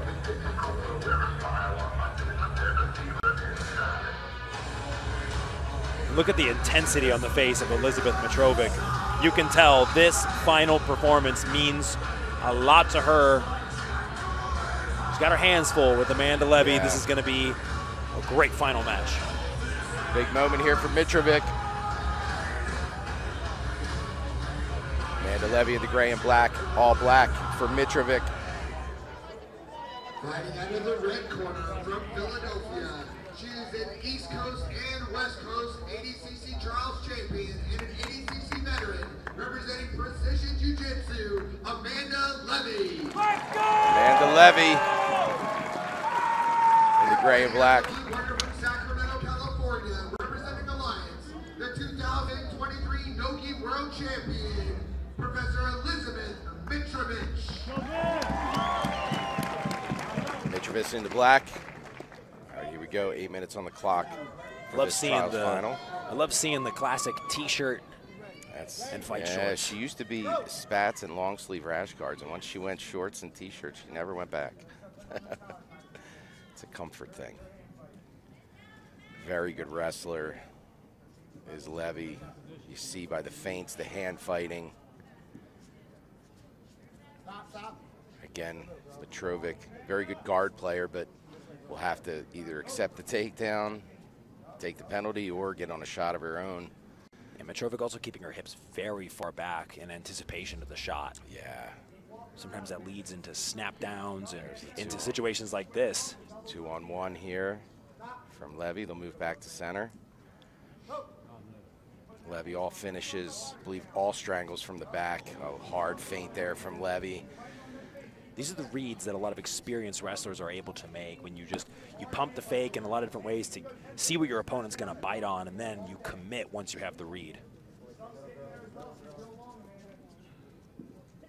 Yeah, you know, Amanda wrestles with wrestlers. She does her jiu-jitsu with jiu-jitsu people. Like she's good at wrestling because she focused on wrestling with wrestlers. We saw Brandon Reed do the same thing. A whole different dynamic. Here it is. Look at that! Big takedown from Amanda Levy, and immediately trying to pass the guard. Yeah, immediately looking to go north-south here. She's got to get her shoulders lower than the knees of Mitrovic. And we were just talking about that, Jay, right before that takedown happened. She was feinting, looking for the opportunity, and the moment she had the read, she committed and got that big takedown. Here's a stack over top, hard stack. Knee over top, gets those arms inside.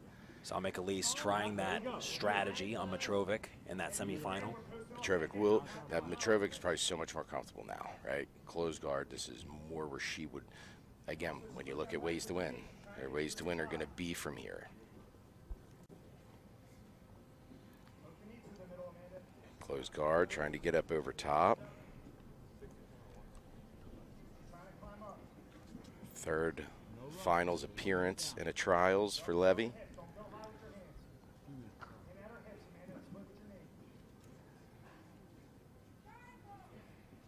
Trying to collar tie and pass that arm across is Mitrovic. Inside position on the hips for Levy. Timed that takedown to put herself in a good position, started passing immediately, but Mitrovic did a good job getting herself back to guard. And Levy trying to get out of this guard position, but Mitrovic's doing a good job staying busy. Yeah. Constantly causing Levy to have to think about the safe way to approach getting out of this closed guard. And the safe way is going to be able to get inside position, stand up, and break the legs. Action top, action top. Figure four off on the body. It's going to start to bring Levy up to her feet. Oftentimes getting out of the closed guard, you kind of have to put yourself in a little bit of a precarious spot and be ready to defend K-guard entries and different leg entanglements that people go for off the break. Trying to tie up the arms here. Calling for action out of Elizabeth Mitrovic. Yeah, and that's going to be because the guard hasn't opened, right? Guard has stayed closed the whole time. She has to be trying to also work for a sweep as Amanda has to be trying to pass. Now, Jay, let's say that the competitor on bottom has their guard closed. They're going for kimuras and guillotines. That's They're a different staying story. active. There's a different story. Yeah. Oh, look at this. Little kimura sweep attempt, very traditional. That'll get Levy up to her feet. She's got a good angle here. She's going to try to open up the guard. The good old elbow in the thighs technique. Trying to open up this guard of Mitrovic. And it will open. She tries to push Levy backwards. Look at this. And that'll get Levy where she wanted. So she had a strong push forward, but now it got Levy where she wanted, which was back to the feet and out of that guard. Shin to shin here, trying to step back over. Mitrovic trying to get underneath the leg, little elevation.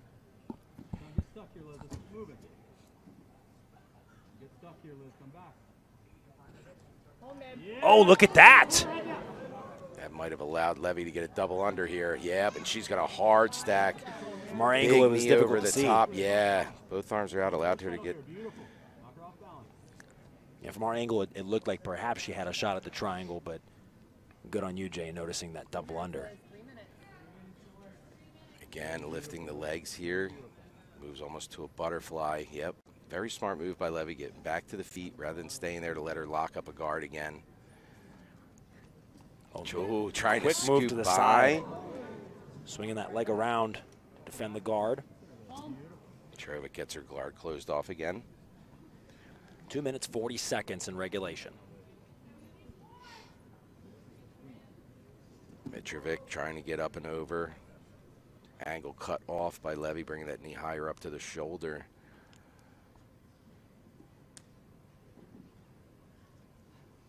Trying to control that arm. She will flatten her back out. Looking for the, it almost like she's looking for the Dagestani handcuff. Dagestani handcuff. Grabbing around the back and securing the wrist. And what that would do, doing that from a closed guard situation, is it really allows her to be able to sweep from the bottom. You need two hands. If you tie up one hand, there's no real way you could sweep. That would allow that secondary hand to be able to be used to open the guard.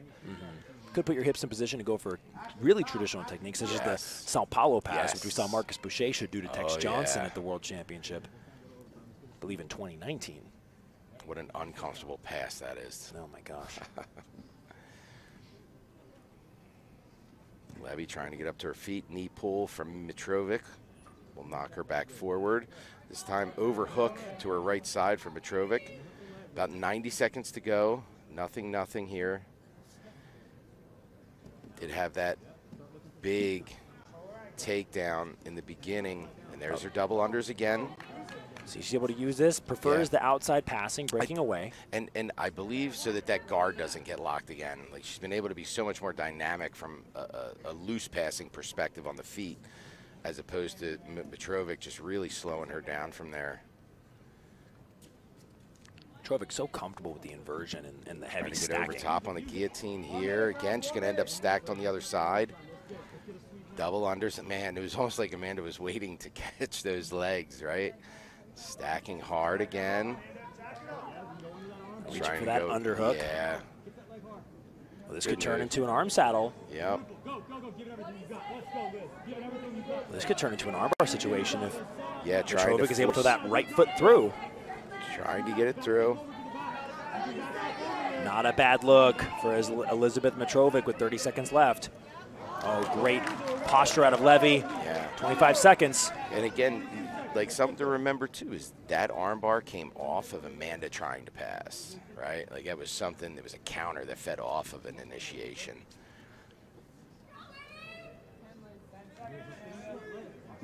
Levy pulls that foot free. Oh, and brings Mitrovic back to the feet. And Levy.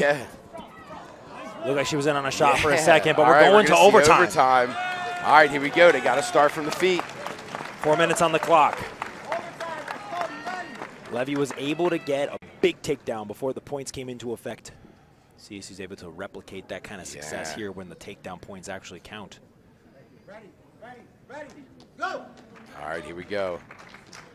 Overtime, Mitrovic, Levy. Oh, wow. Big fight on the feint. Let's go, Amanda! And this is where the wrestling experience plays such a huge factor in the ADCC rule set, is overtime. I mean, even if you're not well-rounded enough to be a good wrestler, you have to at least be competent at it. You have to understand hand fighting.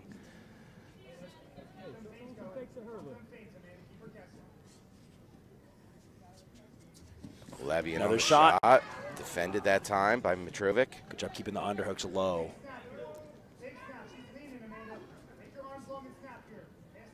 Trying to pull her forward, listening to her corner.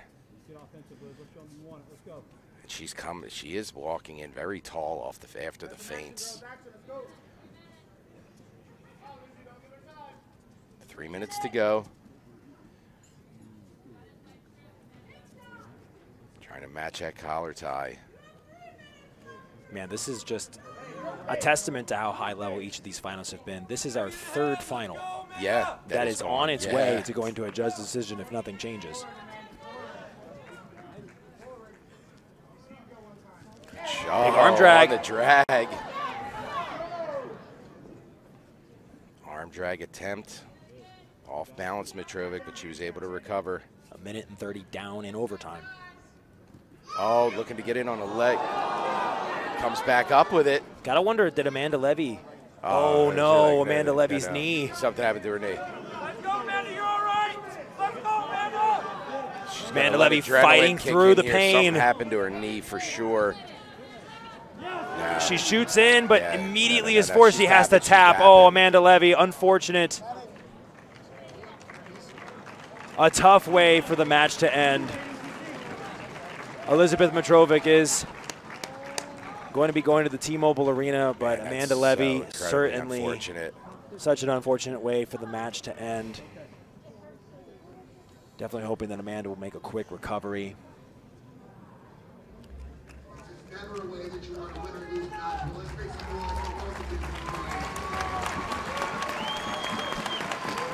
A lot of respect for Amanda Levy. What a champion.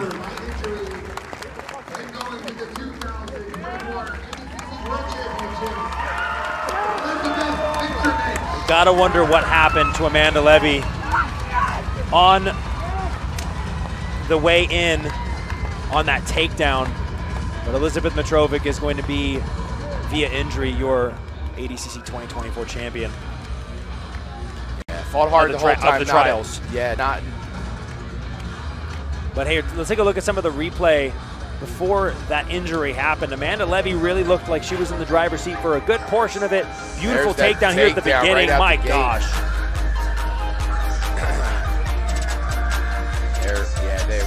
Not sure. The knee was injured well before that because she tried to push for a few minutes, or at least a minute you saw. Wow. Remember, ladies and gentlemen, we're going to have the ADCC World Finals. You can catch all of the 20.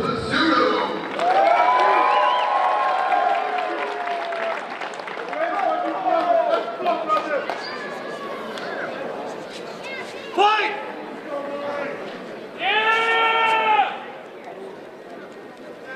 Here we go. Motion, Mike. Motion.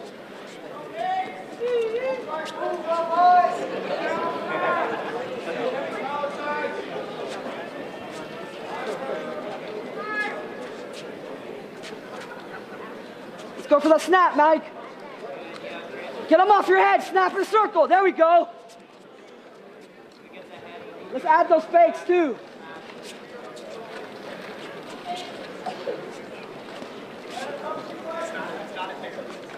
Let's circle, Mike. Let's circle.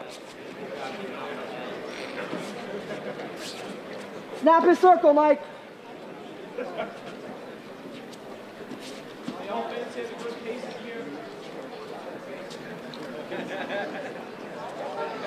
Fight!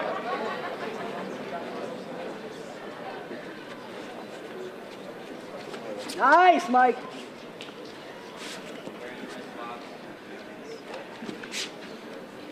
Get him off your head, Mike.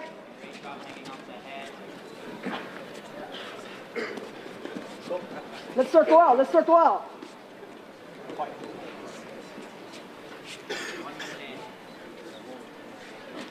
Nice, Mike. Circle, circle, circle. Reshot.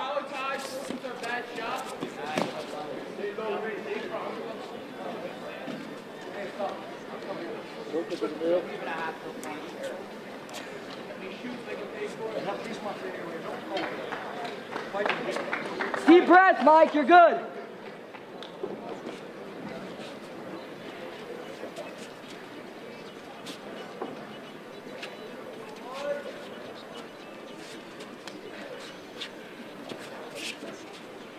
Elbow pass, elbow pass.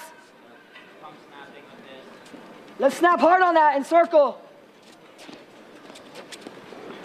Don't let him back you up. Nice. Circle, circle. Mike, stop, please, Mike. Give the wheel. Fight! 2 minutes, no point. Hey, Vince, keep your head low. Snap and snatch, Mike. Ready for the dogs? And elbow passes as well. 5:40 left. Elbow pass, get that collar off your. Nice, nice. Stay low. 5.5 minutes, Mike.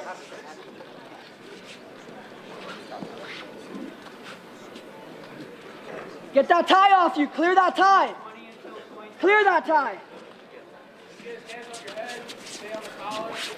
Elbow pass them. Elbow pass. Circle, circle, circle. Reshot. Nice. Go. Hey, don't be afraid to do your jiu-jitsu.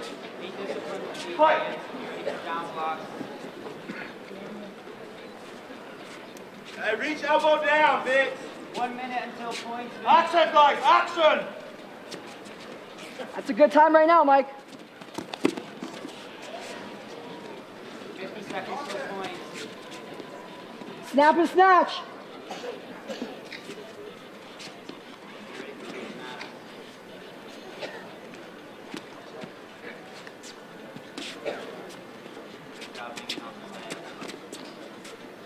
Forward, Mike. 30 seconds till points. Stay disciplined. 20 seconds until points, Mike. Stay here. Stop, stop. Fight!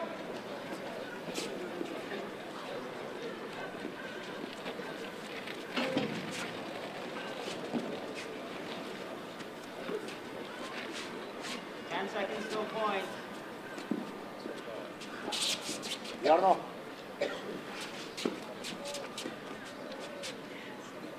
Point! Point! Nice, nice, nice, yes! Circles! Up, up, hold it! Hold it! Hold it! Hey, stay on top! Stay on top! Stay on top, Mike! Snap them! Stay on top! You're good, Mike! Let's control hands first, You're good, Mike! Control hands, we're good! Nice! Nice, keep it tight! Keep it tight! There we go, your world now! Your world! Hey, stretch his legs up, come up with it, Vic! Let's get that hook in! Hey, try it! Let's go, Barry Yoshida style! Vic, come up with it!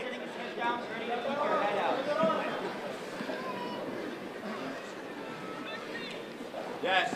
Keep that forehead on the inside of that knee and then start to circle to your left side. You got the armbar from Crucifix too, Mike. Nothing.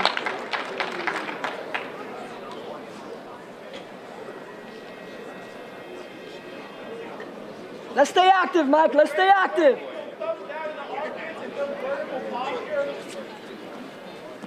Vertical posture. Still 0-0. Nice. There we go. 2:20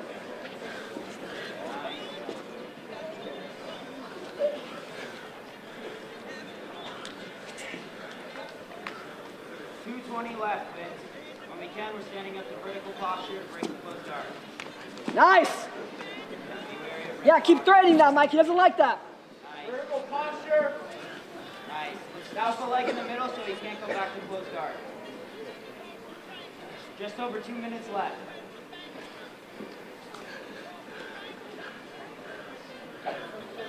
Let's step in knee up in the middle so he can't go close guard. Action or pull. Action or pull. Let's keep moving, Mike. Let's keep moving.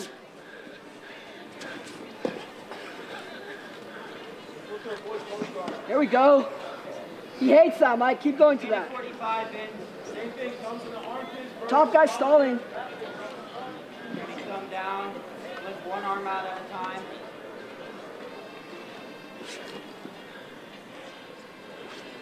1 minute 30, Mike. 1 minute 30.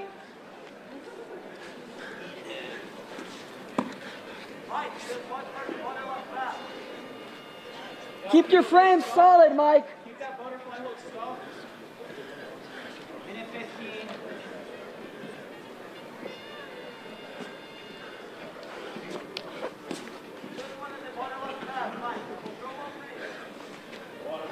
Laying between crushing knees to one side. Vertical posture, prepare to defend legs.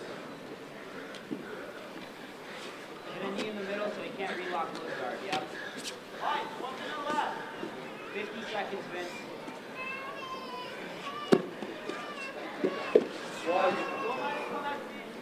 Hey, twist his dick.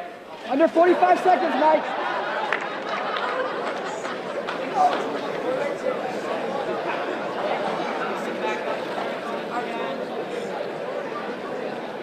Hey, 30 seconds, Mike. 30 seconds. Short time. Let's go for it, Mike. There we go, Mike. There we go. Action talk.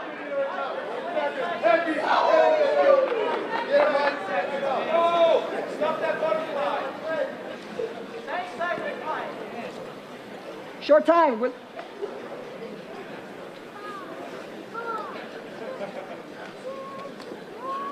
Stop time. Nice. Let's go.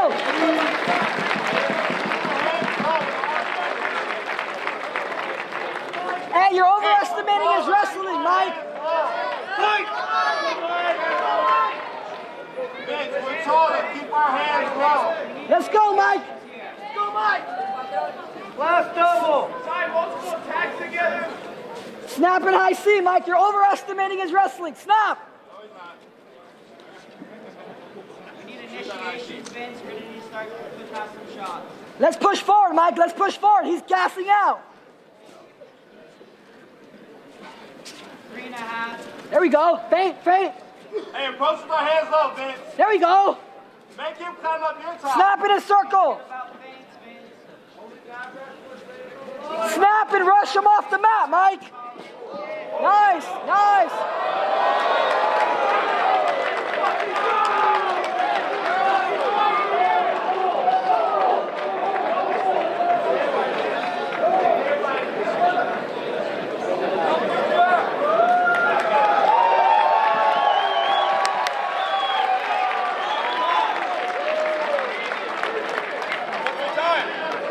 It's 3 minutes, Mike. Hey, we're going to control hands first. Hey, snap him down. Snap him down, Mike. To your knees, Mike. To your knees. Circle, circle. Let's go. Hey, snap him. Snap him. No, Mike.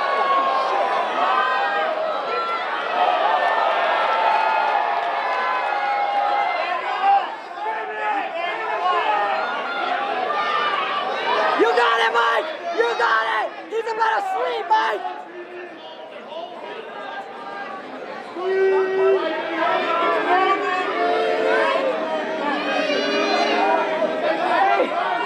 If you let go, you got to get right back up.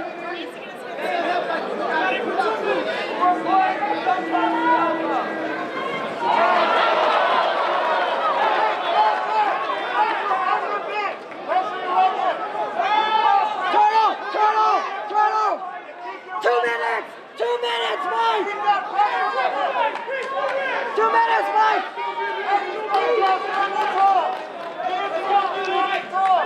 You're gonna pull, Mike! You're gonna pull now! Nice! Nice! Nothing! Frame! Frame! Hey, frames, Mike! Let's move, Mike! You got a minute 30, Mike! You gotta be active! He's getting tired. Minute 30. Let's go! Minute 30, Vince got a score!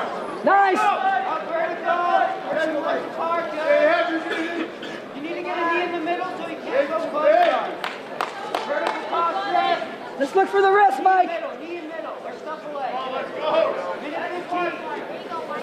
Set a pass here. Let's butterfly him, Mike!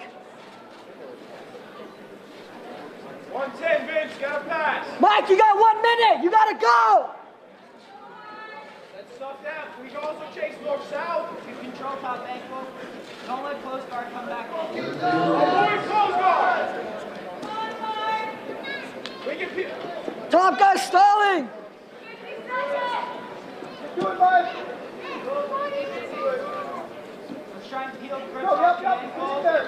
You got it, buddy. You got it, man. Good dog. Good dog. Let's get him off your head, Mike. Get him off your head. Hardest 30 seconds you got, man. Let's go side to side. Up again. 30 seconds, Mike. Go. You got to go for broke, Mike. You got to go. 20 seconds, baby. Let's go K-guard, Mike. 15, let's explode. Let's go. Be active, Mike. Be the most active. 10 seconds, Mike. Go. Move. Move. Stay active. 3, 2, let's go.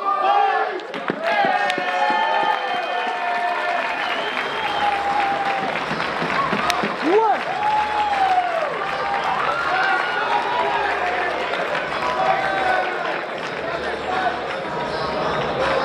Hey, you're the only offensive move.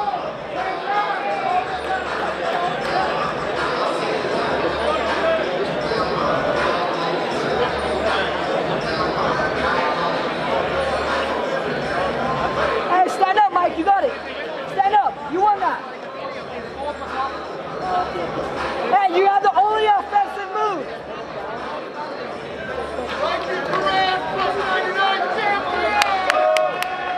Let's go, Mike.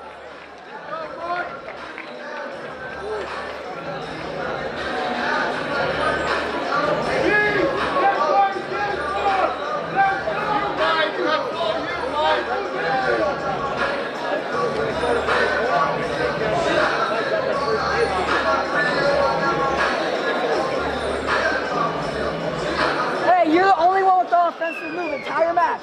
That guillotine counts.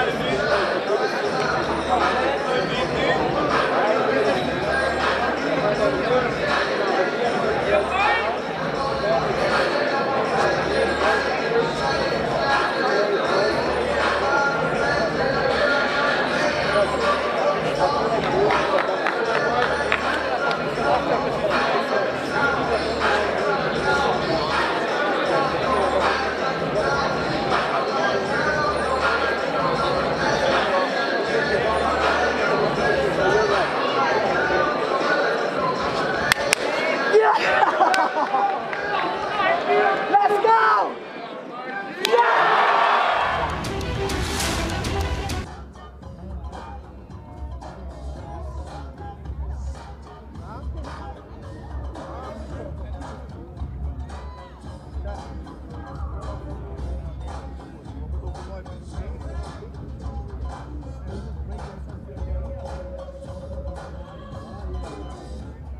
Please welcome Michael Pixley.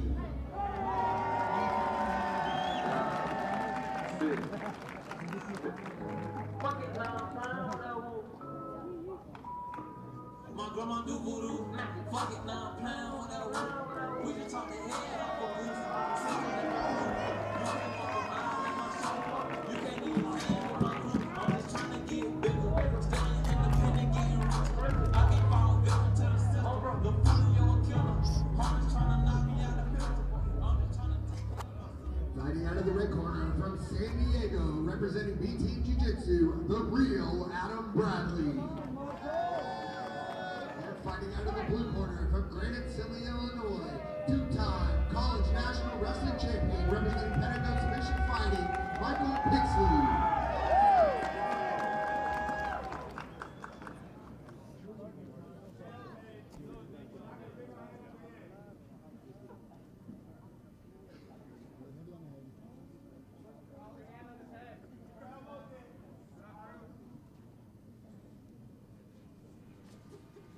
right, ladies and gentlemen, we're back once again. Adam Bradley, Michael Pixley. Adam, very upright. Needs to be a little bit more careful, I think, with the wrestling pedigree of Michael Pixley, Jay. Yeah, well, Bradley is definitely, you know, the veteran of the sport with these two. Michael Pixley has a big foot sweep. Heck of a specialty, and I'm sure Bradley isn't, you know, now Bradley's able to use this bottom position, right, where he's probably going to be strongest against somebody like Pixley. So the takedown, there's no points, so he doesn't have to worry about the points, and it got him to the bottom position. Look at this aggressive passing by Michael Pixley, though. North-south. Again, that's that loose passing when, you know, if you're Pixley and know that maybe a weakness could be the legs, right? Why put yourself down into that position with Bradley? Stays on his feet, able to get himself north-south, where he has way less vulnerabilities from here. And with arms like that, Darces, Anacondas, things like that are going to be much easier to sync up as you have somebody turtling, like trying to not get mounted, not get their back taken. Yeah, he's a great build for the 199 really kilogram division. Athletic, too. Beautiful foot sweep to put Bradley to the mat, and now he's north-south here. And, you know, one thing this rule set also does, these judges won't let you just stay in like a dominant position, or if you're the one up in points, they won't let you just sit there and try to cook it, you know. Tight north-south here. And there you see that they called action on the top player. They want him to be, since he's the one in the driver's seat, they want him to continue to try to advance position, continue to try to finish. Looking on a north-south choke here. Jake, he's got that head facing the other way. You see Bradley trying to turn his head in. Man. Pixley, good control on the opposite side, too. You see his right arm overhooked on Bradley's arm. So he's making Bradley have to fight this with a single arm. You see him trying to punch it in to try to move the head away, create enough space where he can at least turn his head in. But again, where is he going to turn? He's going to turn in and allow his back to be shown. It might give up Darces. There you go. He'll release it. Pixley back to the feet. In the corner of Pixley is Heath Pedigo, as well as Jacob Spatula Brooks. And again, this distance here, right? Bradley needs Pixley close to him. He needs connection, needs to get underneath him. So Pixley playing from this bit of distance and being able to move to the outside is definitely going to play into his advantage as far as what Bradley is able to do to him. Again, it's another one of those ways to win. You know, Bradley's ways to win are more than likely going to be into the legs or some type of back take, something like that. And I think these type of passes keep him away from being underneath of you. And it's fatiguing to be that person on the bottom, constantly having to regard somebody walking towards your head. Yeah, Bradley definitely a very technical competitor. Perhaps if you're looking in terms of jiu-jitsu versus jiu-jitsu, might have a slight edge, but Pixley, this game plan is definitely working out for him, and he has had this strategy. He's had a lot of matches like this. Adam Bradley in the semifinal had a match that was not at all like this versus Cal Payne. Yeah. And again, and not that Pixley couldn't step into points are on now. Here we go. The crowd loves calling points. Get involved. Now, Pixley had a lot of success with that around style of passing earlier, very early on in the match, able to make that opportunity happen for himself. Yeah. Gripping up here. Now, and again, you see Pixley's not just going one side, right? He's going right side, then he's going left side. Then he'll just bring that knee inside, just giving all these different looks so that Bradley's not sure which one is going to be a full-on blitz. Mixing it back and forth between lifting the legs, snapping down the head, now looking for a double under attempt.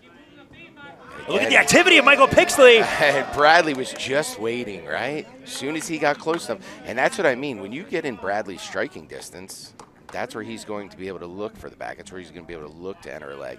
And as soon as he had that distance managed, he went for the attack. So I'm saying it's not like Pixley can't split squat and pass here, right? I think it's that it's in his best interest to not. You're giving Bradley opportunities by putting your knee inside his legs. There it goes. Very careful. Look at the speed. And that's what I mean. Look at the effort that has to go into trying to just regard from here. Bradley doing a good job getting that foot across. But again, he's got Pixley controlling that top foot. So difficult to wrap up Michael Pixley as well. Even though he's sure. waiting for Pixley to come in and give these aggressive pass attempts, it still can't quite get a hold of him. Yeah, I think moving towards Pixley might create more of an urgency for Pixley to have to move when he wants. Yes. But Bradley seems, you know, okay with being in this spot here. I would say here, like having to go into overtime where you're going to have to stand Pass to the with side. This is a good opportunity for Pixley. Bradley Lifting pummels the that hips. leg over. Again, looking for that opportunity to make connection to a leg. He's got the connection on the leg. Needs to keep the knee frame. Yeah, he's doing a good job of pummeling his shoulder underneath, but he does have the right leg already pummeled under. Keeping the pressure as Michael Pixley, but re-engaging back to neutral. Tight battle. And I think that was the best decision for Pixley in that moment. Was he close to getting to a pass? For sure, but you're leaving yourself where Bradley can do something to counter and put you in danger. Back yourself out, restart the process. Especially so close to overtime when you know Bradley's going to have to stand with you to start. Oh, look at this! Nice cut through. Deep underhook. Diving with a knee cut. Oh, he's through. Forcing Adam Bradley to turtle and looking for the hooks. Will he take the back here? Michael Pixley has one hook in. That bottom leg is dangerously close to getting through. Bradley, good job pushing it away here. And again, you saw, oh, look at this. He might be able to come up on top here. Bradley trying to turn hard. He will save him. Oh, and back in the back situation, one hook in again. Oh, that leg of Pixley. You see On Bradley the hunt. trying to use his leg to block it. On the hunt, and Michael Pixley looks like he might be able to take the back. 45 seconds in regulation. The over-focus of not letting that hook go in from Bradley just so that he see Bradley trying to sit through to a guard here, and he will get himself in a safer position. Pixley was looking for that power half to try to force the back situation. Now Adam Bradley finds himself in the deep half guard. And man, and listen, everything that happened there for Pixley was set up by the previous 7 minutes. By the fatiguing, the constant back and forth to where once he just got him to turtle once. Deep half here. Oh, look at this! Oh my Adam goodness! Bradley! Oh my goodness! With the deep half Oh, he's sweep. going to score! Can he he's score? going to score! Jake, this is going to be. Can Adam Bradley score here? Two. Let's see. Pixley trying to turtle. Did he hold off? No, it's overtime. Didn't do enough. Oh my goodness. Pixley did what he needed to do in keeping himself away to not let himself flatten out for the score. And they're calling for the overtime here. Much to Adam Bradley's chagrin. Man, and Bradley put a move on there late. And now the wrestler looks to fire back. 4 minutes. Now, unlike what happened in the beginning of the match, Bradley cannot concede a takedown here. He will get scored on if he gets put to his butt here. Man, what an effort by Adam Bradley. That was so close. And it was the effort of Pixley of not letting himself get flattened out. Not letting himself, more than anything, be under control. Could you describe the 75% rule? So 75% only is for the pass. For the sweep, you have to turn him from bottom to top where you're chest to chest and controlling him. Understood. Pixley's pushing away. Pixley's constant turning never allowed a real dominant control. Understood. That's helpful insight for the people at home. Exciting, though. My goodness. There is a difference between a sweep and a takedown Oh, opportunity. yeah. And a guard pass, rather. And listen, I will say this, though. Bradley has done a very good job of now giving himself a real opportunity in a judge's decision if he can go without being scored on here.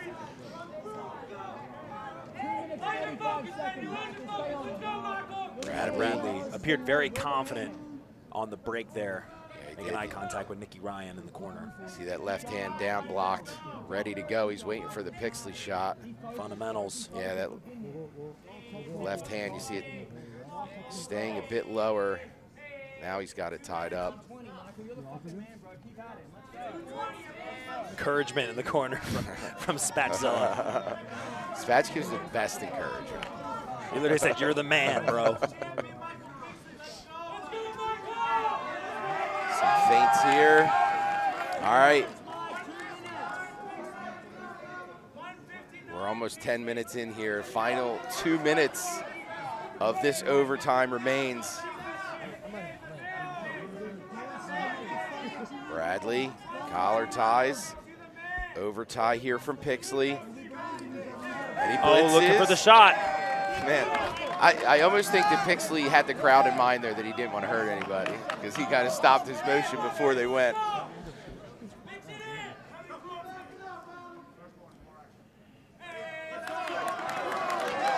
Warning for Bradley for action. It's not a good look going into the final frame, the final 1 minute 30 seconds. Yeah, so you get 2 warnings. Once the 2 warnings are used up, that's when you start getting negative points for passivity. I will say, like, the warning will not weigh in to the judge's decision. You know, a warning is a warning. Once they start getting negatives, obviously it's affecting the score now, but the warnings don't actually play into it unless it's like a dead even, you know, a dead even tie. And Bradley. Throw by foot sweep attempt, big swing and a miss. Final minute.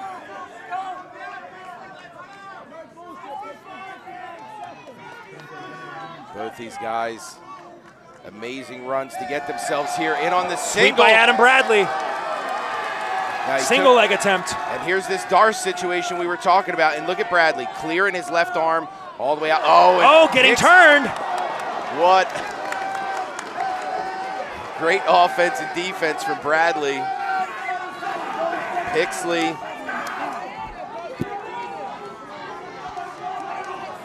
Now it's Adam Bradley throwing in more collar ties. Yeah, we're at 30 seconds here, Jake. Man, could we go into our second tightly contested oh my gosh. judge's decision? A lot of support for Michael Pixley. Yeah, Daisy Fresh Crew is here strong. Another attempt from Bradley to get in on a leg. And we're on short time. In on a leg again is Bradley. You know, hey, wow. And we're gonna see once again what the judges decide. Will it be Adam Bradley or Michael Pixley in the under 99 kilogram division final? And, all right, quick decision. Oh, this one was a quick one. All right, let's see. And Michael Pixley of Pedigo Submission Fighting is going to the T-Mobile Arena. He's the West Coast Trials champion. Jacob Couch is going absolutely nuts for his teammate. What a performance by that man. So many great matches throughout the weekend. And Pedigo Submission Fighting, such a tight-knit family. What a cool thing to watch there. Couch hugging Pixley, so happy to him and his teammate. And let's take a look at some of the action. The real Adam Bradley put up a valiant effort versus Michael Pixley. This was a very tight passing situation. Knee going through, deep underhook. Bradley forced the turtle, and this looked like it could have sealed the deal for Adam Bradley, but look at Pixley keeping up on his elbow at the end of the sweep there. Adam Bradley trying to stay active, trying to keep the momentum in his favor in the overtime rounds. But it was Pedigo Submission Fighting's Michael Pixley that was able to get the job done. That's our under 99 kilogram division final. Michael Pixley's going for the team.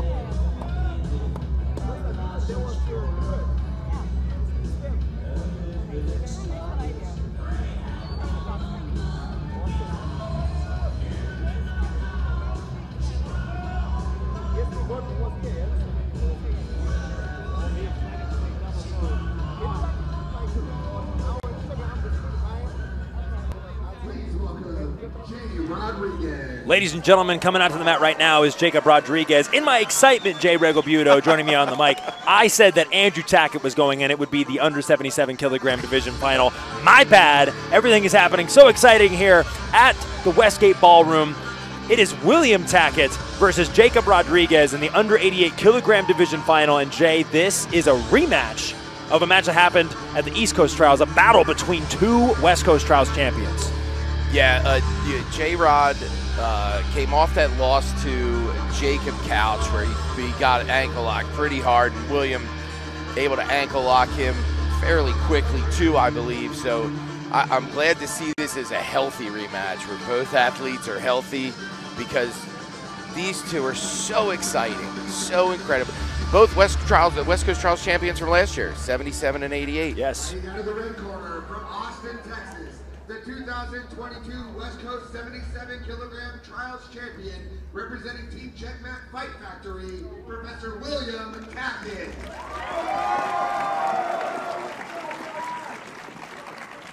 And fighting out of the blue corner, also from Austin, Texas, the 2022 West Coast Trials 88 kilogram champion, representing B-Team Jiu-Jitsu, Jay Rodriguez. The Black Belt Slayer 2.0. J-Rod in the white camo for Tackett. Immediately looking for that knee pick is William Tackett. I like Tackett's approach of getting started early here, because J-Rod can overwhelm you when he starts motion. It's very hard to stop the frenzy that's happening, you know? So I think it's very smart for Tackett to be very offensive with his wrestling early. Big snap down. Yeah, he's so talented from everywhere now, J-Rod. Such a short time in the sport. Again, I was lucky enough to have him start. Oh, look at back this. In Jersey, look at this. And on a single. Body Around locked to the up. back, and this is what William wow. Tackett wants. In on the power half now. He's going to try to use this to put the hook in, sliding off the back a little bit. J-Rod is like Houdini. He's an escape artist, and he might end up and he ends up on top. Look at this. And this is what I mean. When he starts moving, he doesn't stop. See if William Tackett can look to lock the legs. Chris Wojcik in the semifinal really struggled to wrap up Jacob Rodriguez. Nice Look wrestle at up this. off that X. Again, gets behind him again, and they're going to restart them in the center. And the gas tank on both of these competitors. I mean, they've had a great many matches across the weekend, and they still look fresh out there. Oh, yeah. Both these two got gas tanks. Tiring these two is not an easy task. Stepping over and squaring the hips off, William Tackett now has the body lock. Now we'll get to check out. Oh, he's already passed outside control. Obviously, he'll be aware of the buggy, but that doesn't mean that they're still not there. Although, I'm sure J-Rod has evolved quite a bit since his buggy choke days. 2 minutes, no points. William Tackett controlling that far side arm. Looks like he's going to start moving north-south here. Yes, he will. Good job winning back inside position for J-Rod. Putting the hands on the side will push him back into side control. Good job from Tackett of making sure he's maintaining north-south. Again, if J-Rod is going to wrestle up on you, right, or if he's going to buggy choke you, it needs to happen on the side. Yeah, yes. It needs to happen from the side, or his hips in front of you. Staying north-south takes all of those vulnerabilities away, and you see J-Rod almost trying to force him back to side control by pummeling that bottom arm through. Now it gets caught stapled here. J-Rod looking to Look come at this. up. Just get up. Yeah, he's Look at almost this in to on the reverse legs now. Possibly looking for a toe hold. Crossed off on the feet. Will we see our first toe hold submission of the finals? He's going to have to keep that secondary leg engaged. Because Oh, goodness grief! William Tackett! Wow. Finds the unconventional heel hook. Two-time ADCC West Coast Trials champion. Wow, William Tackett from that reverse guard, he's able to land that toe hold, and that's, you've seen Abraham Lamontagne from New Wave hit that a ton in the opens, and that's that toe hold, and man, you have to keep your feet crossed. Once they come uncrossed, you're in a danger zone, and Tackett exploited it. What a fun match, even leading to that point, but. And the Tackett family's so excited. Let's take a look at the replay, Jay. I mean, a really great battle and a lot of fun moments, especially at the beginning. J-Rod and William Tackett exchanging back control on a few different occasions. Jacob Rodriguez nearly making good use of that passing. But look, he gets his hand over the top and turns it into sort of a hybrid of a toe hold and a heel hook. So much torque and pressure on that. I mean, when you need the torque for this to be toes going down to the butt, what better way than to get that other hand that's further away that can pull it even harder down. Fantastic work. Paul showed you how even if this rule set takes it all the way the distance, it can be exciting. If it's just a points win, it can be exciting. If it's a submission, obviously they're always exciting. And this tournament has just been that the entire weekend. Yo, even the Open Friday was just packed with talent, man. Everybody wants a piece of ADCC. And this man, Oliver Taza, no stranger to the biggest stages in the world. Coming into this tournament, Jay. Yeah. He has an absolutely crazy statistic. Out of 166 wins coming into the West Coast Trials, he has 100 submissions. That's a 60% submission rate. We'll see if he can put that to use and add to that statistic against this man, Andrew Tackett, who has seemingly become more powerful with every cheer of the crowd. Just gaining momentum like a snowball going down a hill. Brother of 88-kilogram champion William Tackett is Andrew Tackett, looking for his first bid to the World Championships. Got a handful in front of him with Taza. One of the most exciting grapplers on the planet in Andrew Tackett. Those of you guys who tuned into Who's Number One, when Andrew Tackett fought in the bracket on the Night of Champions, had a match with PJ Barch that was so epic he threw out his back. Yeah. And was forced to be sidelined from competition for a little bit. That's what kept him out of East Coast. Came back to West Coast. Now he's in the final. Yep. Andrew Tackett.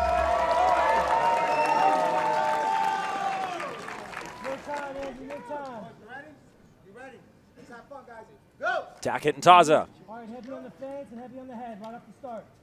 Peel that elbow, peel that elbow. Taza possesses such great wrestling fundamentals. Yeah. Saw him in his match versus Tynan Dalbra, just really was able to mitigate a lot of what Tynan was doing for a large portion of the match, just with this very simple style that he has. He's a great single leg. And Andrew Tackett is able to create situations off of his wrestling that leads a lot of the times to the back, and some pretty dynamic submission entries as well.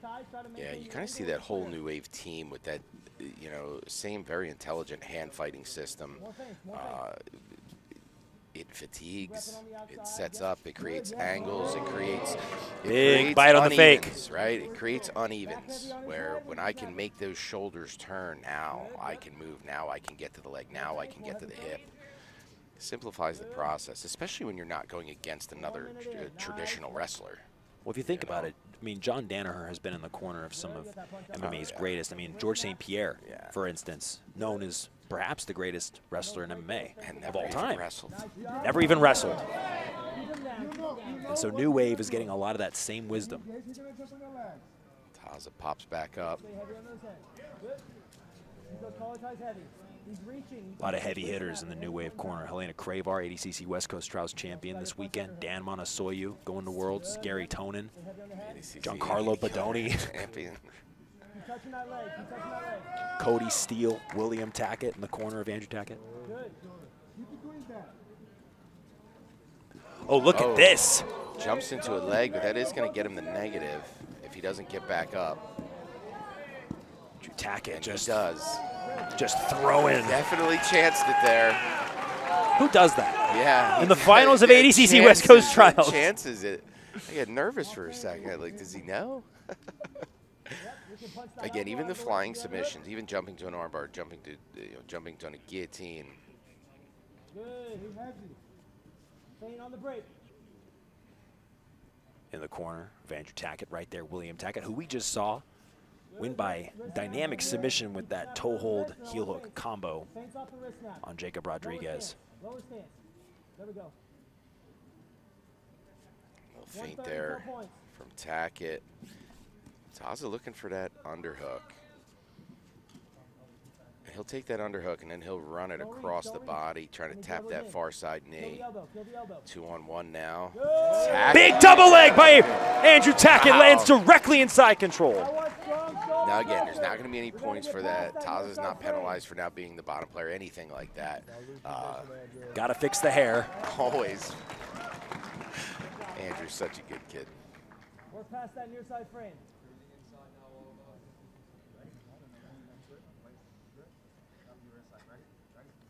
Go. Heavy shoulder pressure to get a connection with our hands. Taza trying to off balance on the far side. You see him V-gripping on that armpit. He'll try to push away from him just to clear the space to come back to the inside. You'll see hard push away.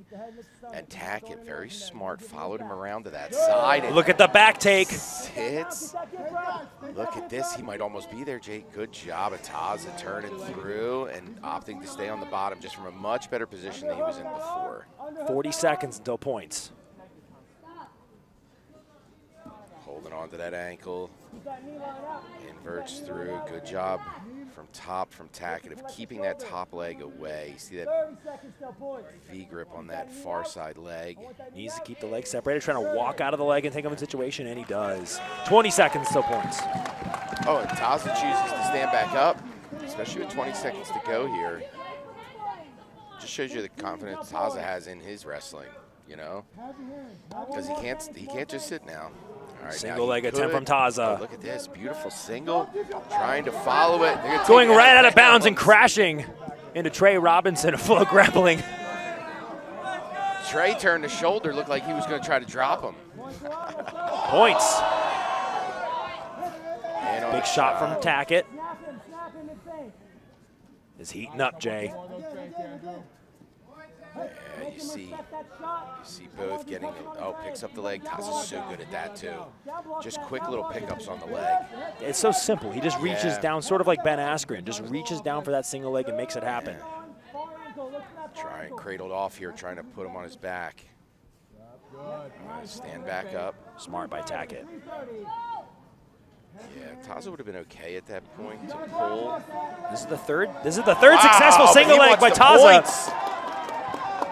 Taza staying on it, keeping that leg, and when he's keeping that near side leg, and look at Andrew Tackett with the athletic movement to regain top position and force the back. Taza fighting here to not get scored on. And this is where Andrew Tackett shines, Jay. Wow, that's going to 3-point there. 3 points for Andrew Tackett in a position where he finds so much success. 3 minutes to go, too. A lot of time to work. Again, when you think about what has to happen here, like 3-0 doesn't sound like a lot of points, right? It seems like one score. You got to escape. Now you got to either pass, you got to get to the back, or you're going to have to score twice on a 2-point move.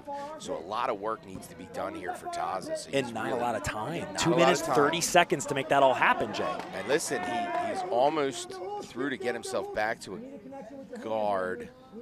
Not really. Goes back through.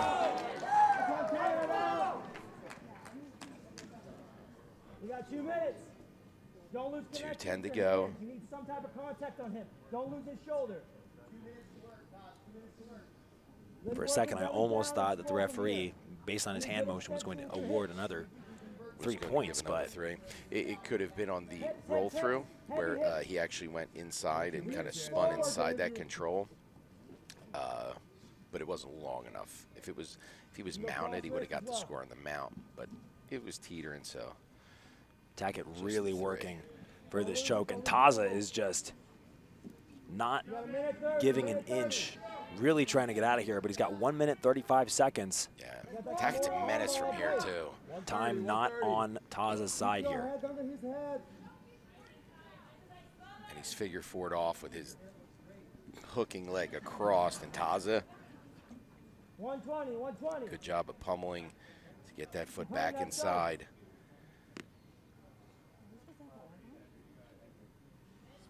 One-on-one control. Rolls him through, so that triangle's on the top side. 3 minutes, 60 seconds. 3-0 for Tackett, 60 seconds to go. 1 minute.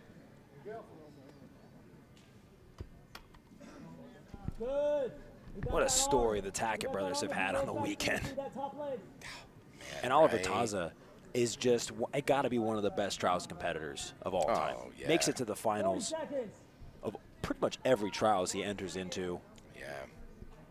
Yeah, he's at least semifinals, right? Yeah. At least in the Euros and the European trials and the North American trials. Again, he's got 30 seconds to, he's going to have to get out and score or get out and finish Tackett in 20 seconds, and that is a very, very difficult thing to do. I think we're going to see the brother option happen here, where both Tacketts are going to win back-to-back. Now, if that turns through here, he's going to score him. And now the mount. Ladies and gentlemen, Andrew Tackett is going to the T-Mobile Arena in the same car as William Tackett. They're both going to the World Championship.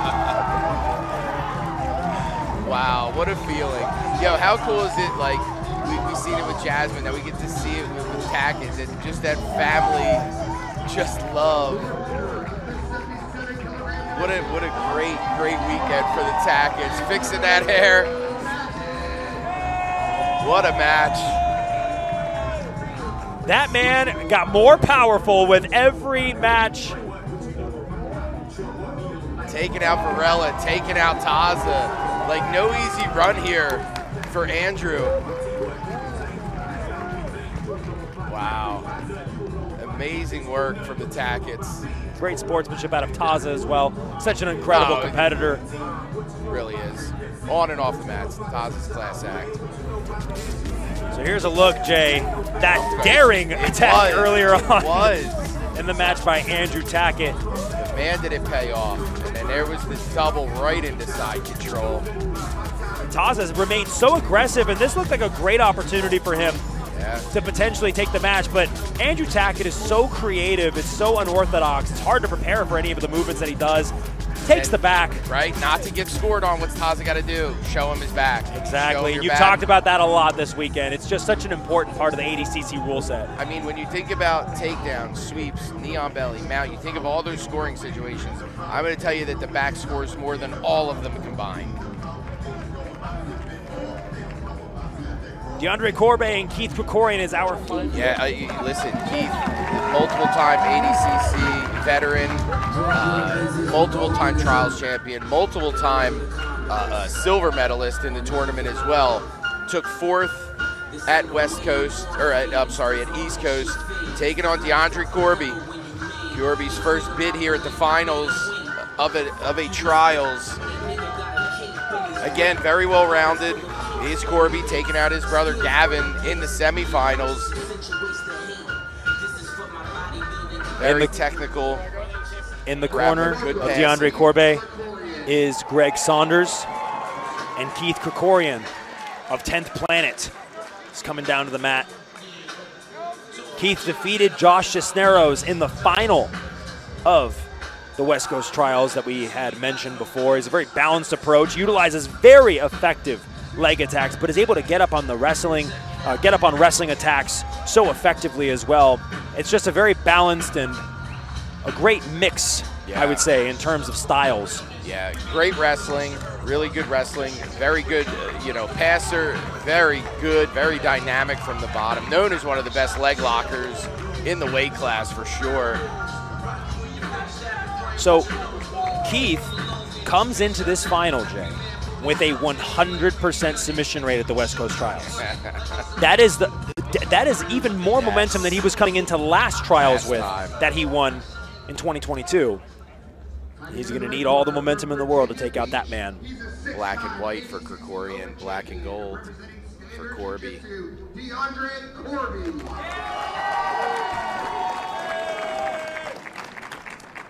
Fighting out of the blue corner from San Diego, the 2022 West Coast Trials 66 kilogram champion, representing 10th Planet, Keith Krikorian.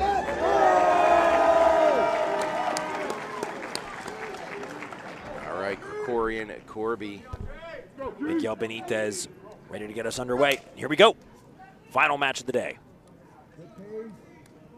DeAndre Corby, a 5-time ADCC Open gold medalist in Atlantic City, Toronto, Canada, Ottawa, Canada, Denver, and Dallas. World traveler. He put the work in. He put the work in to get the experience in the rule set, and it's clearly paid off. One thing that I mentioned in their semifinal match that we got to commentate earlier today, where Gavin Corby and DeAndre Corby actually squared off, they are both full-time engineers. Yeah, they train when do they're done with work. Yeah.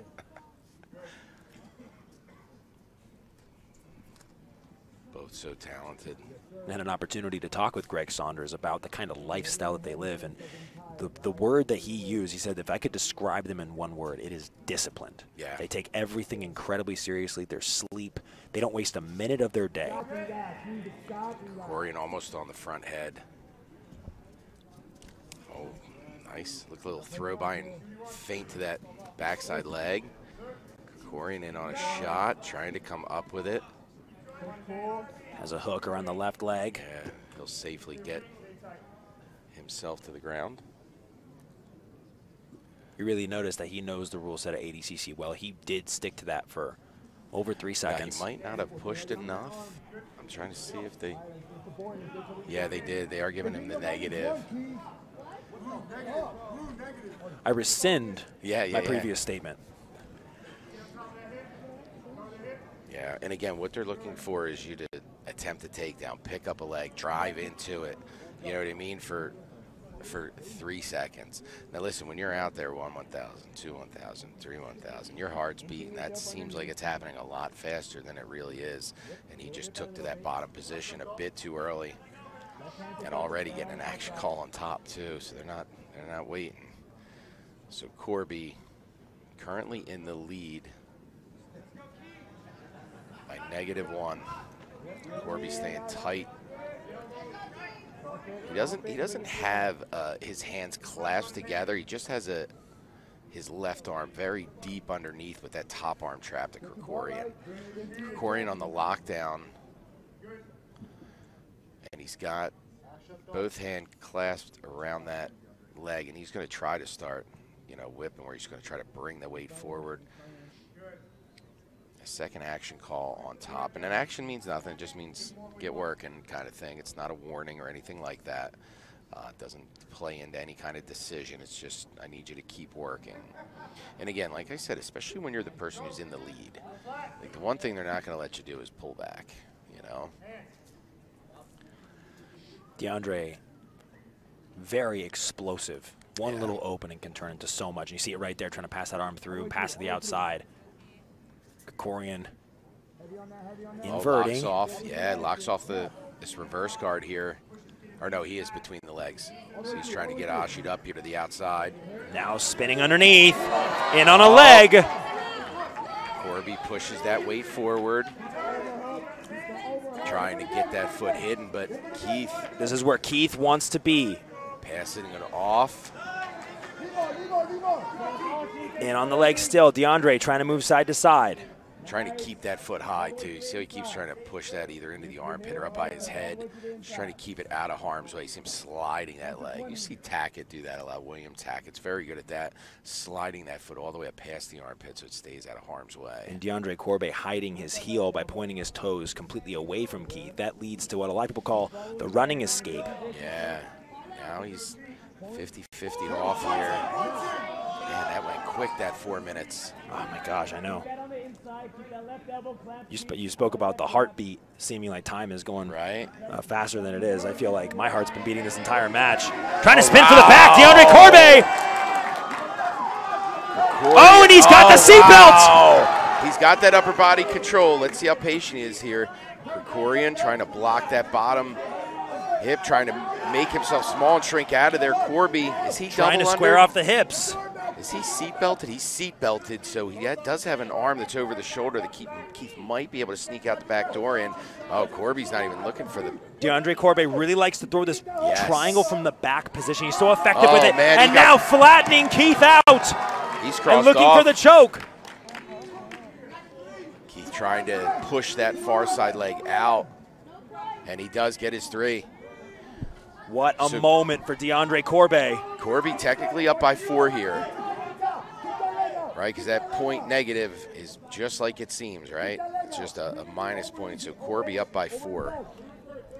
Such a strong competitor in this under 66 kilogram division. Really is, and now again, where you're in that situation where there's 2 minutes and 40 seconds to go, you got to score twice just to get this thing back tied.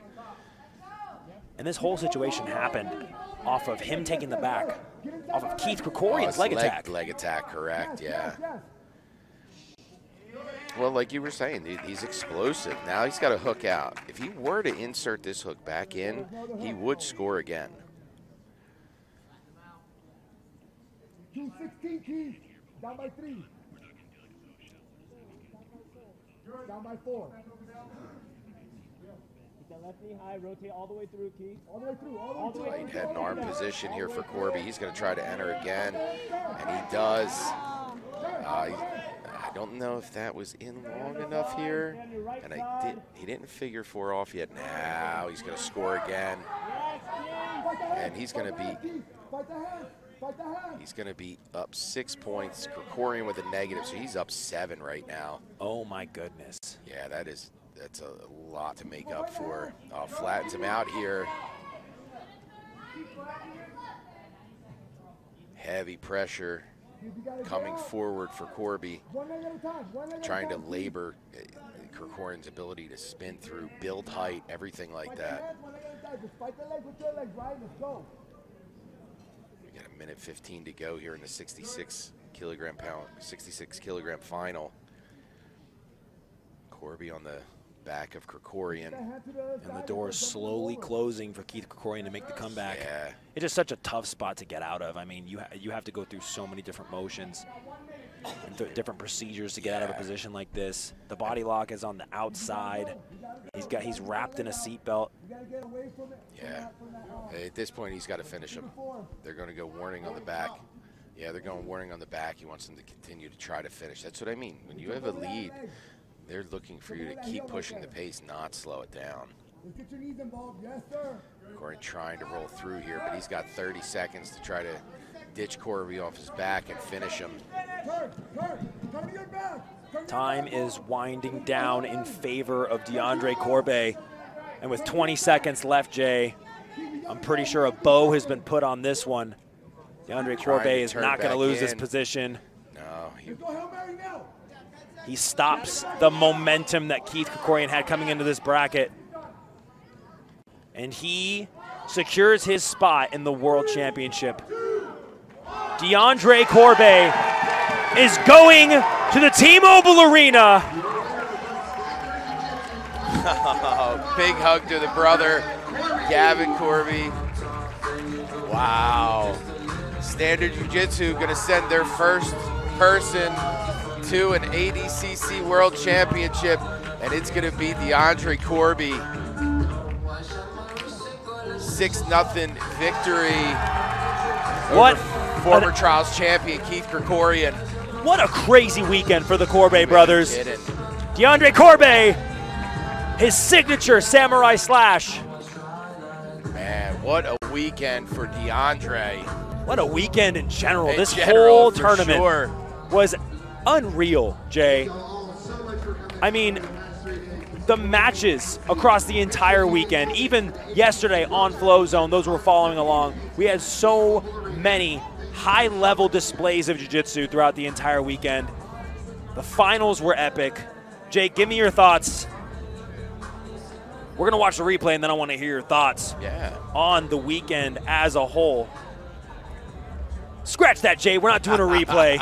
Just got it from our little birdie in our ear. But let me hear your thoughts on the weekend. Yeah, I think what a big story, like the weekend was amazing in general, just so many good matches. But I think the big story is watching some of these youngsters that have been trying to get in finally make their bid. Helena finally getting in, Jasmine finally getting in, DeAndre finally getting in, Andrew Tackett finally getting in. You know, this is...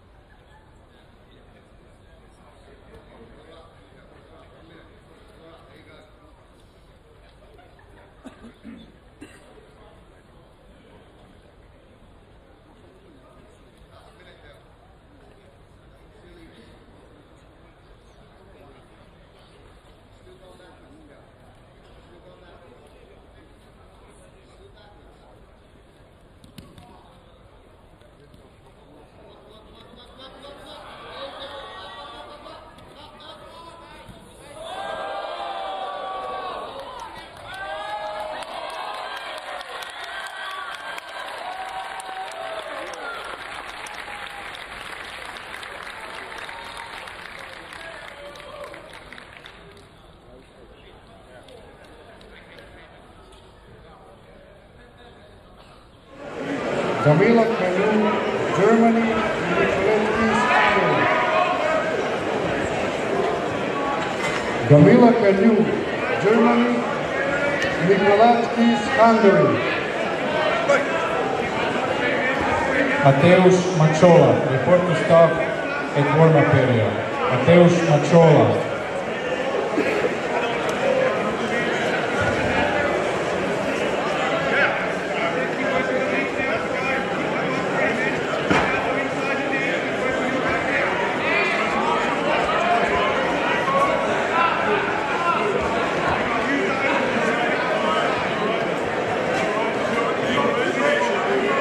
Mladen Medic, Alessandro Federico, prepare for net 4.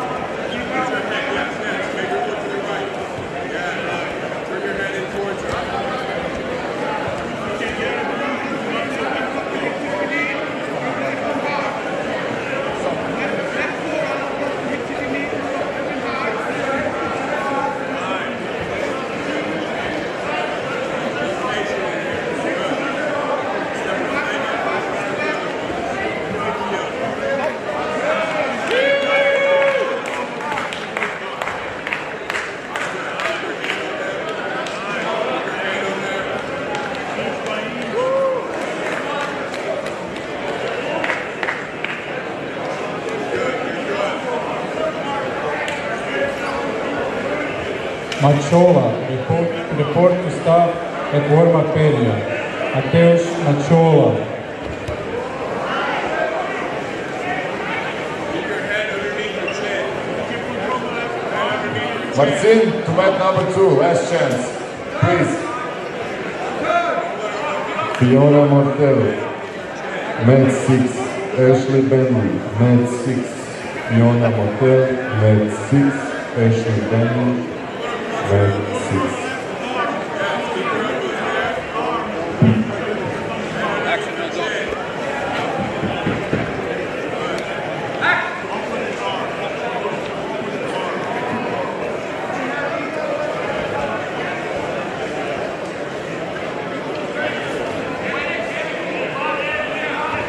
Fiona Mortel, mat 6. Ashley Bentley, mat 6.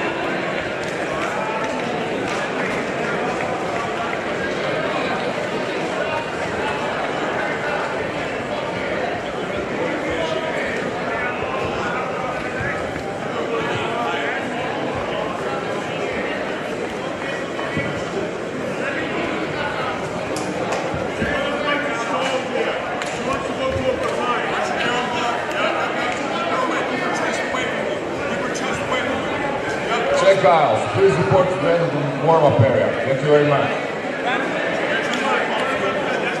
Jan Stach, please come to the end of the warm-up area. Thank you very much. Machola, go to mat number 1. Machola, Mateusz Machola, mat number 1.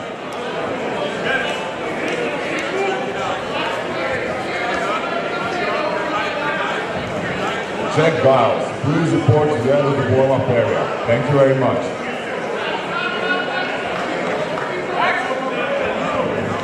Jan Stach, please report to the end of the warm-up area. Thank you very much. Jean Marquis, Bruno Vuxan-Chusa, please come to the warm-up area. Jean Marquis, Bruno Vuxan-Chusa, please come to the warm-up area.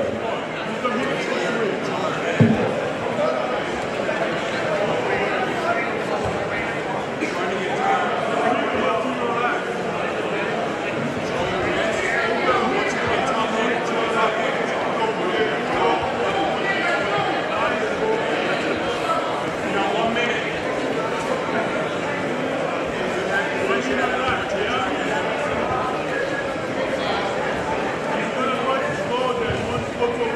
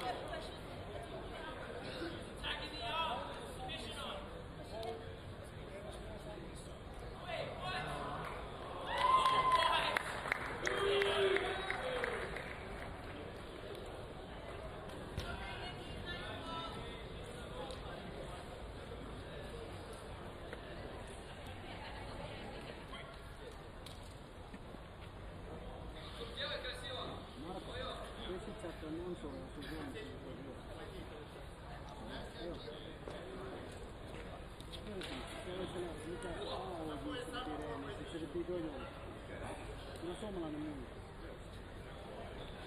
Se puede cualquier cosa.